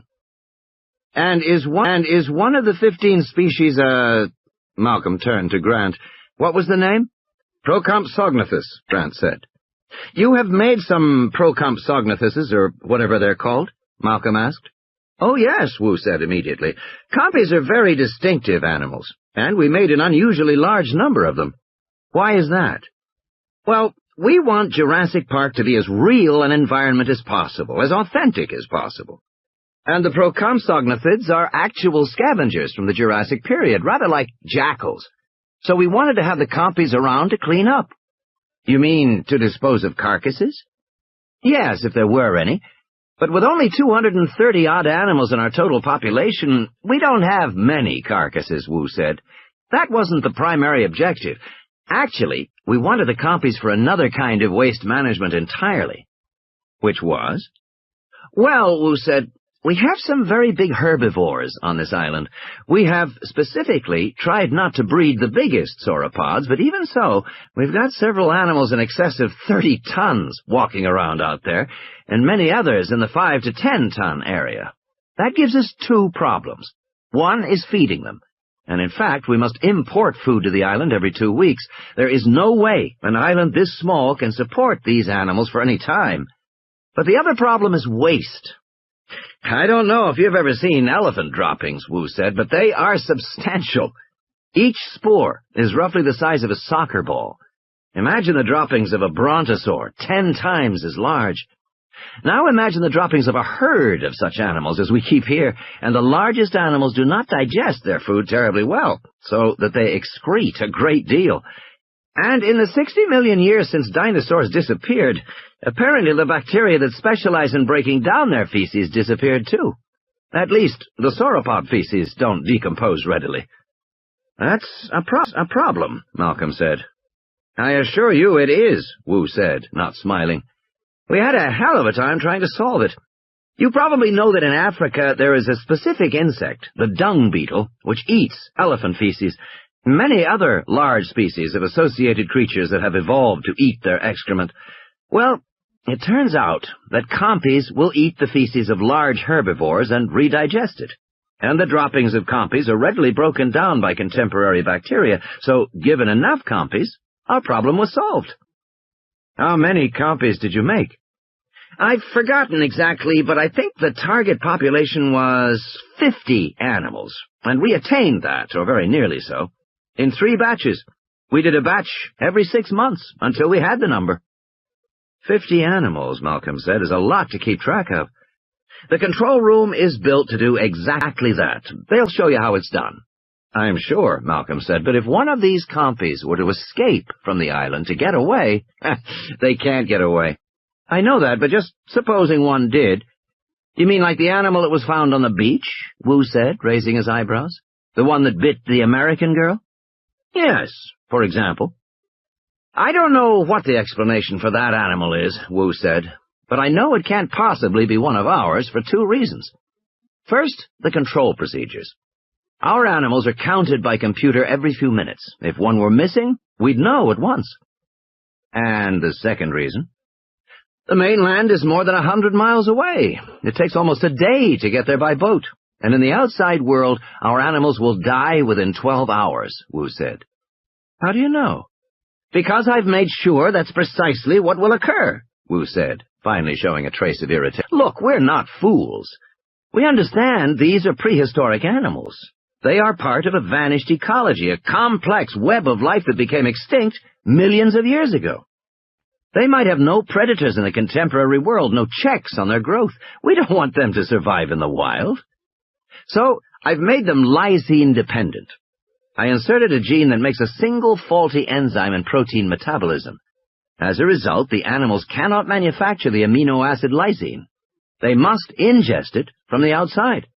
Unless they get a rich dietary source of exogenous lysine supplied by us in tablet form, they'll go into a coma within 12 hours and expire. These animals are genetically engineered to be unable to survive in the real world. They can only live here, in Jurassic Park. They are not free at all. They are essentially our prisoners.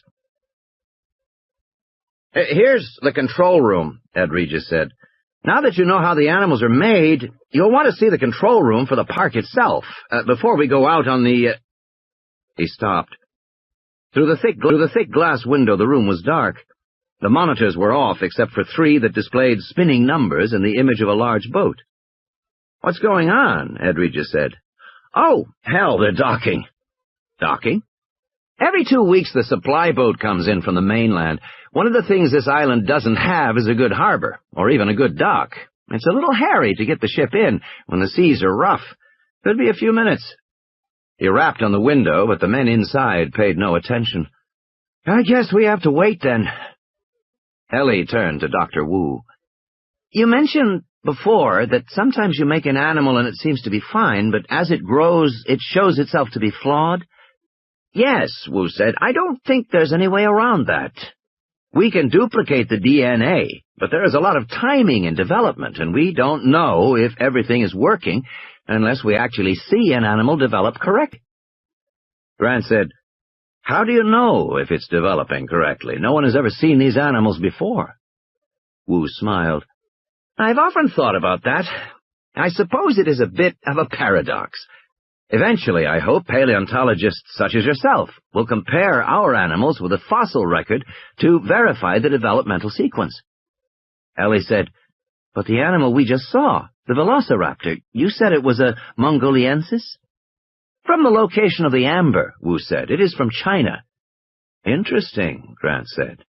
I was just digging up an infant Anteropus. Are there any full-grown raptors here? Yes, Ed Regis said, without hesitation. 8 adult females. The females are the real hunters. They're pack hunters, you know. Will we see them on the tour? No, Wu said, looking suddenly uncomfortable, and there was an awkward pause. Wu looked at Regis. Not for a while, Regis said cheerfully. The velociraptors haven't been integrated into the park setting just yet. We keep them in a holding pen. Can I see them there? Grant said. Why, yes, of course. In fact, while we're waiting, he glanced at his watch, you might want to go around and have a look at them. I certainly would, Grant said. Absolutely, Ellie said. I want to go too, Tim said eagerly.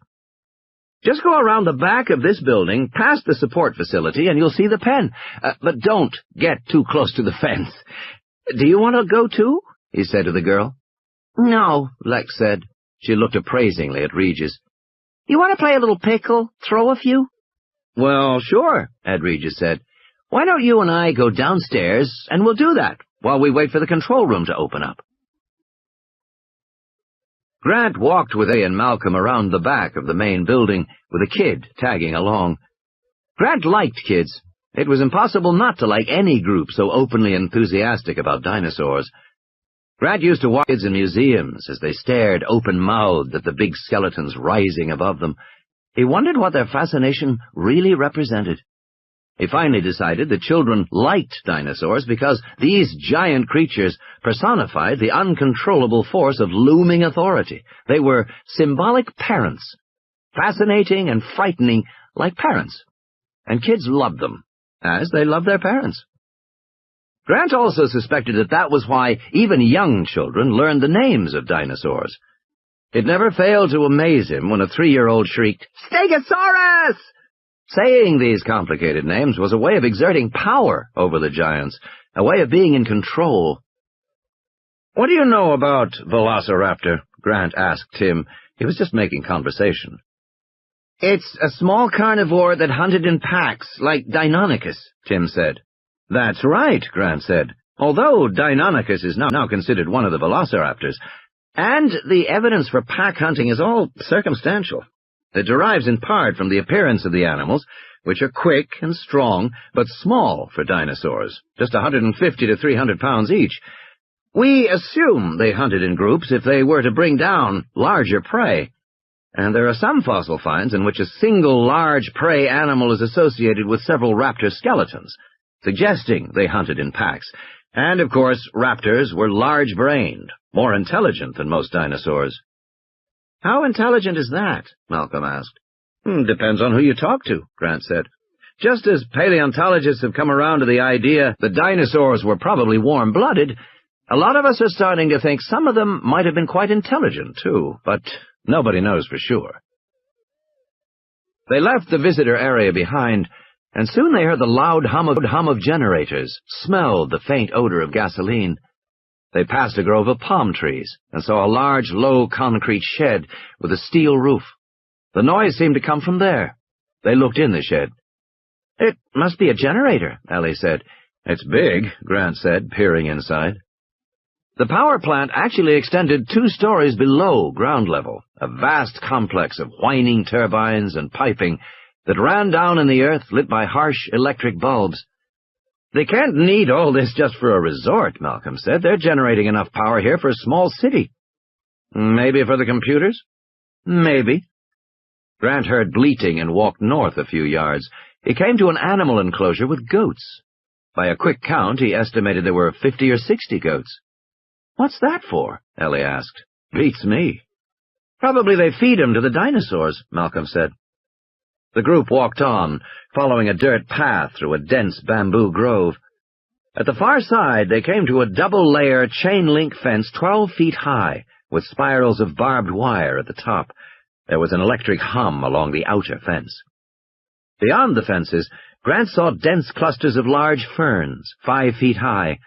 He heard a snorting sound, a kind of snuffling. Then the sound of crunching footsteps coming closer. Then a long silence. I don't see anything, Tim whispered finally. Shh. Grant waited. Several seconds passed. Flies buzzed in the air. He still saw nothing. Ellie tapped him on the shoulder and pointed. Amid the ferns, Grant saw the head of an animal. It was motionless, partially hidden in the fronds, the two large dark eyes watching them coldly. The head was 2 feet. From a pointed snout, a long row of teeth ran back to the hole of the auditory meatus, which served as an ear. The head reminded him of a large lizard, or perhaps a crocodile. The eyes did not blink, and the animal did not move. Its skin was leathery with a pebbled texture, and basically the same coloration as the infant's, yellow-brown, with darker reddish markings like the stripes of a tiger. As Grant watched, a single forelimb reached up very slowly to part the ferns beside the animal's face. The limb, Grant saw, was strongly muscled. The hand had 3 grasping fingers, each ending in curved claws. The hand gently, slowly, pushed aside the ferns. Grant felt a chill and thought, "He's hunting us." For a mammal like man, there was something indescribably alien about the way reptiles hunted their prey. No wonder men hated reptiles. The stillness, the coldness, the pace was all wrong.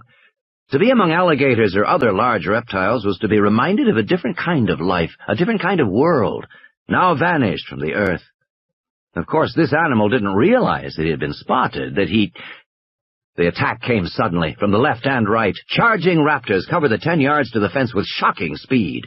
Grant had a blurred impression of powerful 6-foot-tall bodies, stiff balancing tails, limbs with curving claws, open jaws with rows of jagged teeth.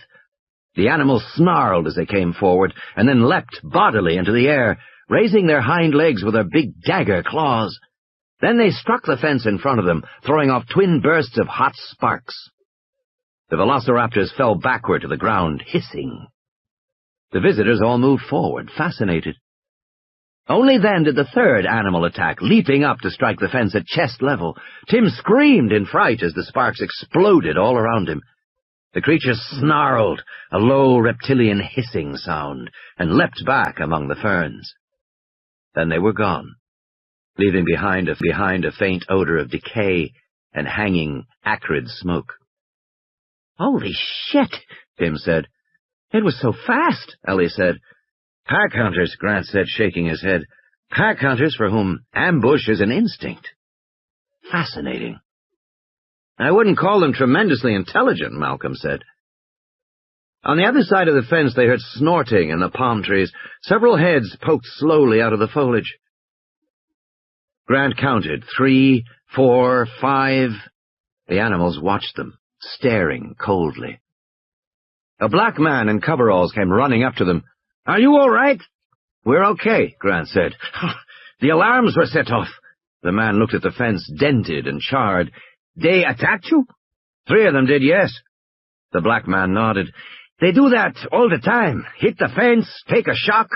They never seem to mind." "Not too smart, are they?" Malcolm said. The black man paused. He squinted at Malcolm in the afternoon light. "Be glad for that fence, senor," he said, and turned away. From beginning to end, the entire attack could not have taken more than 6 seconds. Grant was still trying to organize his impressions. The speed was astonishing. The animals were so fast he had hardly seen them move. Walking back, Malcolm said, "They are remarkably fast." "Yes," Grant said, "much faster than any living reptile. A bull alligator can move quickly, but only over a short distance, 5 or 6 feet. Big lizards like the 5-foot Komodo dragons of Indonesia have been clocked at 30 miles an hour, fast enough to run down a man, and they kill men all the time. But I'd guess the animal behind the fence was more than twice that fast." "Cheetah speed," Malcolm said, 60, 70 miles an hour. "Exactly." "But they seem to dart forward," Malcolm said, "rather like birds." "Yes. In the contemporary world, only very small mammals like the cobra-fighting mongoose had such quick responses. Small mammals. And, of course, birds. The snake-hunting secretary bird of Africa, or the cassowary. In fact, the velociraptor conveyed precisely the same impression of deadly, swift menace Grant had seen in the cassowary, the clawed, ostrich-like bird of New Guinea. So, these velociraptors look like reptiles with the skin and general appearance of reptiles, but they move like birds, with the speed and predatory intelligence of birds. "Is that about it?" Malcolm said. Yes, Grant said. I'd say they display a mixture of traits. Does that surprise you? Not really, Grant said. It's actually rather close to what paleontologists believed a long time ago.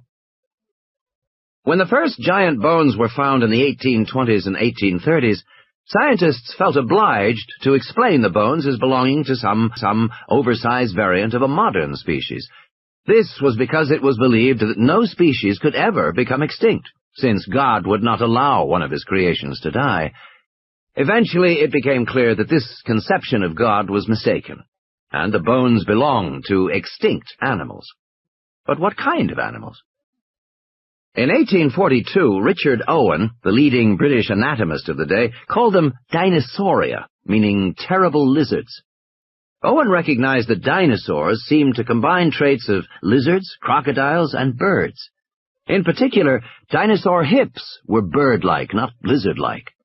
And unlike lizards, many dinosaurs seemed to stand upright.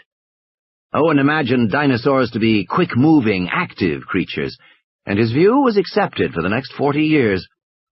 But when truly gigantic finds were unearthed, animals that had weighed 100 tons in life, scientists began to envision the dinosaurs as stupid, slow-moving giants destined for extinction.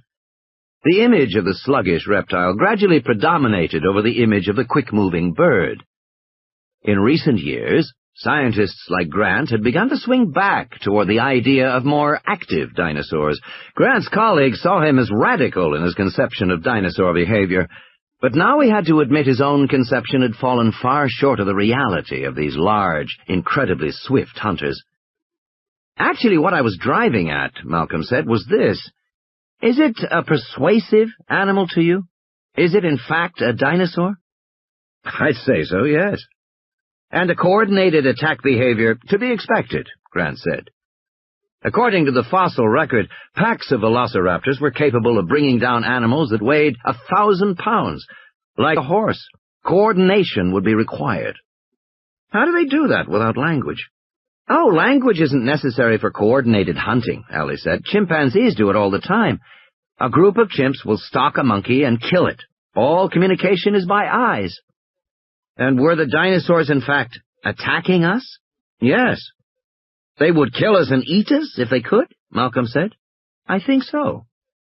The reason I ask, Malcolm said, is that I'm told large predators such as lions and tigers are not born man-eaters. Isn't that true? These animals must learn somewhere along the way that human beings are easy to kill. Only afterward do they become man-killers. Yes, I believe that's true, Grant said. Well, these dinosaurs must be even more reluctant than lions and tigers. After all, they come from a time before human beings, or even large mammals, existed at all. God knows what they think when they see us. So I wonder, have they learned, somewhere along the line, that humans are easy to kill? The group fell silent as they walked. Case, Malcolm said, I shall be extremely interested to see the control room now.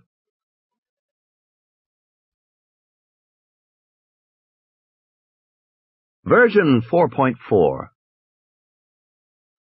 Was there any problem with the group? Hammond asked. No, Henry Wu said. There was no problem at all.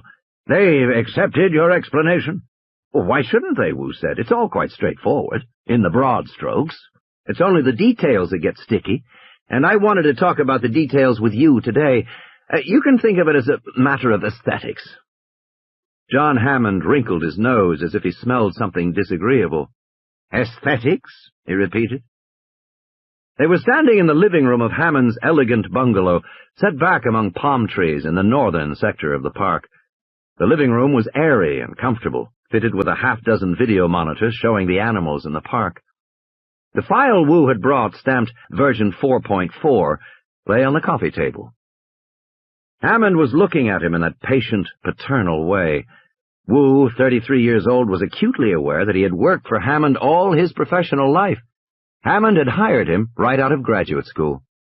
Of course, there are practical consequences as well, Wu said. I really think you should consider my recommendations for Phase 2. We should go to version 4.4. You want to replace all the current stock of animals? Hammond said. Yes, I do. Why? What's wrong with them? Nothing, Wu said, except that they're real dinosaurs. That's what I asked for, Henry, Hammond said, smiling, and that's what you gave me. I know, Wu said, but you see— He paused. How could he explain this to Hammond? Hammond hardly ever visited the island, and it was a peculiar situation that Wu was trying to convey. Right now, stand here. Almost no one in the world has ever seen an actual dinosaur. Nobody knows what they're really like. Yes, the dinosaurs we have now are real, Wu said, pointing to the screens around the room. But in certain ways they are unsatisfactory, unconvincing. I could make them better. Better in what way? For one thing, they move too fast, Henry Wu said. People aren't accustomed to seeing large animals that are so quick. I'm afraid visitors will think the dinosaurs look speeded up, like film running too fast. But, Henry, these are real dinosaurs. You said so yourself. I know, Wu said. But we could easily breed slower, more domesticated dinosaurs. Domesticated dinosaurs? Hammond snorted. Nobody wants domesticated dinosaurs, Henry. They want the real thing. But that's my point, Wu said. I don't think they do. They want to see their expectation, which is quite different. Hammond was frowning. You said yourself, John, this park is entertainment, Wu said, and entertainment has nothing to do with reality. Entertainment is antithetical to reality. Hammond sighed. Now, Henry, are we going to have another one of those abstract discussions? You know I like to keep it simple. The dinosaurs we have now are real, and— Well, not exactly, Wu said. He paced the living room, pointed to the monitors. I don't think we should kid ourselves. We haven't recreated the past here. The past is gone. It can never be recreated. What we've done is reconstruct the past, or at least a version of the past, and I'm saying we could make a better version. Better than real? Why not, Wu said. After all, these animals are already modified. We've inserted genes to make them patentable and to make them lysine-dependent. And we've done everything we can to promote growth and accelerate development into adulthood. Hammond shrugged. That was inevitable. We didn't want to wait. We have investors to consider. Of course, but I'm just saying, why stop there? Why not push ahead to make exactly the kind of dinosaur that we'd like to see? One that is more acceptable to visitors and one that is easier for us to handle. A slower, more docile version for our park. Hammond frowned. But then the dinosaurs wouldn't be real. But they're not real now, Wu said. That's what I'm trying to tell you. There isn't any reality here. He shrugged helplessly. He could see he wasn't getting through. Hammond had never been interested in technical details, and the essence of the argument was technical. How could he explain to Hammond about the reality of DNA dropouts, the patches, the gaps in the sequence that Wu had been a blood in, making the best guesses he could, but still making guesses? The DNA of the dinosaurs was like old photographs that had been retouched, basically the same as the original, but in some places repaired and clarified, and as a result— Now, Henry, Hammond said, putting his arm around Wu's shoulder, if you don't mind my saying so, I think you're getting cold feet. You've been working very hard for a long time, and you've done a hell of a job. A hell of a job. And it's finally time to reveal to some people what you've done. It's natural to be a little nervous, to have some doubts. But I am convinced, Henry, that the world will be entirely satisfied. Entirely satisfied. As he spoke, Hammond steered him toward the door. But John, Wu said, remember back in '87 when we started to build the containment devices? We didn't have any full-grown adults yet, so we had to predict what we'd need. We ordered big taser shockers, cars with cattle prods mounted on them, guns that blow out electric nets, all built specially to our specifications. We've got a whole array of devices now, and they're all too slow. We've got to make some adjustments. You know that Muldoon wants military equipment, law missiles, and laser-guided devices? Let's leave Muldoon out of this, Hammond said. I'm not worried. It's just a zoo, Henry. The phone rang and Hammond went to answer it. Wu tried to think of another way to press his case, but the fact was that after 5 long years, Jurassic Park was nearing completion, and John Hammond just wasn't listening to him anymore. There had been a time when Hammond listened to Wu very attentively, especially when he had first recruited him, in the days when Henry Wu was a 28-year-old graduate student getting his doctorate at Stanford in Norman Atherton's lab. Atherton's death had thrown the lab into confusion as well as mourning. No one knew what would happen to the funding or the doctoral programs. There was a lot of uncertainty. People worried about their careers. 2 weeks after the funeral, John Hammond came to see Wu. Everyone in the lab knew that Atherton had had some association with Hammond, although the details were never clear, but Hammond had approached Wu with a directness Wu never forgot.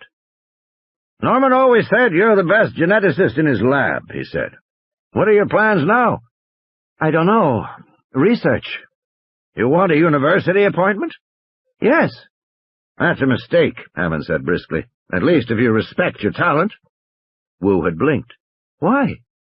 "Because let's face facts," I said. "Universities are no longer the intellectual centers of the country. The very idea is preposterous. Universities are the backwater." "Don't look so surprised. I'm not saying anything you don't know.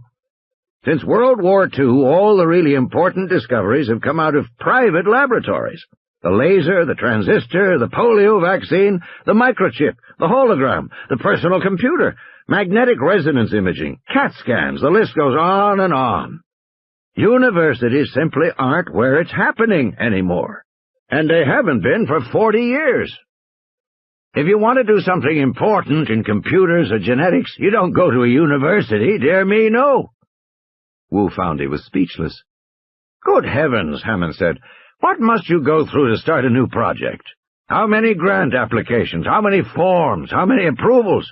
The steering committee, the department chairman, the university resources committee. How do you get more workspace if you need it? More assistants if you need them? How long does all that take? A brilliant man can't squander precious time with forms and committees. Life is too short, and DNA too long.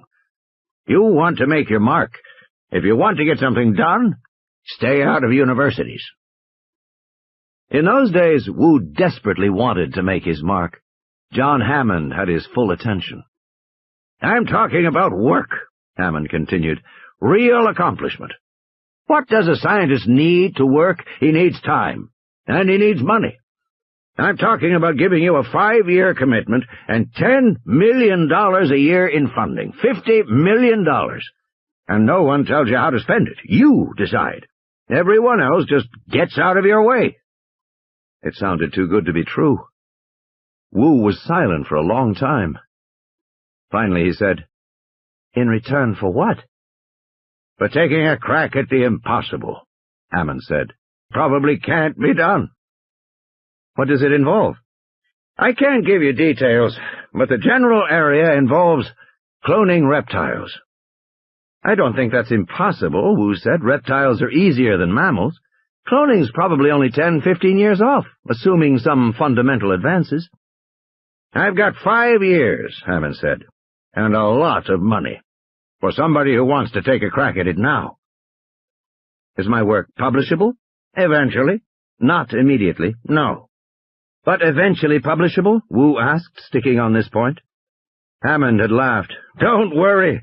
If you succeed, the whole world will know about what you've done, I promise you." And now it seemed the whole world would indeed know, Wu thought. After 5 years of extraordinary effort, they were just a year away from it. Of course, those years hadn't gone exactly as Hammond had promised. Wu had had some people telling him what to do, and many times fearsome pressures were placed on him, and the work itself had shifted.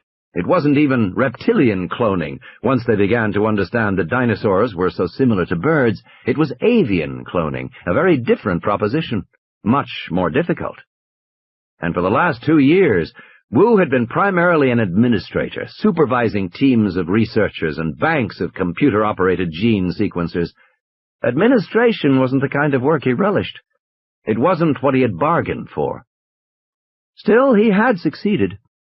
He had done what nobody really believed could be done, at least in so short a time, and Henry Wu thought that he should have some right, some say in what happened, by virtue of his expertise and his efforts. Instead, he found his influence waning with each passing day. The dinosaurs existed. The procedures for obtaining them were worked out to the point of being routine. The technologies were mature, and John Hammond didn't need Henry Wu anymore. "That should be fine," Hammond said, speaking into the phone. He listened for a while and smiled at Wu. "Fine. Yes, fine." He hung up. "Where were we, Henry?" "We were talking about Phase 2, Wu said. "Oh, yes. We've gone over some of this before, Henry." "I know, but you don't realize—" "Excuse me, Henry," Hammond said with an edge of impatience in his voice. "I do realize. And I must tell you frankly, Henry, I see no reason to improve upon reality.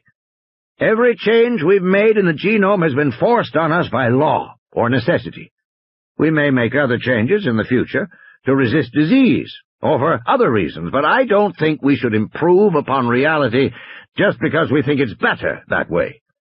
We have real dinosaurs out there now. That's what people want to see. And that's what they should see. They should see. That's our obligation, Henry. That's honest, Henry." And smiling, Hammond opened the door for him to leave. Control. Grant looked at all the computer monitors in the darkened control room, feeling irritable.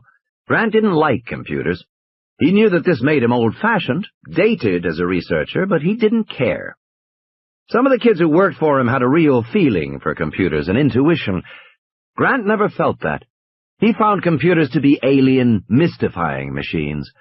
Even the fundamental distinction between an operating system and an application left him confused and disheartened, literally lost in a foreign geography he didn't begin to comprehend. But he noticed that Gennaro was perfectly comfortable, and Malcolm seemed to be in his element, making little sniffing sounds. "You want to know about control mechanisms?" John Arnold said, turning in his chair in the control room. The head engineer was a thin, tense, chain-smoking man of 45. He squinted at the others in the room. "We have unbelievable control mechanisms," Arnold said, and lit another cigarette.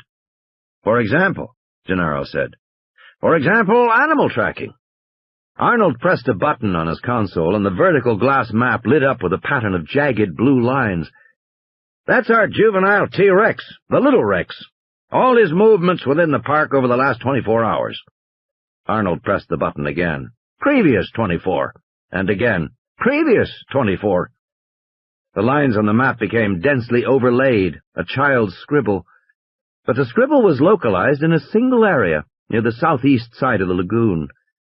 "You get a sense of his home range over time," Arnold said. "He's young, so he stays close to the water. And he stays away from the big adult Rex. You put up the big Rex and the Little Rex, and you'll see their paths never cross." "Where is the big Rex right now?" Gennaro asked.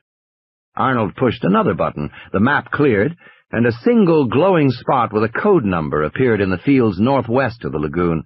"He's right there." "And the Little Rex?" "Hell, I'll show you every animal in the park," Arnold said. The map began to light up like a Christmas tree, dozens of spots of light, each tagged with a code number. "That's 238 animals as of this minute." "How accurate?" "Within 5 feet. Arnold puffed on the cigarette. "Let's put it this way. You drive out in a vehicle, and you'll find the animals right there, exactly as they're shown on the map."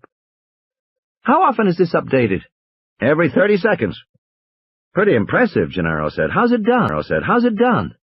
"We have motion sensors all around the park," Arnold said. "Most of them hardwired, some radio telemetered.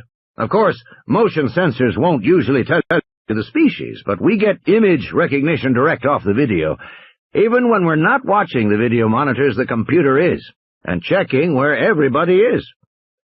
"Does the computer ever make a mistake?" "Only with the babies. It mixes those up sometimes because they're such small images, but we don't sweat that. The babies almost always stay close to herds of adults. Also, you have the category tally." "What's that?" "Once every 15 minutes, the computer tallies the animals in all categories," Arnold said. Like this. Total animals, 238. Tyrannosaurs expected, 2. Found, 2. Version 4.1. Maiasaurs expected, 21. Found, 21. Version 3.3. Stegosaurs expected, 4. Found, 4. Version 3.9. Triceratops expected, 8. Found, 8. Version 3.1. Procompsognathids expected, 49. Found, 49. Version 3.9. Othnielia expected, 16.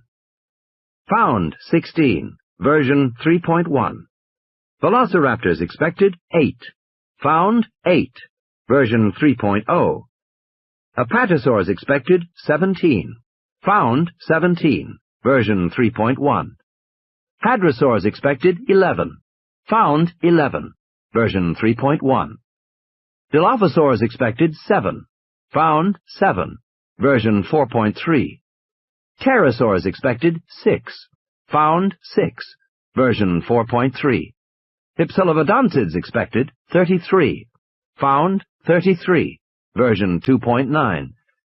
Euplocephalids expected, 16. Version 4.0. Styracosaurs expected, 18. Found, 18. Version 3.9. Microceratops expected, 22. Found, 22. Version 4.1. Total expected, 238. Total found, 238. What you see here, Arnold said, is an entirely separate counting procedure. It isn't based on the tracking data, it's a fresh look. The whole idea is that the computer can't make a mistake because it compares two different ways of gathering the data. If an animal were missing, we'd know it within 5 minutes. I see, Malcolm said. And has that ever actually been tested? Well, in a way, Arnold said. We've had a few animals die.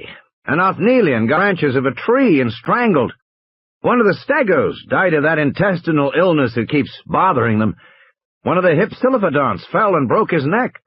And in each case, once the animal stopped moving, the numbers stopped tallying, and the computer signaled an alert.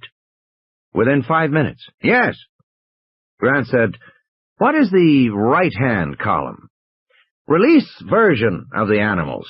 The most recent are version 4.1 or 4.3. We're considering going to version 4.4. Version numbers? You mean like software, new releases? Well, yes, Arnold said. It is like software, in a way. As we discover the glitches in the DNA, Dr. Wu's labs have to make a new version. The idea of living creatures being numbered like software, being subject to updates and revisions, troubled Grant. He could not exactly say why, it was too new a thought, but he was instinctively uneasy about it. They were, after all, living creatures. Arnold must have noticed his expression, because he said, "Look, Dr. Grant, there's no point getting starry-eyed about these animals. It's important for everyone to remember that these animals are created by man. Sometimes there are bugs. So, as we discover the bugs, Dr. Wu's labs have to make a new version. And we need to keep track of what version we have out there." Yes, of course you do, Malcolm said impatiently. But going back to the matter of counting, I take it all the counts are based on motion sensors? Yes. And these sensors are everywhere in the park? They cover 92% of the land area, Arnold said. There are only a few places we can't use them. For example, we can't use them on the Jungle River, because the movement of the water and the convection rising from the surface screws up the sensors. But we have them nearly everywhere else. And if the computer tracks an animal into an unsensed zone, it'll remember, and look for the animal to come out again. And if it doesn't, it gives us an alarm. Now then, Malcolm said, you show 49 procompsognathids. Suppose I suspect that some of them aren't really the correct species. How would you show me that I'm wrong? 2 ways, Arnold said. First of all, I can track individual movements against the other presumed compies. Compies are social animals. They move in a group. We have 2 compy groups in the park, so the individual should be within either Group A or Group B. Yes, but the other way is direct visual, he said. He punched buttons, and one of the monitors began to flick rapidly through images of compies numbered from 1 to 49. These pictures are current ID images from within the last 5 minutes. So you can see all the animals if you want to? Yes. I can visually review all the animals whenever I want. How about physical containment, Gennaro said. Can they get out of their enclosures? Absolutely not, Arnold said. These are expensive animals, Mr. Gennaro. We take very good care of them. We maintain multiple barriers. First, the moats. He pressed a button, and the board lit up with a network of orange bars. These moats are never less than 12 feet deep and water-filled. For bigger animals, the moats may be 30 feet deep. Next, the electrified fences. Lines of bright red glowed on the board. We have 50 miles of 12-foot-high fencing, including 22 miles around the perimeter of the island. All the park fences carry 10,000 volts. The animals quickly learn not to go near them. But if one did get out, Gennaro said. Arnold snorted and stubbed out his cigarette. Just hypothetically, Gennaro said, supposing it happened. Muldoon cleared his throat. We'd go out and get the animal back, he said. We have lots of ways to do that. Taser shotguns, electrified nets, tranquilizers. All non-lethal because, as Mr. Arnold says, these are expensive animals. Gennaro nodded. And if one got off the island? It'd die in less than 24 hours, Arnold said. These are genetically engineered animals. They're unable to survive in the real world. How about this control system itself, Gennaro said. Could anybody tamper with it? Arnold was shaking his head. The system is hardened. The computer is independent in every way. Independent power and independent backup power. The system does not communicate with the outside, so it cannot be influenced remotely by modem. The computer system is secure. There was a pause. Arnold puffed his cigarette. Hell of a system, he said. Hell of a goddamn system. Then I guess, Malcolm said, your system works so well you don't have... We've got endless problems here, Arnold said, raising an eyebrow. But none of the things you worry about. I gather you're worried that the animals will escape and will get to the mainland and raise hell. We haven't got any concern about that at all. We see these animals as fragile and delicate. They've been brought back after 65 million years to a world that's very different from the one they left, the one they were adapted to. We have a hell of a time caring for them. You have to realize, Arnold continued, that men have been keeping mammals and reptiles in zoos for hundreds of years, so we know a lot about how to take care of an elephant or a croc, but nobody's ever tried to take care of a dinosaur before. They are new animals, and we just don't know. Diseases in our animals are the biggest concern. Diseases? Gennaro said, suddenly alarmed. Is there any way that a visitor could get sick? Arnold snorted again. You ever catch a cold from a zoo alligator, Mr. Gennaro? Zoos don't worry about that, neither do we. What we do worry about is the animals dying from their own illnesses or infecting other animals. But we have programs to monitor that, too. You want to see the Big Rex's health file, his vaccination record, his dental record? That's something. You ought to see the vet scrubbing those big fangs so he doesn't get tooth decay. Not just now, Gennaro said. What about your mechanical systems? You mean the rides? Arnold said. Grant looked up sharply. Rides? None of the rides are running yet, Arnold was saying. We have the Jungle River ride, where the boats follow tracks underwater, and we have the Aviary Lodge ride, but none of it's operational yet. The park will open with a basic dinosaur tour, the one that you're about to take in a few minutes. The other rides will come online 12 months after that. Wait a minute, Grant said. You're going to have rides? Like an amusement park? Arnold said, This is a zoological park. We have tours of different areas, and we call them rides, that's all. Grant frowned. Again he felt troubled. He didn't like the idea of dinosaurs being used for an amusement park. Malcolm continued his questions. You can run the whole park from this control room? Yes, Arnold said. I can run it single-handed if I have to. We've got that much automation built in. The computer by itself can track the animals, feed them, and fill their water troughs for 48 hours without supervision. "This is the system Mr. Nedry designed?" Malcolm asked. Dennis Nedry was sitting at a terminal in the far corner of the room, eating a candy bar and typing. "Yes, that's right," Nedry said, not looking. "It's a hell of a system," Arnold said proudly. "That's right," Nedry said absently. "Just one or two minor bugs to fix." "Now," Arnold said, "I see the tour is starting, so unless you have other questions—" "Actually, just one," Malcolm said. "Just a research question. You showed us that you can track the Procompsognathids, and you can visually display them individually. Can you do any studies of them as a group? Measure them or whatever? If I wanted to know height or weight or—" Arnold was punching buttons. Another screen came up, headed Height Distribution Procompsognathids, over a graph showing a smooth, symmetrical distribution curve with a single peak at 34 centimeters, based on the height of the Procompsognathids in the park.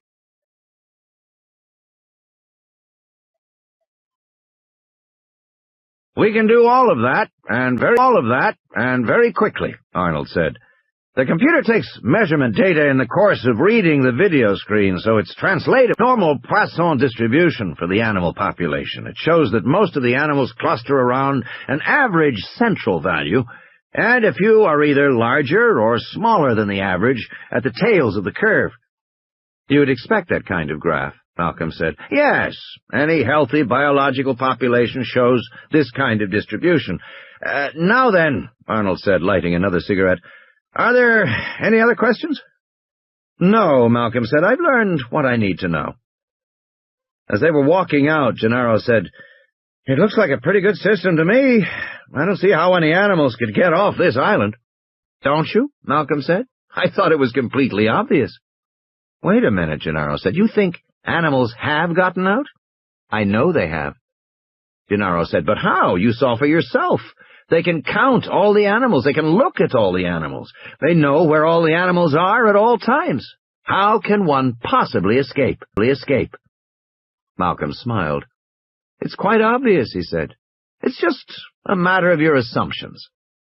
"Your assumptions?" Gennaro repeated, frowning. "Yes," Malcolm said. "Look here.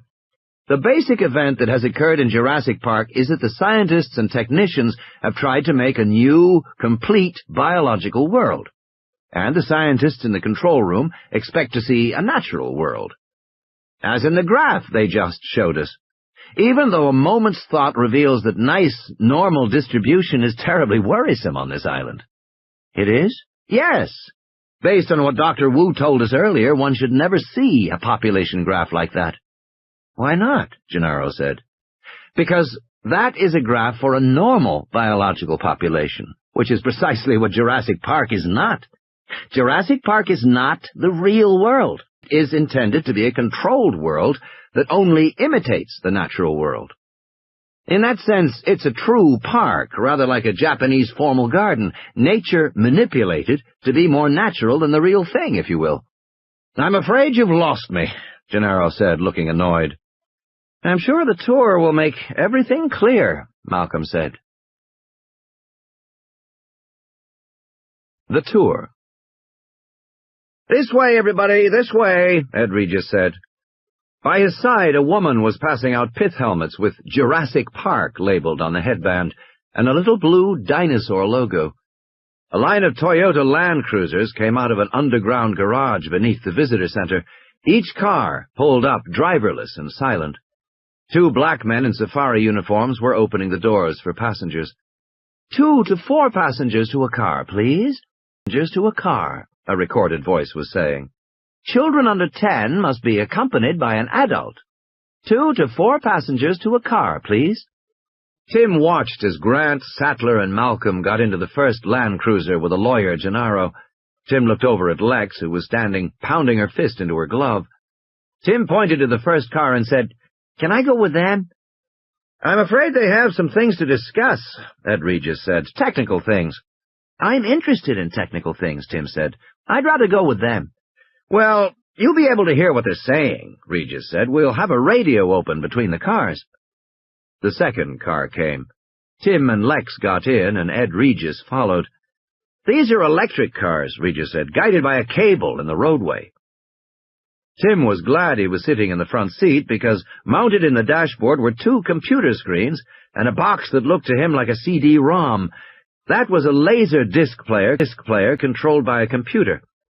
There was also a portable walkie-talkie and some kind of a radio transmitter. There were 2 antennas on the roof and some odd goggles in the map pocket. The black men shut the doors of the Land Cruiser. The car started off with an electric hum. Up ahead, the 3 scientists and Gennaro were talking and pointing, clearly excited. Ed Regis said, "Let's hear what they're saying." An intercom clicked. "I don't know what the hell you think you're doing here," Gennaro said over the intercom. He sounded very angry. "I know quite well why I'm here," Malcolm said.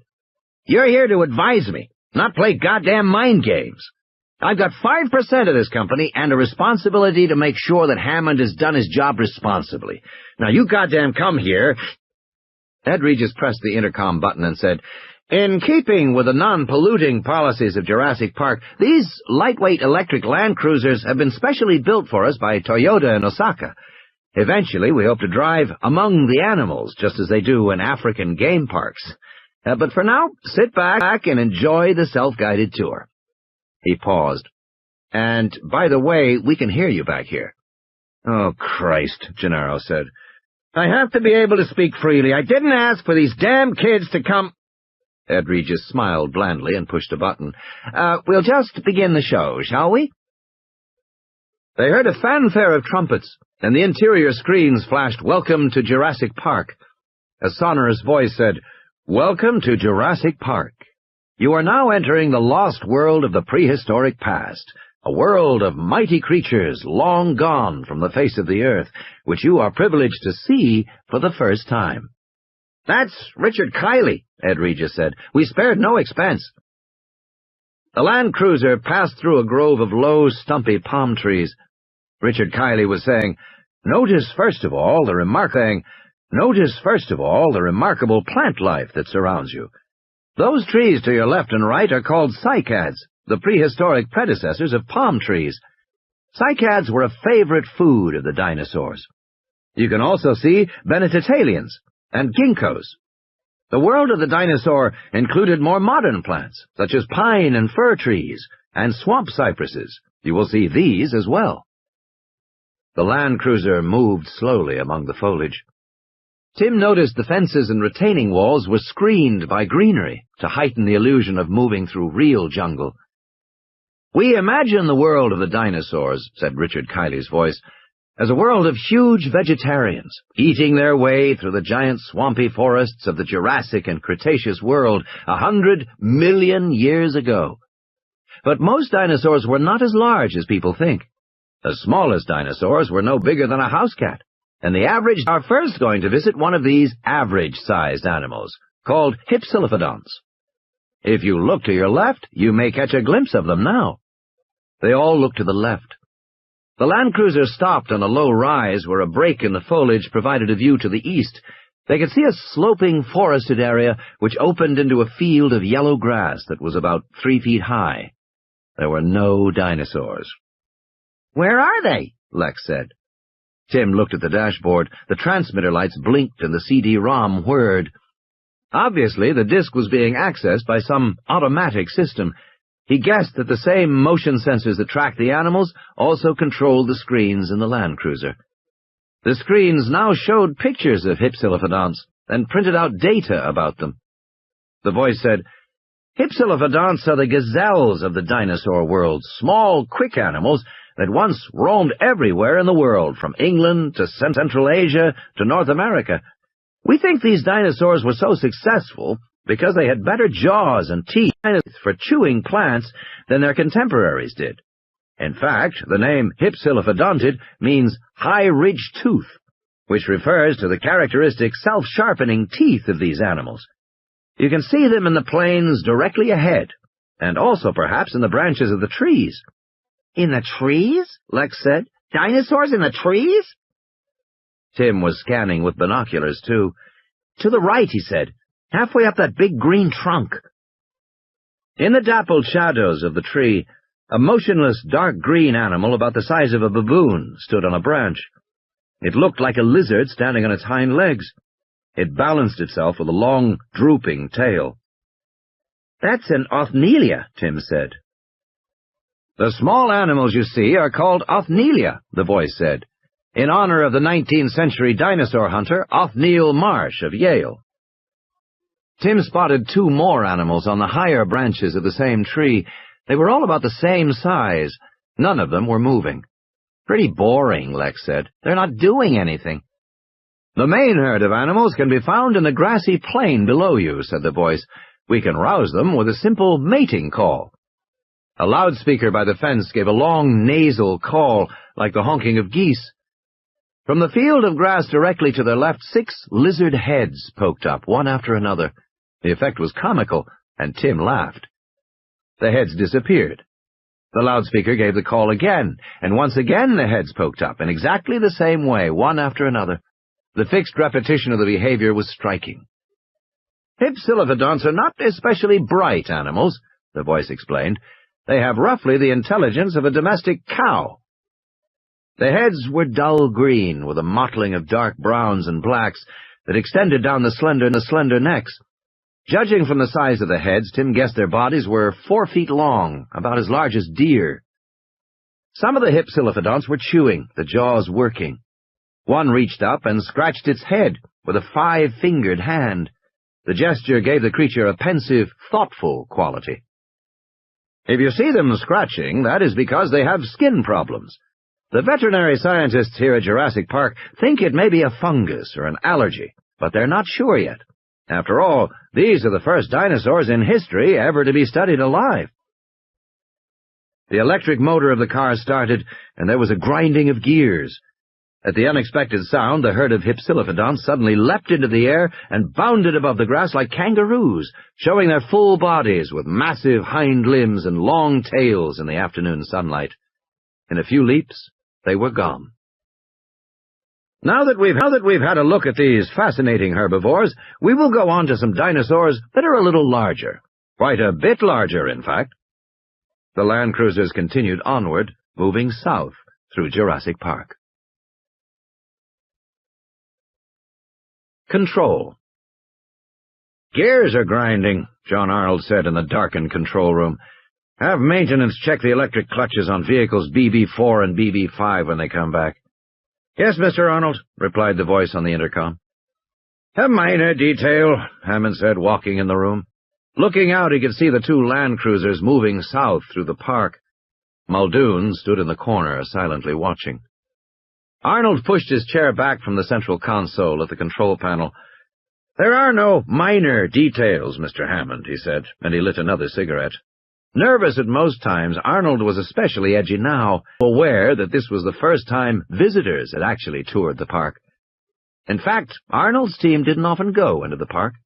Harding, the vet, sometimes did. The animal handlers went to the individual feeding houses, but otherwise they watched the park from the control room. And now, with visitors out there, he worried about 100 details. John Arnold was a systems engineer who had worked on the Polaris submarine missile in the late 1960s, until he had his first child and the prospect of making weapons became too distasteful. Meanwhile, Disney had started to create amusement park rides of great technological sophistication, and they employed a lot of aerospace people. Arnold helped build Disney World in Orlando, and had gone on to implement major parks at Magic Mountain in California, Old Country in Virginia, and Astroworld in Houston. His continuous employment at parks had eventually given him a somewhat skewed view of reality. Arnold contended, only half-jokingly, that the entire world was increasingly described by the metaphor of the theme park. "Paris is a theme park," he once announced after a vacation, "although it's too expensive, and the park employees are unpleasant and sullen." For the past 2 years, Arnold's job had been to get Jurassic Park up and running. As an engineer, he was accustomed to long time schedules. He often referred to the September opening, by which he meant September of the following year. And as the September opening approached, he was unhappy with the progress that had been made. He knew from experience that it sometimes took years to work the bugs out of a single park ride, let alone get a whole park running properly. "You're just a worrier," Hammond said. "I don't think so," Arnold said. "You've got to realize that from an engineering standpoint, Jurassic Park is by far the most ambitious theme park in history. Visitors will never think about it, but I do." He ticked the points off on his fingers. "First, Jurassic Park has all the problems of any amusement park: ride maintenance, queue control, transportation, food handling, living accommodations, trash disposal, security. Second, we have all the problems of a major zoo: care of the animals, health and welfare, feeding and cleanliness, protection from insects, pests, allergies, and illnesses, maintenance of barriers, and all the rest. And finally, we have the unprecedented problems of caring for a population of animals that no one has ever tried to maintain before." "Oh, it's not as bad as all that," Hammond said. "Yes, it is. You're just not here to see it," Arnold said. "The tyrannosaurs drink the lagoon water and sometimes get sick. We aren't sure why. The Triceratops females kill each other in fights for dominance and have to be separated into groups smaller than 6. We don't know why. The Stegosaurs frequently get blisters on their tongues and diarrhea, for reasons no one yet understands, even though we've lost 2. Hypsilophodonts get skin rashes. And the velociraptors— "Let's not start on the velociraptors," Hammond said. "I'm sick of hearing about the velociraptors, how they're the most vicious creatures anyone has ever seen." "They are," Muldoon said in a low voice. "They should all be destroyed." "You wanted to fit them with radio collars," Hammond said, and I agreed. "Yes, and they promptly chewed the collars off. But even if the raptors never get free," Arnold said, "I think we have to accept that Jurassic Park is inherently hazardous." "Oh, balls," Hammond said. "Whose side are you on, anyway?" "We now have 15 species of extinct animals, and most of them are dangerous," Arnold said. "We've been forced to delay the Jungle River ride because of the Dilophosaurs, and the Teratops Lodge in the Aviary, because the pterodactyls are so unpredictable. These aren't engineering delays, Mr. Hammond. They're problems with control of the animals." "You had plenty of engineering delays," Hammond said. "Don't blame it on the animals." "Yes, we have. In fact, it's all we could do to get the main attraction, Park Drive, working correctly, to get the CD-ROMs inside the cars to be controlled by the motion sensors. It's taken weeks of adjustment to get that working properly. And now the electric gear shifts on the cars are acting up. The gear shifts." "Let's keep it in perspective," Hammond said. "You get the engineering correct, and the animals will fall into place. After all, they're trainable." From the beginning, this had been one of the core beliefs of the planners. The animals, however exotic, would fundamentally behave like animals in zoos anywhere. They would learn the regularities of their care, and they would respond. "Meanwhile, how's the computer?" Hammond said. He glanced at Dennis Nedry, who was working at a terminal in the corner of the room. "This damn computer has always been a headache." "We're getting there," Nedry said. "If you had done it right in the first place," Hammond began. But Arnold put a restraining hand on his arm. Arnold knew there was no point in antagonizing Nedry while he was working. "It's a large system," Arnold said. "There are bound to be glitches." In fact, the bug list now ran to more than 130 items, and included many odd aspects. For example, the animal feeding program reset itself every 12 hours, not every 24 hours, and would not record feedings on Sundays. As a result, the staff could not accurately measure how much the animals were eating. The security system, which controlled all the security card-operated doors, cut out whenever main power was lost and did not come back on with auxiliary power. The security program only ran with main power. The physical conservation program, intended to dim lights after 10 p.m., only worked on alternate days of the week. The automated fecal analysis, called auto-poop, designed to check for parasites in the animal stools, invariably recorded all specimens as having the parasite Plagostomum venulosum, although none did. The program then automatically dispensed medication into the animal's food. If the handlers dumped the medicine out of the hoppers to prevent its being dispensed, an alarm sounded, which could not be turned off. And so it went, page after page of errors. When he had arrived, Dennis Nedry had been under the impression that he could make all the fixes himself over the weekend. He had paled when he saw the full listing. Now he was calling his office in Cambridge, telling his staff programmers they were going to have to cancel their weekend plans and work overtime until Monday. And he had told John Arnold that he would need to use every telephone link between Isla Nublar and the mainland just to transfer program data back and forth to his programmers. While Nedry worked, Arnold punched up a new window in his own monitor. It allowed him to see what Nedry was doing at the corner console. Not that he didn't trust Nedry, but Arnold just liked to know what was going on. He looked at the graphics display on his right-hand console, which showed the progress of the electric land cruisers. They were following the river, just north of the aviary and the Ornithiskian paddock. "If you look to your left," said the voice, "you will see the dome of the Jurassic Park aviary, which is not yet finished for visitors." Tim saw sunlight glinting off aluminum struts in the distance. "And directly below is our Mesozoic jungle river, where, if you are lucky, you just may catch a glimpse of a very rare carnivore. Keep your eyes peeled, everyone." Inside the Land Cruiser, the screen showed a bird-like head topped with a flaming red crest. But everyone in Tim's car was looking out the windows. The car was driving along a high ridge, overlooking a fast mover below. The river was almost enclosed by dense foliage on both sides. "There they are now," said the voice.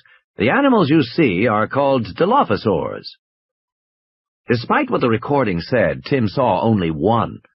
The Dilophosaur crouched on its hind legs by the river, drinking. It was built on the basic carnivore pattern with a heavy tail, strong hind limbs, and a long neck. Its 10-foot-tall body was spotted yellow and black like a leopard. But it was the head that held Tim's attention. Two broad, curving crests ran along the top of the head from the eyes to the nose. The crests met in the center, making a V shape above the dinosaur's head. The crests had red and black stripes, reminiscent of a parrot or toucan. The animal gave a soft hooting cry like an owl. "They're pretty," Lex said. Dilophosaurus, the tape said, is one of the earliest carnivorous dinosaurs. Scientists thought their jaws were too weak to kill prey, and imagined they were primarily scavengers, but now we know they are poisonous. "Hey," Tim grinned, "all right." Again the distinctive hooting call of the Dilophosaur drifted across the afternoon air toward them. Lex shifted uneasily in her seat. "Are they really poisonous, Mr. Regis?" "Don't worry about it," Ed Regis said. "But are they?" "Well, yes, Lex. Along with such living reptiles as Gila monsters and rattlesnakes, Dilophosaurus secretes a hematotoxin from glands in its mouth. Unconsciousness follows within minutes of a bite. The dinosaur will then finish the victim off at its leisure, making Dilophosaurus a beautiful but deadly addition to the animals you see here at Jurassic Park." The Land Cruiser turned a corner, leaving the river behind. Tim looked back, hoping for a last glimpse of the Dilophosaur. This was amazing. Poisonous dinosaurs. He wished he could stop the car, but everything was automatic. He bet Dr. Grant wanted to stop the car, too. "If you look on the bluff to the right, you'll see Les Gigantes, the site of our superb 3-star dining room. Chef Alain Richard hails from the world-famous Le Beaumanière in France. Make your reservations by dialing 4 from your hotel rooms." Tim looked up on the bluff and saw nothing. Not for a while, though," Ed Regis said. "The restaurant won't even start construction until November." Continuing on our prehistoric safari, we come next to the herbivores of the Ornithiskian group. If you look to your right, you can probably see them now. Tim saw two animals standing motionless in the shade of a large tree. Triceratops, the size and gray color of an elephant, with the truculent stance of a rhino. The horns above each eye curved 5 feet into the air, looking almost like inverted elephant tusks. A third rhino-like horn was located near the nose, and they had the beaky snout of a rhino. "Unlike other dinosaurs," the voice said, "Triceratops serratus can't see well. They're nearsighted like the rhinos of today, and they tend to be surprised by moving objects. They'd charge our car if they were close enough to see it. But relax, folks. We're safe enough here." Triceratops have a fan-shaped crest behind their heads. It's made of solid bone, and it's very strong. These animals weigh about 7 tons each. Despite their appearance, they are actually quite docile. They know their handlers, and they'll allow themselves to be petted. They particularly like to be scratched in the hindquarters. "Why don't they move?" Lex said. She rolled down her window. "Hey, stupid dinosaur, move!" "Don't bother the animals, Lex," Ed Regis said. "Why, it's stupid. They just sit there like a picture in a book," Lex said. The voice was saying, "Easy-going monsters from a bygone world stand in sharp contrast to what we will see next. The most famous predator in the history of the world, the mighty tyrant lizard known as Tyrannosaurus Rex." "Good. Tyrannosaurus Rex," Tim said. "I hope he's better than these bozos," Lex said, turning away from the Triceratops. The land cruiser rumbled forward.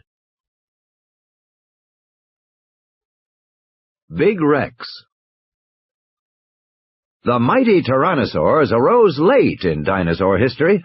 Dinosaurs ruled the Earth for 120 million years, but there were tyrannosaurs for only the last 15 million years of that period.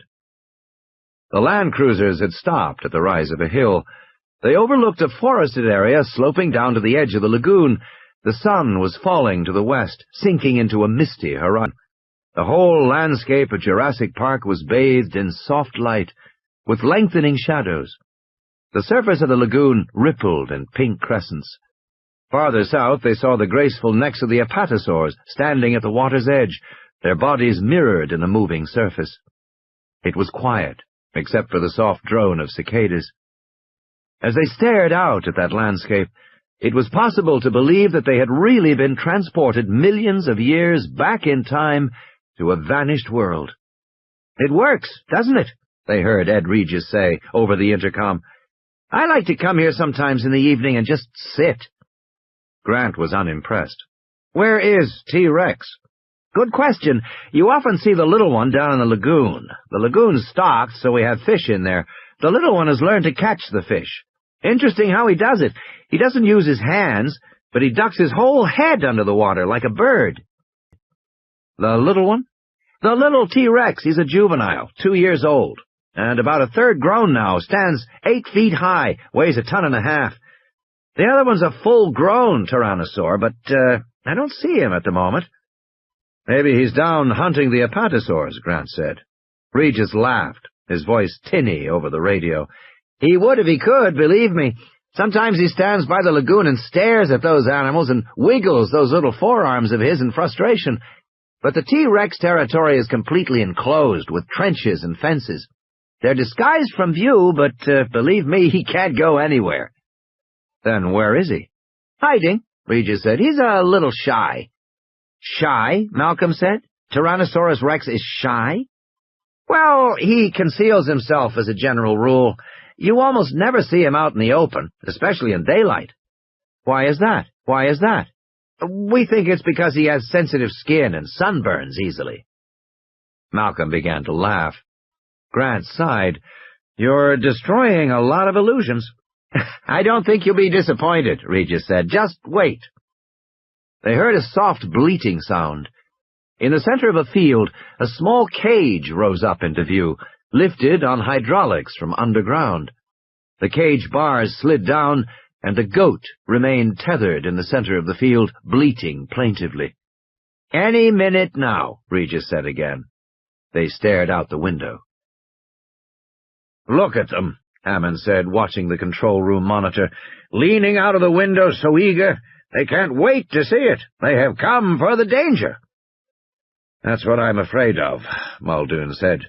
He twirled the keys on his finger and watched the land cruisers tensely. This was the first time that visitors had toured Jurassic Park, and Muldoon shared Arnold's apprehension. Robert Muldoon was a big man, 50 years old, with a steel-gray mustache and deep blue eyes. Raised in Kenya, he had spent most of his life as a guide for African big-game hunters, as had his father before him. But since 1980, he had worked principally for conservation groups and zoo designers as a wildlife consultant. He had become well known.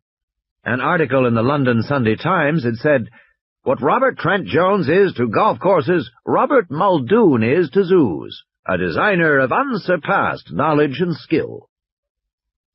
In 1986, he had done some work for a San Francisco company that was building a private wildlife park on an island in North America. Muldoon had laid out the boundaries for different animals, defining space and habitat requirements for lions, elephants, zebras, and hippos, identifying which animals could be kept together and which had to be separated. At the time, it had been a fairly routine job. He had been more interested in an Indian park called Tiger World in southern Kashmir. Then, a year ago, he was offered a job as game warden of Jurassic Park. It coincided with a desire to leave Africa. The salary was excellent. Muldoon had taken it on for a year. He was astonished to discover the park was really a collection of genetically engineered prehistoric animals. It was, of course, interesting work, but during his years in Africa, Muldoon had developed an unblinking view of animals, an unromantic view, that frequently set him at odds with the Jurassic Park management in California, particularly the little martinet standing beside him in the control room. In Muldoon's opinion, cloning dinosaurs in a laboratory was one thing, maintaining them in the wild was quite another. It was Muldoon's view that some dinosaurs were too dangerous to be kept in a park setting. In part, the danger existed because they still knew so little about the animals. For example, nobody even suspected the Dilophosaurs were poisonous until they were observed hunting indigenous rats on the island, biting the rodents and then stepping back to wait for them to die. And even then, nobody suspected the Dilophosaurs could spit until one of the handlers was almost blinded by spitting venom. After that, Hammond had agreed to study Dilophosaur venom, which was found to contain 7 different toxic enzymes. It was also discovered that the Dilophosaurs could spit a distance of 50 feet. Since this raised the possibility that a guest in a car might be blinded, management decided to remove the poison sacs. The vets had tried twice on 2 different animals without success. No one knew where the poison was being secreted, and no one would ever know until an autopsy was performed on a Dilophosaur, and management would not allow one to be killed. Muldoon worried even more about the velociraptors. They were instinctive hunters, and they never passed up prey. They killed even when they weren't hungry. They killed for the pleasure of killing. They were swift, strong runners and astonishing jumpers. They had lethal claws on all 4 limbs. One swipe of a forearm would disembowel a man, spilling his guts out. And they had powerful tearing jaws that ripped flesh instead of biting it. They were far more intelligent than the other dinosaurs, and they seemed to be natural cage breakers. Every zoo expert knew that certain animals were especially likely to get free of their cages. Some, like monkeys and elephants, could undo cage doors. Others, like wild pigs, were unusually intelligent and could lift gate fasteners with their snouts. But who would suspect that the giant armadillo was a notorious cage breaker, or the moose? Yet a moose was almost as skillful with its snout as an elephant with its trunk. Moose were always getting free. They had a talent for it. And so did velociraptors. Raptors were at least as intelligent as chimpanzees.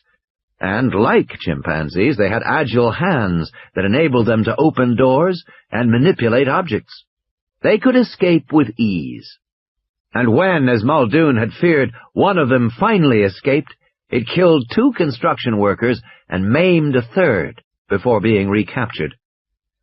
After that episode, the visitor lodge had been reworked with heavy barred gates, a high perimeter fence, and tempered glass windows, and the raptor holding pen was rebuilt with electronic sensors to warn of another impending escape. Muldoon wanted guns as well, and he wanted shoulder-mounted Law missile launchers. Hunters knew how difficult it was to bring down a 4-ton African elephant, and some of the dinosaurs weighed 10 times as much. Management was horrified, insisting there be no guns anywhere on the island. When Muldoon threatened to quit and to take his story to the press, a compromise was reached. In the end, 2 specially built laser-guided missile launchers were kept in a locked room in the basement. Only Muldoon had keys to the room. Those were the keys Muldoon was twirling now.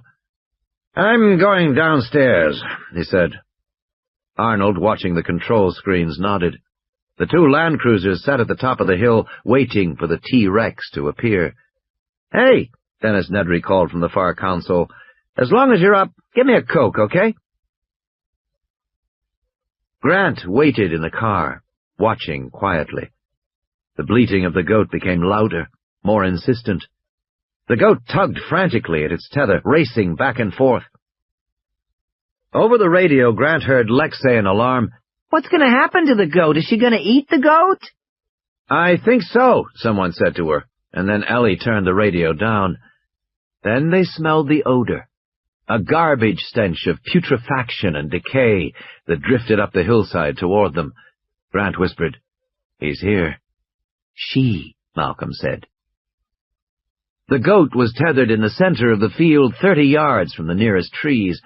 The dinosaur must be somewhere among the trees, but for a moment Grant could see nothing at all.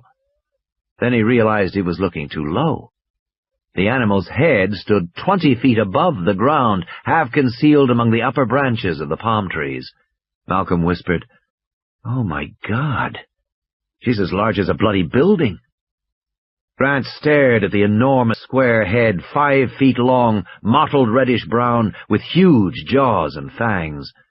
The Tyrannosaur's jaws worked once, opening and closing, but the huge animal did not emerge from hiding.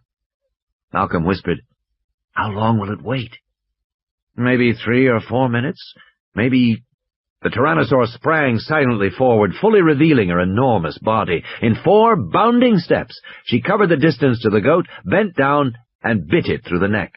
The bleating stopped. There was silence. Poised over her kill, the Tyrannosaur became suddenly hesitant. Her massive head turned on the muscular neck, looking in all directions. She stared fixedly at the Land Cruiser, high above on the hill. Malcolm whispered, "Can she see us?" "Oh, yes," Regis said on the intercom. "Let's see if she's going to eat here in front of us, or if she's going to drag the prey away." The Tyrannosaur bent down and sniffed the carcass of the goat. A bird chirped, her head snapped up, alert, watchful. She looked back and forth, scanning in small, jerking shifts. "Like a bird," Ellie said. Still the Tyrannosaur hesitated. "What is she afraid of?" Malcolm whispered. "Probably another Tyrannosaur," Grant whispered. Big carnivores like lions and tigers often became cautious after a kill, behaving as if suddenly exposed.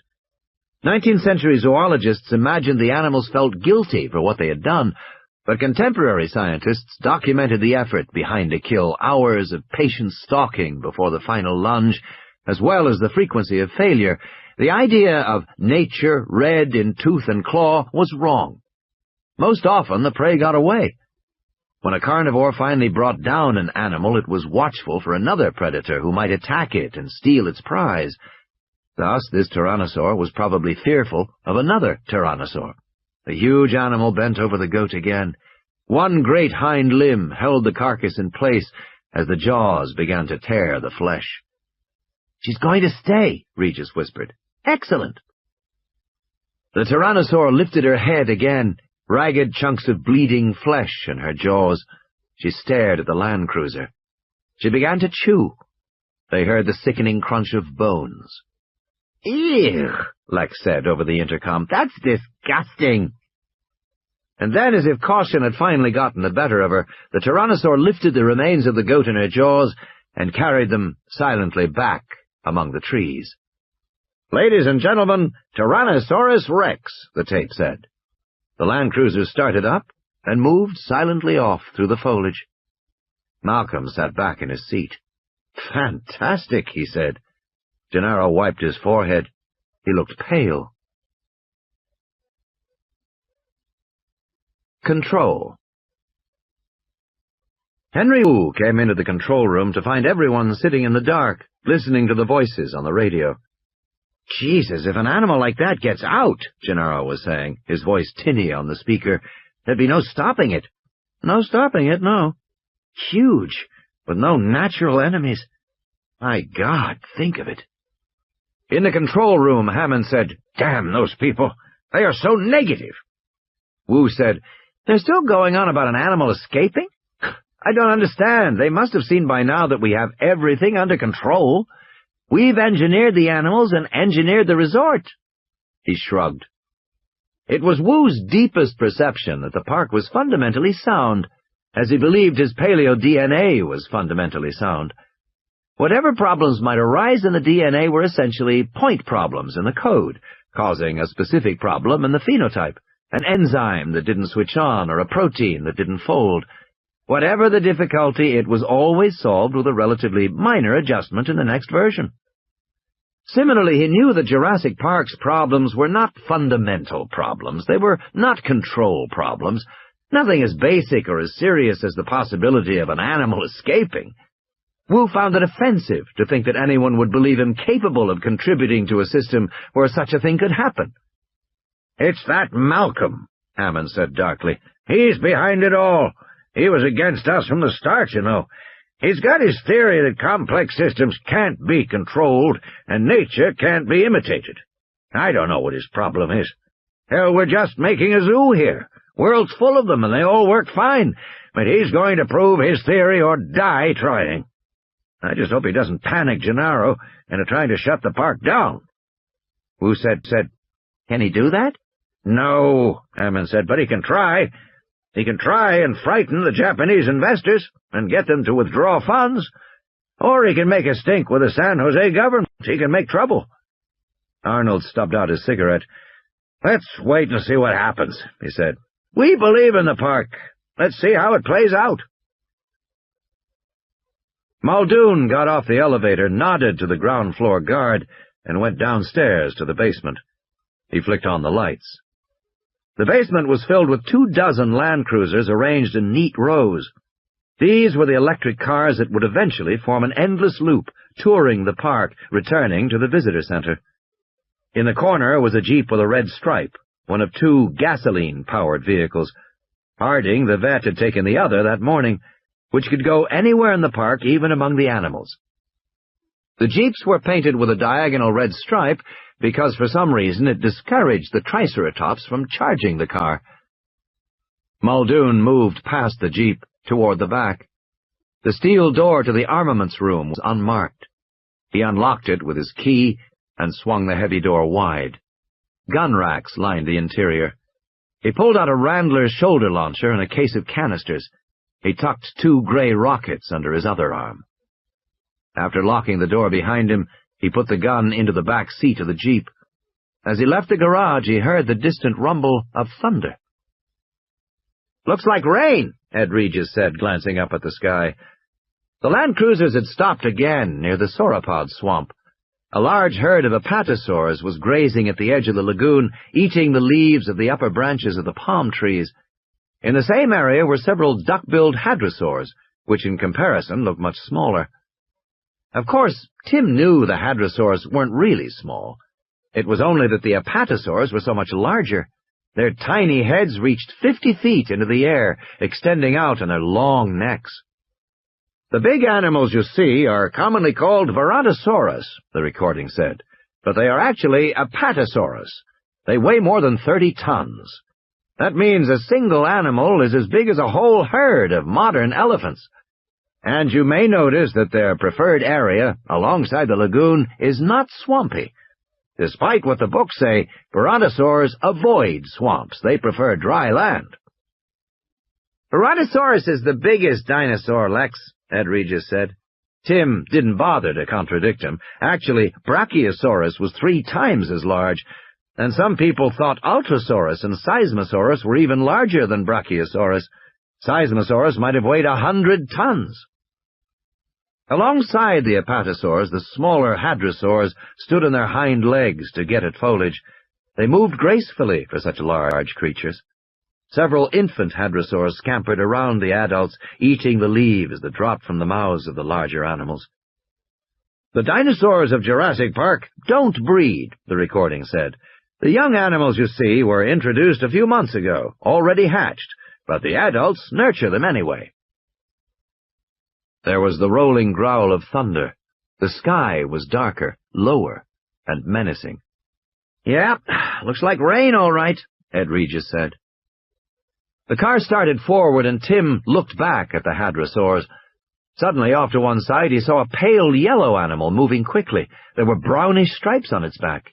He recognized it instantly. "Hey!" he shouted. "Stop the car!" "What is it?" Ed Regis said. "Quick! Stop the car!" "We move on now to see the last of our great prehistoric animals, the stegosaurs," the recorded voice said. "What's the matter, Tim?" "I saw one! I saw one in the field out there." "Saw what?" "A raptor in that field." "The stegosaurs are a mid-Jurassic animal evolving about 170 million years ago," the recording said. "Several of these remarkable herbivores live here at Jurassic Park." "Oh, I don't think so, Tim," Ed Regis said. "Not a raptor." "I did! Stop the car!" There was a babble on the intercom as the news was relayed to Grant and Malcolm. "Tim says he saw a raptor." "Where?" "Back at the field." "Let's go back and look." "We can't go back," Ed Regis said. "We can only go forward. The cars are programmed." "We can't go back?" Grant said. "No," Regis said. "Sorry. You see, it's kind of a ride." "Tim, this is Professor Malcolm," said a voice cutting in on the intercom. "I have just one question for you about this raptor. How old would you say it was?" "Older than the baby we saw today," Tim said, "and younger than the big adults in the pen. The adults were 6 feet tall. This one was about half that size." "That's fine," Malcolm said. "I only saw it for a second," Tim said. "I'm sure it wasn't a raptor," Ed Regis said. "It couldn't possibly be a raptor. Must have been one of the Aussies. They're always jumping their fences. We have a hell of a time with them." "I know I saw a raptor," Tim said. "I'm hungry," Lex said. She was starting to whine. In the control room, Arnold turned to Wu. "What do you think the kids saw?" "I think it must have been an Aussie." Arnold nodded. "We have trouble tracking Aussies because they spend so much time in the trees." The Aussies were an exception to the usual minute-to-minute control they maintained over the animals.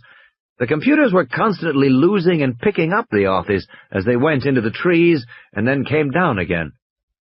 "What burns me," Hammond said, "is that we have made this wonderful park, this fantastic park, and our very first visitors are going through it like accountants, just looking for problems. They aren't experiencing the wonder of it at all." "That's their problem," Arnold said. "We can't make them experience wonder." The intercom clicked and Arnold heard a voice drawl. "John, this is the NB over at the dock. We haven't finished offloading, but I'm looking at that storm pattern south of us. I'd rather not be tied up here if this chop gets any worse." Arnold turned to the monitor showing the cargo vessel, which was moored at the dock on the east side of the island. He pressed the radio button. "How much left to do, Jim?" "Just the 3 final equipment containers. I haven't checked the manifest, but I assume you can wait another 2 weeks for it. We're not well berthed here, you know, and we're 100 miles offshore." "You're requesting permission to leave?" "Yes, John." "I want that equipment," Hammond said. "That's equipment for the labs. We need it." "Yes," Arnold said, "but you didn't want to put money into a storm barrier to protect the pier, so we don't have a good harbor. If the storm gets worse, the ship will be pounded against the dock. I've seen ships lost that way. Then you've got all the other expenses, replacement of the vessel, plus salvage to clear your dock, and you can't use your dock until you do." Hammond gave a dismissing wave. "Get them out of there." "Permission to leave, Anby," Arnold said into the radio. "See you in 2 weeks," the voice said. On the video monitor, they saw the crew on the decks, casting off the lines. Arnold turned back to the main console bank. He saw the land cruisers moving through fields of steam. "Where are they now?" Hammond said. "It looks like the South Fields," Arnold said. The southern end of the island had more volcanic activity than the north. "That means they should be almost to the Stegos. I'm sure they'll stop and see what Harding is doing." Stegosaur. As the land cruiser came to a stop, Ellie Sattler stared through the plumes of steam at the Stegosaurus. It was standing quietly, not moving. A jeep with a red stripe was parked alongside it. "I have to admit, that's a funny-looking animal," Malcolm said. The Stegosaurus was 20 feet long with a huge, bulky body and vertical armor plates along its back. The tail had dangerous-looking 3-foot spikes. but the neck tapered to an absurdly small head with a stupid gaze, like a very dumb horse. As they watched, a man walked around from behind the animal. "That's our vet, Dr. Harding," Regis said over the radio. "He's anesthetized the stego, which is why it's not moving. It's sick." Grant was already getting out of the car, hurrying toward the motionless stegosaur. Ellie got out and looked back as the second Land Cruiser pulled up and the two kids jumped out. "What's he sick with?" Tim said. "They're not sure," Ellie said. The great leathery plates along the stegosaur's spine drooped slightly. It breathed slowly, laboriously, making a wet sound with each breath. "Is it contagious?" Lex said. They walked toward the tiny head of the animal, where Grant and the vet were on their knees, peering into the stegosaur's mouth. Lex wrinkled her nose. "This thing sure is big," she said, "and smelly." "Yes, it is." Ellie had already noticed the stegosaur had a peculiar odor, like rotting fish. It reminded her of something she knew, but couldn't quite place. In any case, she had never smelled a stegosaur before. Maybe this was its characteristic odor. But she had her doubts. Most herbivores did not have a strong smell, nor did their droppings. It was reserved for the meat-eaters to develop a real stink. "Is that because it's sick?" Lex asked. "Maybe. And don't forget the vets tranquilized it." "Ellie, have a look at this tongue," Grant said. The dark purple tongue drooped limply from the animal's mouth. The vet shone a light on it so she could see the very fine silvery blisters. "Microvesicles," Ellie said. "Interesting." "We've had a difficult time with these stegos," the vet said. "They're always getting sick." "What are the symptoms?" Ellie asked. She scratched the tongue with her fingernail. A clear liquid exuded from the broken blisters. "Ugh," Lex said. "Imbalance, disorientation, labored breathing, and massive diarrhea," Harding said. "Seems to happen about once every 6 weeks or so." "They feed continuously?" "Oh, yes," Harding said. "Animal this size has to take in a minimum of 500 or 600 pounds of plant matter daily just to keep going. They're constant foragers." "Then it's not likely to be poisoning from a plant," Ellie said. "Constant browsers would be constantly sick if they were eating a toxic plant, not every 6 weeks." "Exactly," the vet said. "May I?" Ellie asked. She took the flashlight from the vet. "You have pupillary effects from the tranquilizer?" she said, shining the light in the stegosaur's eye. "Yes, there's a meiotic effect. Pupils are constricted." "But these pupils are dilated," she said. Harding looked. There was no question. The stegosaur's pupil was dilated and did not contract when light shone on it.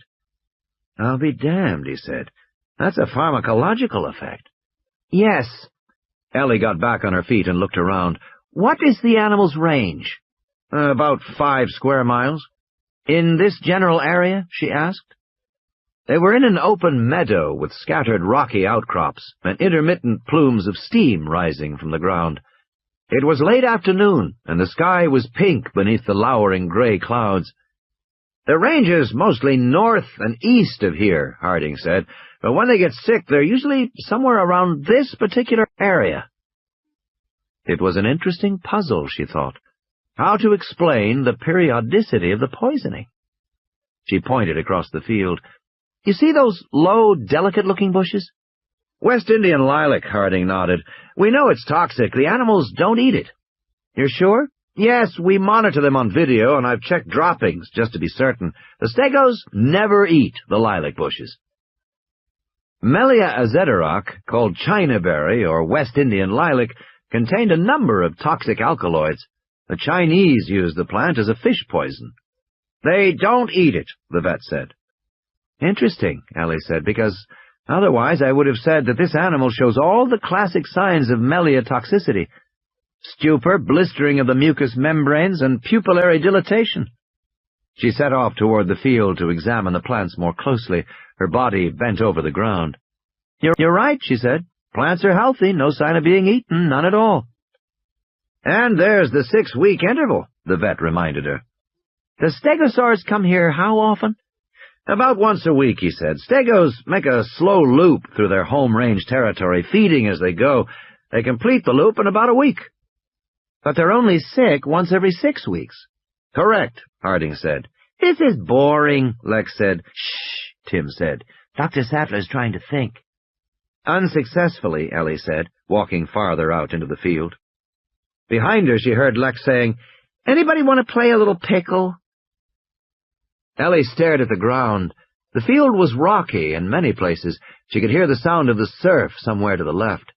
There were berries among the rocks. Perhaps the animals were just eating berries, but that didn't make sense. West Indian lilac berries were terribly bitter. Finding anything? Grant said, coming up to join her. Ellie sighed. Just rocks, she said. We must be near the beach, because all these rocks are smooth, and they're in funny little piles. Funny little piles? Grant said. All over. There's one pile right there. She pointed. As soon as she did, she realized what she was looking at. The rocks were worn, but it had nothing to do with the ocean. These rocks were piled in small piles, almost as if they had been thrown down that way. They were piles of gizzard stones. Many birds and crocodiles swallowed small stones, which collected in a muscular pouch in the digestive tract called the gizzard. Squeezed by the muscles of the gizzard, the stones helped crush tough plant food before it reached the stomach, and thus aided digestion. Some scientists thought dinosaurs also had gizzard stones. For one thing, dinosaur teeth were too small and too little worn to have been used for chewing food.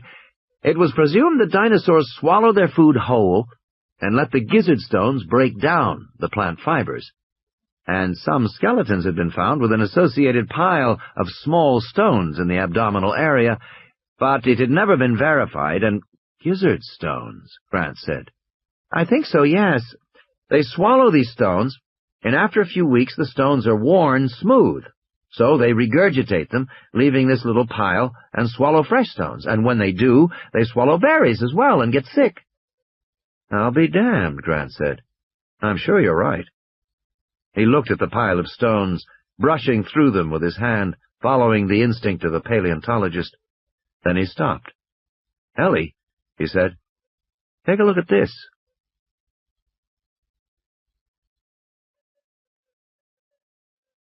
Put it there, babe, right in the old mitt, Lex cried, and Gennaro threw the ball to her.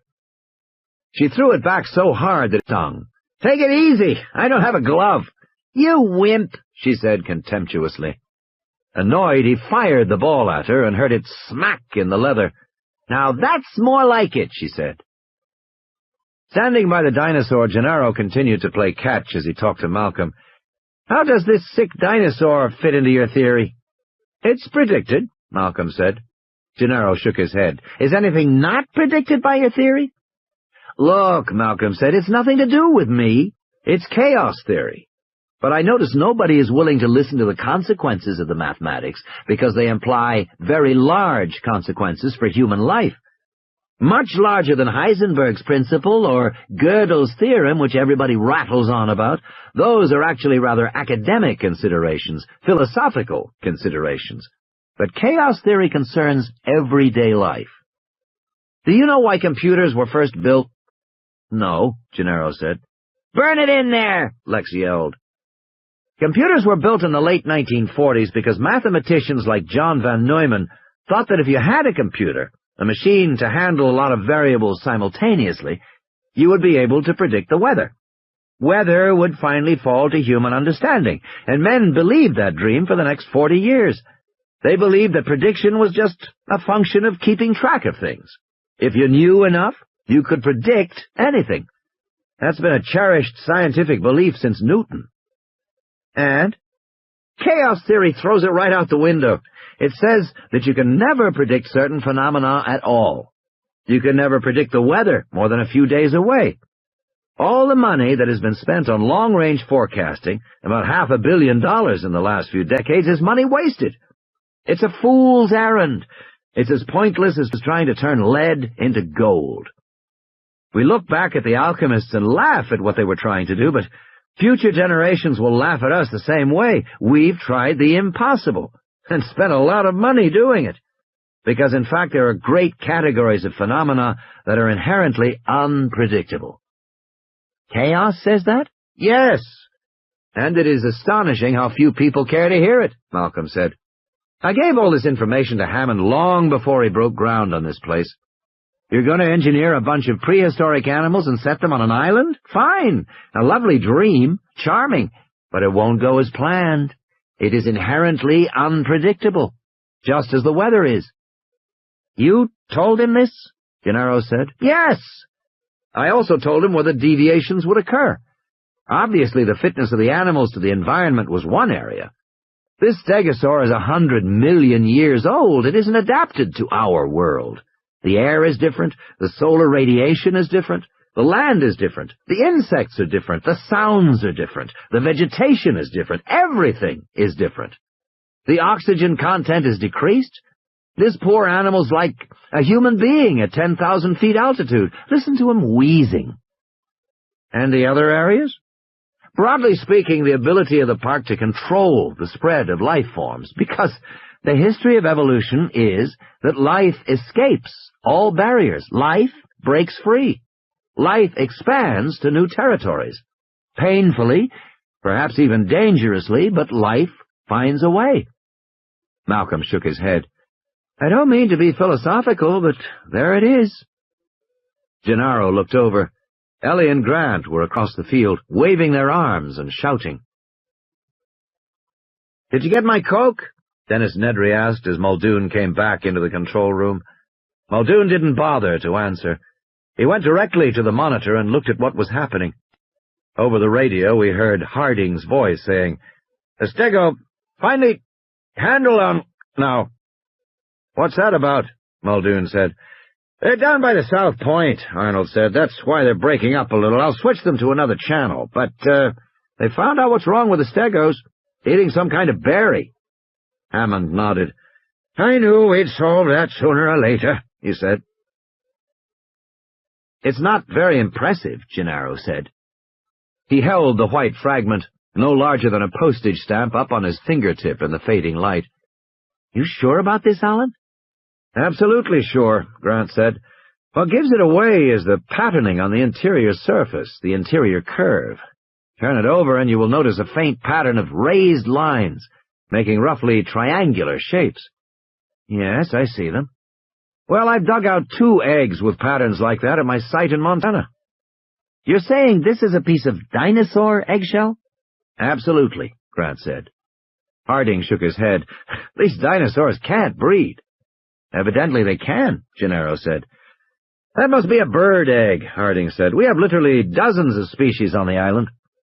Grant shook his head. Look at the curvature. The shell is almost flat. That's from a very big egg. And notice the thickness of the shell. Unless you have ostriches on this island, it's a dinosaur egg. But they can't possibly breed, Harding insisted. All the animals are female. All I know, Grant said, is that this is a dinosaur egg. Malcolm said, Can you tell the species? Yes, Grant said.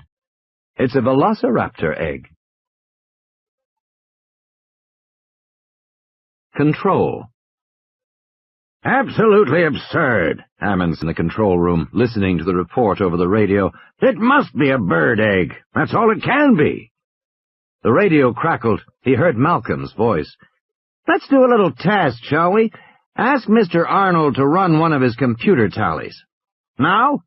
Yes, right now. I understand you can transmit it to the screen in Dr. Harding's car. Do that, too, will you? No problem, Arnold said. A moment later, the screen in the control room printed out the same list as before of the total animal numbers in the park. There was no change in the figures. I hope you're satisfied, Hammond said. Are you receiving it down there on your screen? We see it, Malcolm said. Everything accounted for, as always. He couldn't keep the satisfaction out of his voice. Now then, Malcolm said, can you have the computer search for a different number of animals? Like what? Arnold said. Try 239. Just a minute, Arnold said, frowning. A moment later, the screen printed the list again. Above the list, the total number of animals was now given as 239. At the bottom of the list, the totals now read, expected animals 238, found animals 239. The list itself was unchanged, except for the number of found procompsognathids. Hammond sat forward. What the hell is that? We picked up another copy. From where? I don't know. The radio crackled. Now then, can you ask the computer to search for, let us say, 300 animals? What is he talking about? Hammond said, his voice rising. 300 animals? What's he talking about? Just a minute, Arnold said. That'll take a few minutes. He pushed buttons on the screen. The first line of the totals appeared. Total animals, 239. I don't understand what he's driving at, Hammond said. I'm afraid I do, Arnold said. He watched the screen. The numbers on the first line were clicking. Total animals, 244. 244? Hammond said. What's going on? The computer is counting the animals in the park, Wu said. All the animals.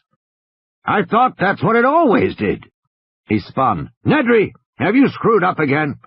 No, Nedry said, looking up from his console. Computer allows the operator to enter an expected number of animals in order to make the counting process faster, but it's a convenience, not a flaw. He's right, Arnold said. We just always used the base count of 238 because we assumed there couldn't be more. Total animals, 262. Wait a minute, Hammond said. These animals can't breed. The computer must be counting field mice or something. I think so, too, Arnold said. It's almost certainly an error in the visual tracking.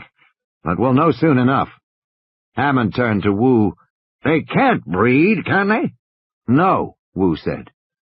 Total animals, 270. Where are they coming from? Arnold said. Damned if I know, Wu said. They watched the numbers climb. Total animals, 283. Over the radio they heard Gennaro say, "Holy shit, how much more?" And they heard the girl say, "I'm getting hungry. When are we going home?" Pretty soon, Lex.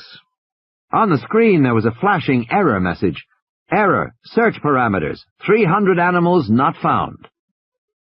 An error, Hammond said, nodding. I thought so. I had the feeling all along there must be an error. But a moment later the screen printed, total animals 292. Tyrannosaurs expected 2, found 2, version 4.1. Maiasaurs expected 21, found 22, version unknown. Stegosaurs expected 4, found 4, version 3.9. Triceratops expected 8, found 8, version 3.1. Procompsognathids expected 49, found 65, version unknown. Othnielia expected 16, found 23, version unknown. Velociraptors expected 8, found 37, version unknown. Apatosaurs expected 17, found 17, version 3.1. Hadrosaurs expected 11, found 11, version 3.1. Dilophosaurs expected 7, found 7, version 4.3. Pterosaurs expected 6, found 6, version 4.3. Hypsilophodontids expected 33, found 34, version unknown. Euplacephalids expected 16, found 16, version 4.0. Styracosaurs expected 18, found 18, version 3.9. Microceratops expected 22, found 22, version 4.1. Total expected 238, total found 292. The radio crackled. Now you see the flaw in your procedures, Malcolm said. You only tracked the expected number of dinosaurs. You were worried about losing animals, and your procedures were designed to advise you instantly if you had less than the expected number, but that wasn't the problem. The problem was you had more than the expected number. Christ, Arnold said. There can't be more, Wu said. We know how many we've released. There can't be more than that. Afraid so, Henry, Malcolm said. They're breeding. No! Even if you don't accept Grant's eggshell, you can prove it with your own data. Take a look at the Compy height graph. Arnold will put it up for you. Arnold did so, and they saw the same smooth single curve as before, the heights peaking at 33 and 34 centimeters. Notice anything about it? Malcolm said. It's a Poisson distribution, Wu said. Normal curve. But didn't you say you introduced the compies in 3 batches at 6-month intervals? Yes. Then you should get a graph with peaks for each of the 3 separate batches that were introduced, Malcolm said, tapping the keyboard. Like this. A new graph appeared showing an uneven curve with 3 peaks at 26, 33, and 38 centimeters. But you didn't get this graph, Malcolm said. The graph you actually got is a graph of a breeding population. Your compies are breeding. Wu shook his head. I don't see how. They're breeding, and so are the Othnielia, the Myosaurs, the Hypses, and the Velociraptors. Christ, Muldoon said. There are raptors free in the park. Well, it's not that bad, Hammond said, looking at the screen. We have increases in just 3 categories. Well, 5 categories. Very small increases in 2 of them. What are you talking about? Wu said loudly. Don't you know what this means? Of course I know what this means, Henry, Hammond said. It means you screwed up. Absolutely not. You've got breeding dinosaurs out there, Henry. But they're all female, Wu said. It's impossible. There must be a mistake. And look at the numbers. A small increase in the big animals, the Myosaurs and the Hypses, and big increases in the number of small animals. It just doesn't make sense. It must be a mistake. The radio clicked. Actually not, Grant said. I think these numbers confirm that breeding is taking place in 7 different sites around the island. Breeding sites. The sky was growing darker. Thunder rumbled in the distance. Grant and the others leaned in the doors of the jeep, staring at the screen on the dashboard. Breeding sites? Wu said over the radio. Nests, Grant said. Assuming the average clutch is 8 to 12 hatching eggs, these data would indicate the compies have 2 nests. The raptors have 2 nests, the Othies have 1 nest, and the Hypses and the Mayas have 1 nest each. Where are these nests? We'll have to find them, Grant said. Dinosaurs build their nests in secluded places. But why are there so few big animals, Wu said? If there is a Maya nest of 8 to 12 eggs, there should be 8 to 12 new Mayas, not just 1. That's right, Grant said. Except that the raptors and the compies that are loose in the park are probably eating the eggs of the bigger animals, and perhaps eating the newly hatched young as well. But we've never seen that, Arnold said over the radio. Raptors are nocturnal, he said. Is anyone watching the park at night? There was a long silence. I didn't think so, Grant said. It still doesn't make sense, Wu said. You can't support 50 additional animals on a couple of nests of eggs. No, Grant said. I assume they are eating something else as well. Perhaps small rodents, mice and rats? There was another silence. Let me guess, Grant said. When you first came to the island, you had a problem with rats, but as time passed, the problem faded away. Yes, that's true. And you never thought to investigate why? Well, we just assumed, Arnold said. Look, Wu said, the fact remains all the animals are female. They can't breed. Grant had been thinking about that. He had recently learned of an intriguing West German study that he suspected held the answer. When you made your dinosaur DNA, Grant said, you were working with fragmentary pieces, is that right? Yes, Wu said. In order to make a complete strand, were you ever required to include DNA fragments from other species? Occasionally, yes, Wu said. It's the only way to accomplish the job. Sometimes we included avian DNA from a variety of birds, and sometimes reptilian DNA. Any amphibian DNA, specifically frog DNA? Possibly, I'd have to check. Check, Grant said. I think you'll find that holds the answer. Malcolm said, Frog DNA? Why frog DNA? Gennaro said impatiently, Listen, this is all very intriguing, but we're forgetting the main question. Have any animals gotten off the island? Grant said, We can't tell from these data. Then how are we going to find out? There's only one way I know, Grant said. We'll have to find the individual dinosaur nests, inspect them, and count the remaining egg fragments. From that, we may be able to determine how many animals were originally hatched, and we can begin to assess whether any are missing. Malcolm said, "Even so, you won't know if the missing animals are killed or dead from natural causes, or whether they have left the island." "No," Grant said, "but it's a start. And I think we can get more information from an intensive look at the population graphs." "How are we going to find these nests?" "Actually," Grant said, "I think the computer will be able to help us with that." "Can we go back now?" Lex said. "I'm hungry." "Yes, let's go," Grant said, smiling at her. "You've been very patient." "You'll be able to eat in about 20 minutes, Ed Regis said, starting toward the 2 land cruisers. "I'll stay for a while," Ellie said, "and get photos of the stego with Dr. Harding's camera. Those vesicles in the mouth will have cleared up by tomorrow." "I want to get back," Grant said. "I'll go with the kids." "I will too," Malcolm said. "I think I'll stay," Gennaro said, "and go back with Harding in his jeep, with Dr. Sattler." "Fine, let's go." They started walking. Malcolm said, "Why exactly is our lawyer staying?" Grant shrugged. "I think it might have something to do with Dr. Sattler." "Really? The shorts, you think?" "It's happened before," Grant said. When they came to the land cruisers, Tim said, "I want to ride in the front one this time with Dr. Grant." Malcolm said, "Unfortunately, Dr. Grant and I need to talk." "I'll just sit and listen. I won't say anything," Tim said. "It's a private conversation," Malcolm said. "Tell you what, Tim," Ed Regis said, "let them sit in the rear car by themselves. We'll sit in the front car, and you can use the night vision goggles. Have you ever used night vision goggles, Tim? They're goggles with very sensitive CCDs that allow you to see in the dark." "Neat," he said, and moved toward the first car. "Hey," Lex said, "I want to use it too." "No," Tim said. "No fair, no fair. You get to do everything, Timmy."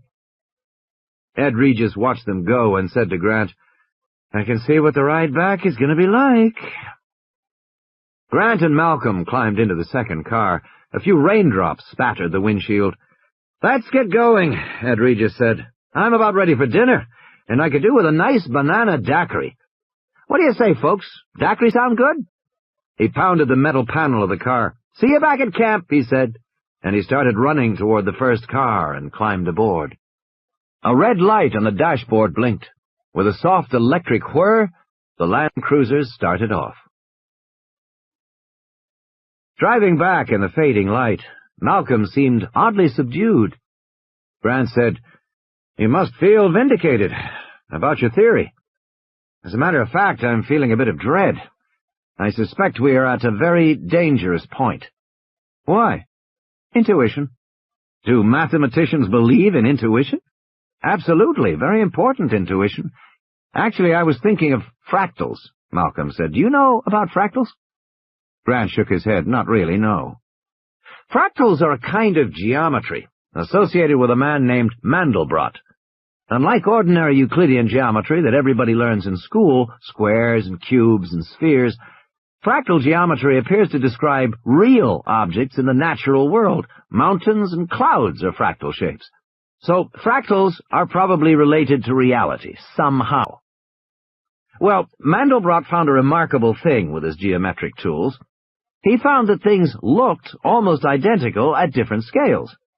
"At different scales?" Grant said. "For example," Malcolm said, "a big mountain seen from far away has a certain rugged mountain shape. If you get closer and examine a small peak of the big mountain, it will have the same mountain shape.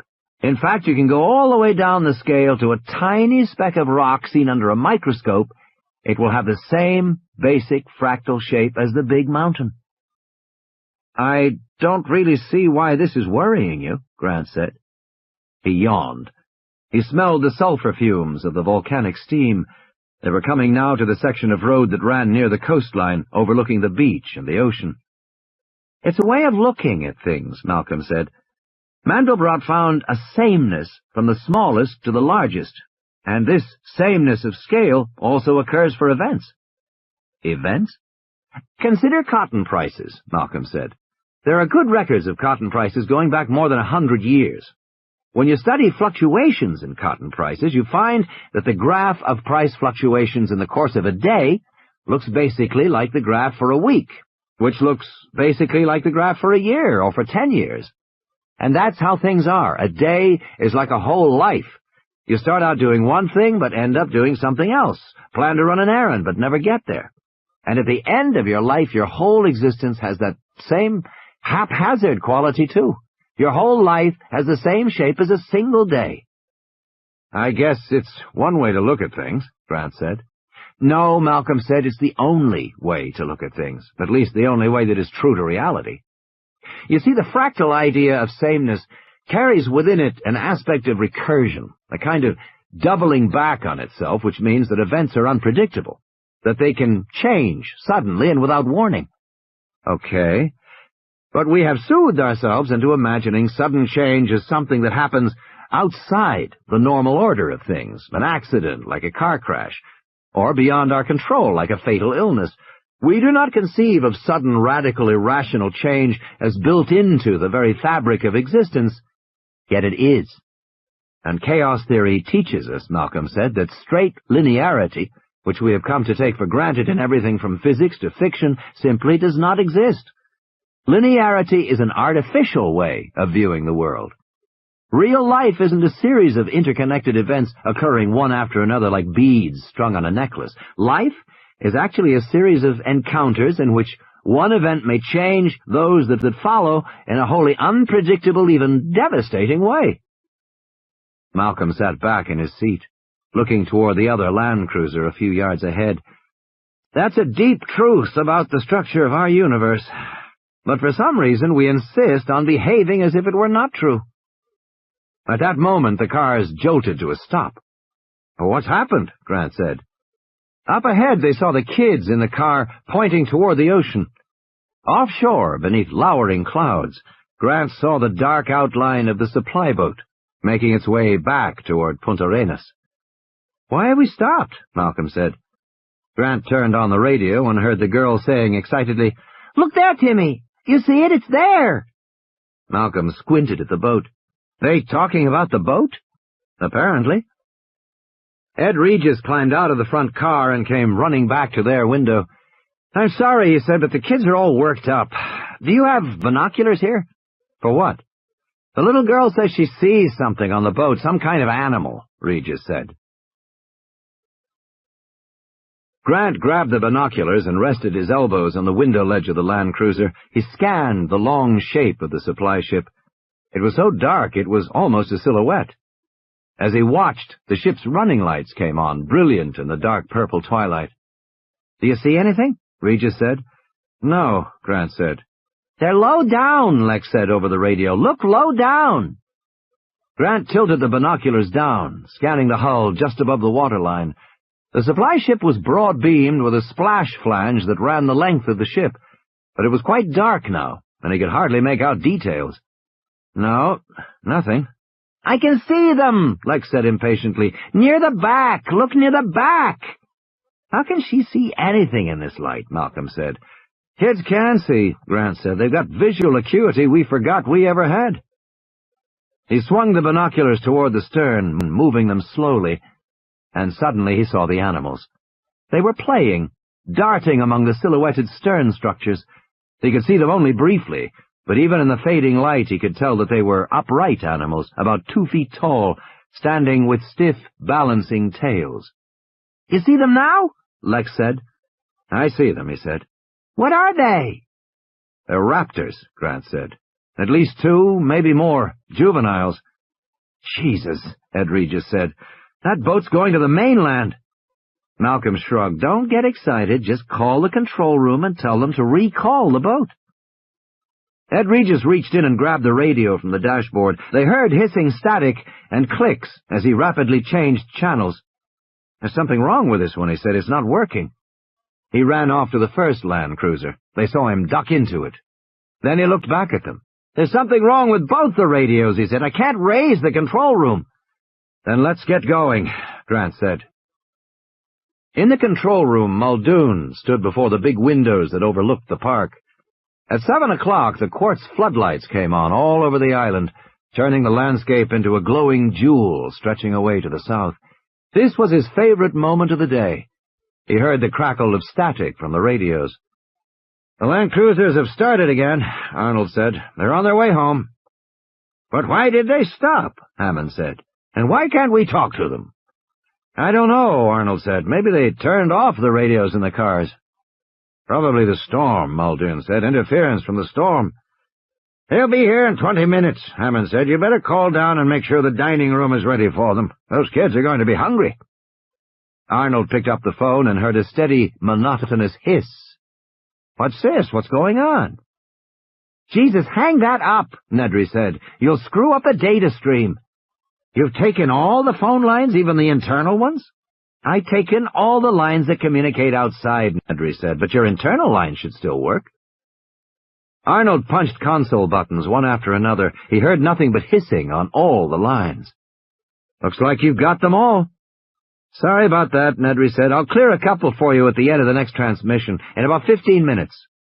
He yawned. "Looks like a long weekend for me. I guess I'll go get that Coke now." He picked up his shoulder bag and headed for the door. "Don't touch my console, okay?" The door closed. "What a slob," Hammond said. "Yeah," Arnold said, "but I guess he knows what he's doing."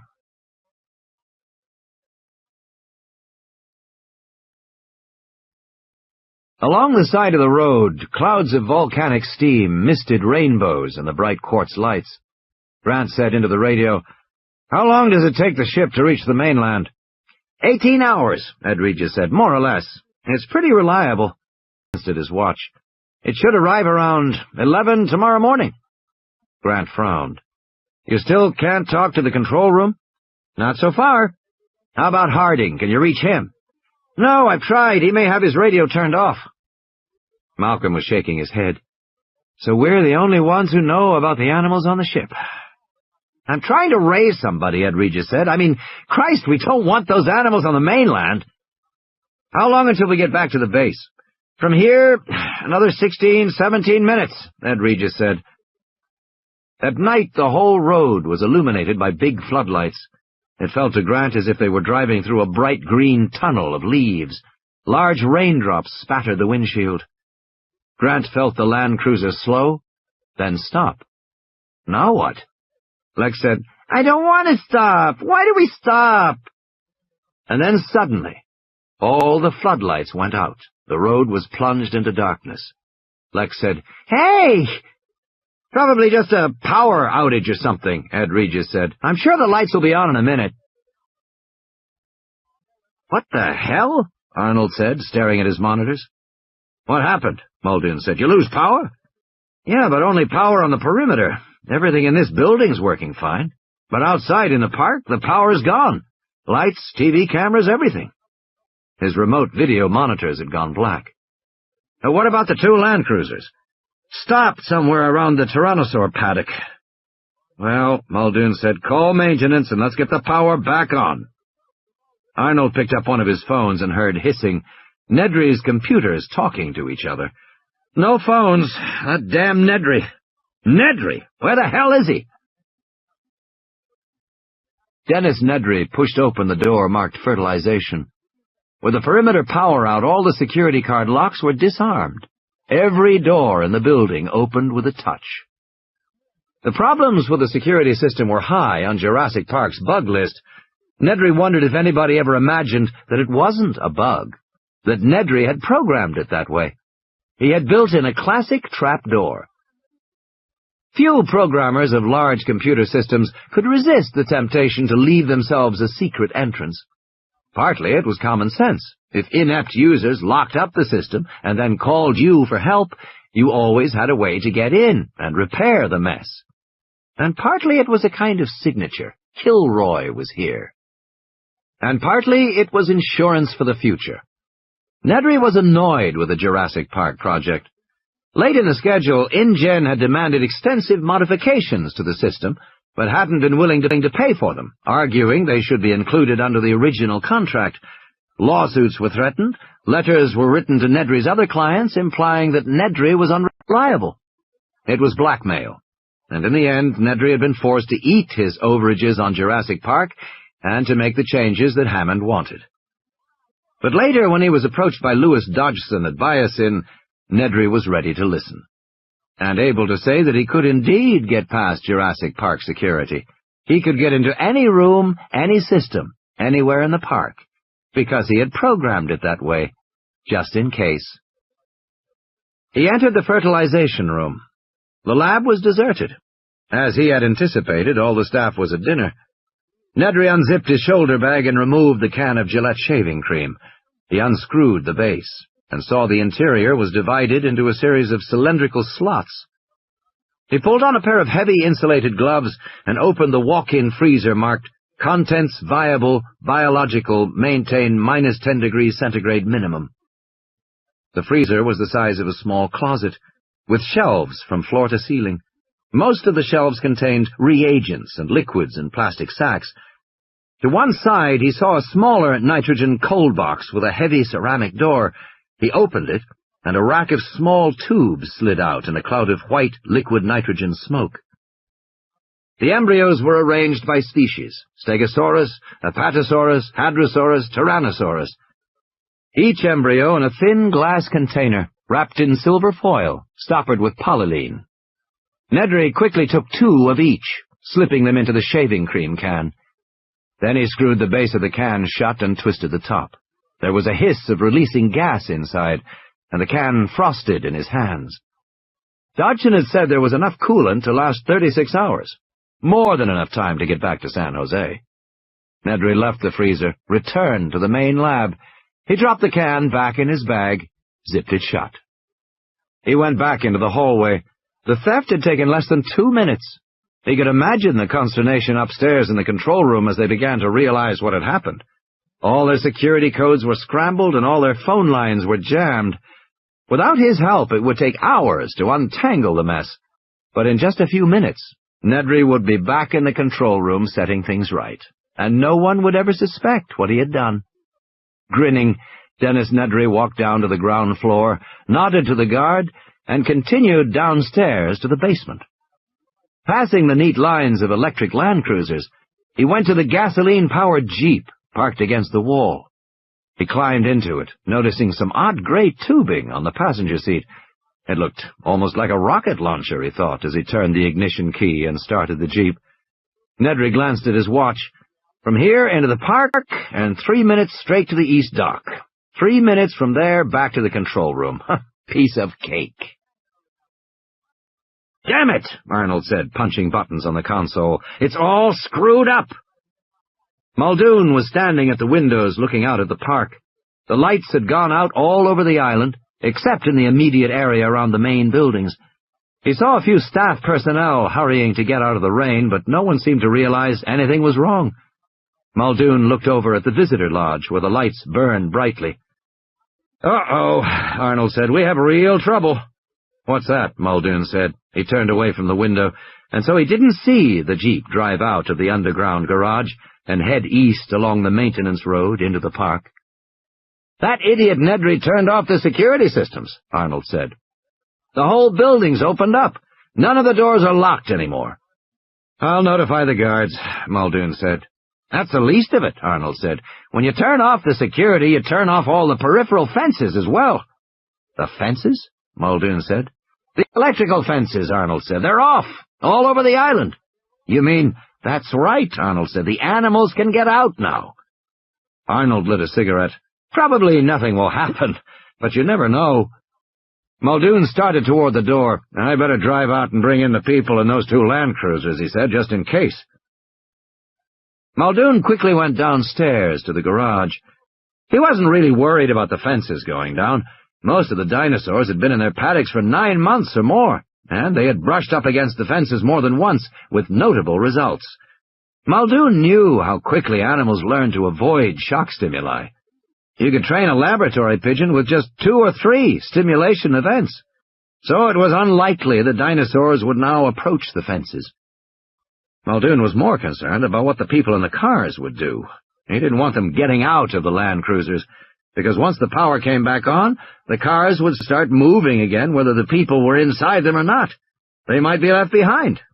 Of course, in the rain it was unlikely they would leave the cars, but Still, you never knew. He reached the garage and hurried toward the Jeep. It was lucky, he thought, that he had had the foresight to put the launcher in it. He could start right out and be out there and... It was gone. What the hell? Muldoon stared at the empty parking space, astonished. The Jeep was gone. What the hell was happening? Fourth iteration. Inevitably, underlying instabilities begin to appear. Ian Malcolm. The main road. Rain drummed loudly on the roof of the Land Cruiser. Tim felt the night vision goggles pressing heavily on his forehead. He reached for the knob near his ear and adjusted the intensity. There was a brief phosphorescent flare, and then, in shades of electronic green and black, he could see the Land Cruiser behind, with Dr. Grant and Dr. Malcolm inside. Neat. Dr. Grant was staring out the front windshield toward him. Tim saw him pick up the radio from the dash. There was a burst of static, and then he heard Dr. Grant's voice. "Can you see us back here?" Tim picked up the radio from Ed Regis. "I see you." "Everything all right?" "We're fine, Dr. Grant." "Stay in the car." "We will, don't worry." He clicked the radio off. Ed Regis snorted. "It's pouring down rain. Of course we'll stay in the car," he muttered. Tim turned to look at the foliage at the side of the road. Through the goggles, the foliage was a bright electronic green, and beyond he could see sections of the green grid pattern of the fence. The Land Cruisers were stopped on the downslope of a hill, which must mean they were someplace near the Tyrannosaur area. It would be amazing to see a Tyrannosaur with these night vision goggles, a real thrill. Maybe the Tyrannosaur would come to the fence and look over at them. Tim wondered if its eyes would glow in the dark when he saw them. That would be neat. But he didn't see anything, and eventually he stopped looking. Everyone in the cars fell silent. The rain thrummed on the roof of the car, sheets of water streamed down over the sides of the windows. It was hard for Tim to see out, even with the goggles. "How long have we been sitting here?" Malcolm asked. "I don't know, 4 or 5 minutes. I wonder what the problem is. Maybe a short circuit from the rain. But it happened before the rain really started." There was another silence. In a tense voice, Lex said, "But there's no lightning, right?" She had always been afraid of lightning, and she now sat nervously squeezing her leather mitt in her hands. Dr. Grant said, "What was that? We didn't quite read that." "Just my sister talking." "Oh." Tim again scanned the foliage, but saw nothing. Certainly nothing as big as a Tyrannosaur. He began to wonder if the Tyrannosaurs came out at night. Were they nocturnal animals? Tim wasn't sure if he had ever read that. He had the feeling that Tyrannosaurs were all-weather, day or night animals. The time of day didn't matter to a Tyrannosaur. The rain continued to pour. "Hell of a rain," Ed Regis said. "It's really coming down." Lex said, "I'm hungry." "I know that, Lex," Regis said, "but we're stuck here, sweetie. The cars run on electricity and buried cables in the road." "Stuck for how long?" "Until they fix the electricity." Listening to the sound of the rain, Tim felt himself growing sleepy. He yawned and turned to look at the palm trees on the left side of the road, and was startled by a sudden thump as the ground shook. He swung back just in time to catch a glimpse of a dark shape as it swiftly crossed the road between the two cars. Jesus! What was it? It was huge. It was as big as the car. "Tim, are you there?" He picked up the radio. "Yes, I'm here." "Did you see it, Tim?" "No," Tim said. "I missed it." "What the hell was it?" Malcolm said. "Are you wearing the night vision goggles, Tim?" "Yes. I'll watch," Tim said. "Was it the Tyrannosaur?" Ed Regis asked. "I don't think so. It was in the road." "But you didn't see it," Ed Regis said. "No." Tim felt bad that he had missed seeing the animal, whatever it was. There was a sudden white crack of lightning, and his night goggles flared bright green. He blinked his eyes and started counting. 1 1,000, 2 1,000. The thunder crashed, deafeningly loud and very close. Lex began to cry. "Oh, no!" "Take it easy, honey," Ed Regis said. "It's just lightning." Tim scanned the side of the road. The rain was coming down hard now, shaking the leaves with hammering drops. It made everything move. Everything seemed alive. He scanned the leaves. He stopped. There was something beyond the leaves. Tim looked up higher. Behind the foliage, beyond the fence, he saw a thick body with a pebbled, grainy surface like the bark of a tree. But it wasn't a tree. He continued to look higher, sweeping the goggles upward. He saw the huge head of the Tyrannosaurus just standing there, looking over the fence at the two land cruisers. The lightning flashed again, and the big animal rolled its head and bellowed in the glaring light. Then darkness, and silence again, and the pounding rain. "Tim?" "Yes, Dr. Grant?" "You see what it is?" "Yes, Dr. Grant." Tim had the sense that Dr. Grant was trying to talk in a way that wouldn't upset his sister. "What's going on right now?" "Nothing," Tim said, watching the Tyrannosaur through his night goggles. "Just standing on the other side of the fence." "I can't see much from here, Tim." "I can see fine, Dr. Grant. It's just standing there." "Okay." Lex continued to cry, snuffling. There was another pause. Tim watched the Tyrannosaur. The head was huge. The animal looked from one vehicle to another, then back again. It seemed to stare right at Tim. In the goggles, the eyes glowed bright green. Tim felt a chill, but then as he looked down the animal's body, moving down from the massive head and jaws, he saw the smaller, muscular forelimb. It waved in the air, and then it gripped the fence. "Jesus Christ!" Ed Regis said, staring out the window. The greatest predator the world has ever known, the most fierce attack in human history. Somewhere in the back of his publicist's brain, Ed Regis was still writing copy, but he could feel his knees begin to shake uncontrollably, his trousers flapping like flags. Jesus, he was frightened. He didn't want to be here.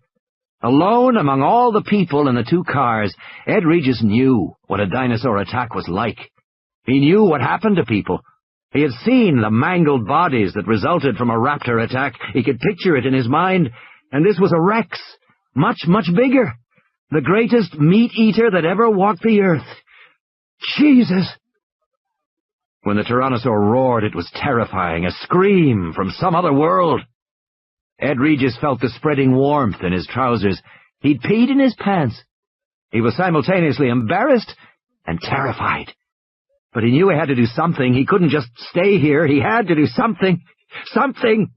His hands were shaking, trembling against the dash. "Jesus Christ!" he said again. "Bad language," Lex said, wagging her finger at him. Tim heard the sound of a door opening, and he swung his head away from the Tyrannosaur. The night vision goggles streaked laterally, in time to see Ed Regis stepping out through the open door, ducking his head in the rain. "Hey!" Lex said. "Where are you going?" Ed Regis just turned and ran in the opposite direction from the Tyrannosaur, disappearing into the woods. The door to the Land Cruiser hung open. The paneling was getting wet. "He left," Lex said. "Where did he go? He left us alone." "Shut the door," Tim said. But she had started to scream, "He left us! He left us!" "Tim, what's going on?" It was Dr. Grant on the radio. "Tim!" Tim leaned forward and tried to shut the door. From the back seat he couldn't reach the handle. He looked back at the Tyrannosaur as lightning flashed again, momentarily silhouetting the huge black shape against the white flaring sky. "Tim, what's happening?" "He left us! He left us!" Tim blinked to recover his vision. When he looked again, the Tyrannosaur was standing there, exactly as before, motionless and huge. Rain dripped from its jaws. The forelimb gripped the fence. And then Tim realized the Tyrannosaur was holding on to the fence. The fence wasn't electrified anymore. "Lex, close the door!" The radio crackled. "Tim!" "I'm here, Dr. Grant." "What's going on?" "Regis ran away," Tim said. "He what?" "He ran away. I think he saw that the fence isn't electrified," Tim said. "The fence isn't electrified," Malcolm said over the radio. "Did he say the fence isn't electrified?" "Lex," Tim said, "close the door!" But Lex was screaming, "He left us! He left us!" in a steady, monotonous wail, and there was nothing for Tim to do but climb out of the back door into the slashing rain and shut the door for her. Thunder rumbled and the lightning flashed again. Tim looked up and saw the Tyrannosaur crashing down the cyclone fence with a giant hind limb. "Timmy!" He jumped back in and slammed the door, the sound lost in the thunderclap. The radio. "Tim, are you there?" He grabbed the radio. "I'm here." He turned to Lex. "Lock the doors. Get in the middle of the car and shut up." Outside, the Tyrannosaur rolled its head and took an awkward step forward. The claws of its feet had caught in the grid of the flattened fence. Lex saw the animal finally and became silent, still. She watched with wide eyes. Radio crackle. "Tim." "Yes, Dr. Grant?" "Stay in the car. Stay down. Be quiet. Don't move, and don't make noise." "Okay." "You should be all right. I don't think you can open the car." "Okay." "Just stay quiet so you don't arouse its attention any more than necessary." "Okay." Tim clicked the radio off. "You hear that, Lex?" His sister nodded silently. She never took her eyes off the dinosaur. The Tyrannosaur roared. In the glare of lightning, they saw it pull free of the fence and take a bounding step forward. Now it was standing between the two cars. Tim couldn't see Dr. Grant's car anymore because the huge body blocked his view. The rain ran in rivulets down the pebbled skin of the muscular hind legs. He couldn't see the animal's head, which was high above the roofline. The Tyrannosaur moved around the side of their car. It went to the very spot where Tim had gotten out of the car, where Ed Regis had gotten out of the car. The animal paused there, the big head ducked down toward the mud. Tim looked back at Dr. Grant and Dr. Malcolm in the rear car. Their faces were tense as they stared forward through the windshield. The huge head raised back up, jaws open, and then stopped by the side windows. In the glare of lightning, they saw the beady, expressionless, reptile eye moving in the socket. It was looking in the car. His sister's breath came in ragged, frightened gasps. He reached out and squeezed her arm, hoping she would stay quiet. The dinosaur continued to stare for a long time through the side window. Perhaps the dinosaur couldn't really see them, he thought. Finally, the head lifted up out of view again. "Timmy," Lex whispered. "It's okay," Tim whispered. "I don't think it saw us." He was looking back toward Dr. Grant when a jolting impact rocked the Land Cruiser and shattered the windshield in a spiderweb as the Tyrannosaur's head crashed against the hood of the Land Cruiser. Tim was knocked flat on the seat. The night vision goggles slid off his forehead. He got back up quickly, blinking in the darkness, his mouth warm with blood. "Lex?" He couldn't see his sister anywhere. The Tyrannosaur stood near the front of the Land Cruiser, its chest moving as it breathed, the forelimbs making clawing movements in the air. "Lex!" Tim whispered. Then he heard her groan. She was lying somewhere on the floor, under the front seat. Then the huge head came down, entirely blocking the shattered windshield. The Tyrannosaur banged again in the front hood of the Land Cruiser. Tim grabbed the seat as the car rocked on its wheels.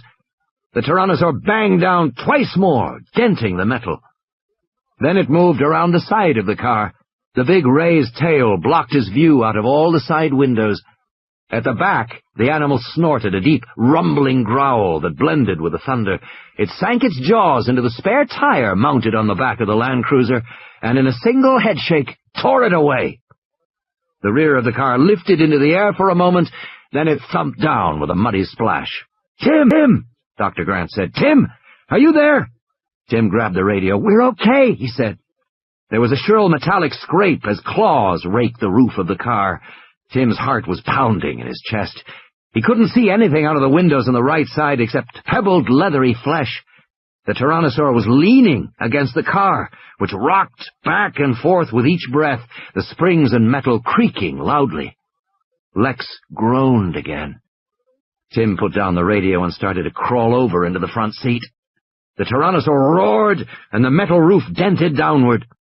Tim felt a sharp pain in his head and tumbled to the floor onto the transmission hump. He found himself lying alongside Lex, and he was shocked to see that the whole side of her head was covered in blood. She looked unconscious. There was another jolting impact, and pieces of glass fell all around him. Tim felt rain.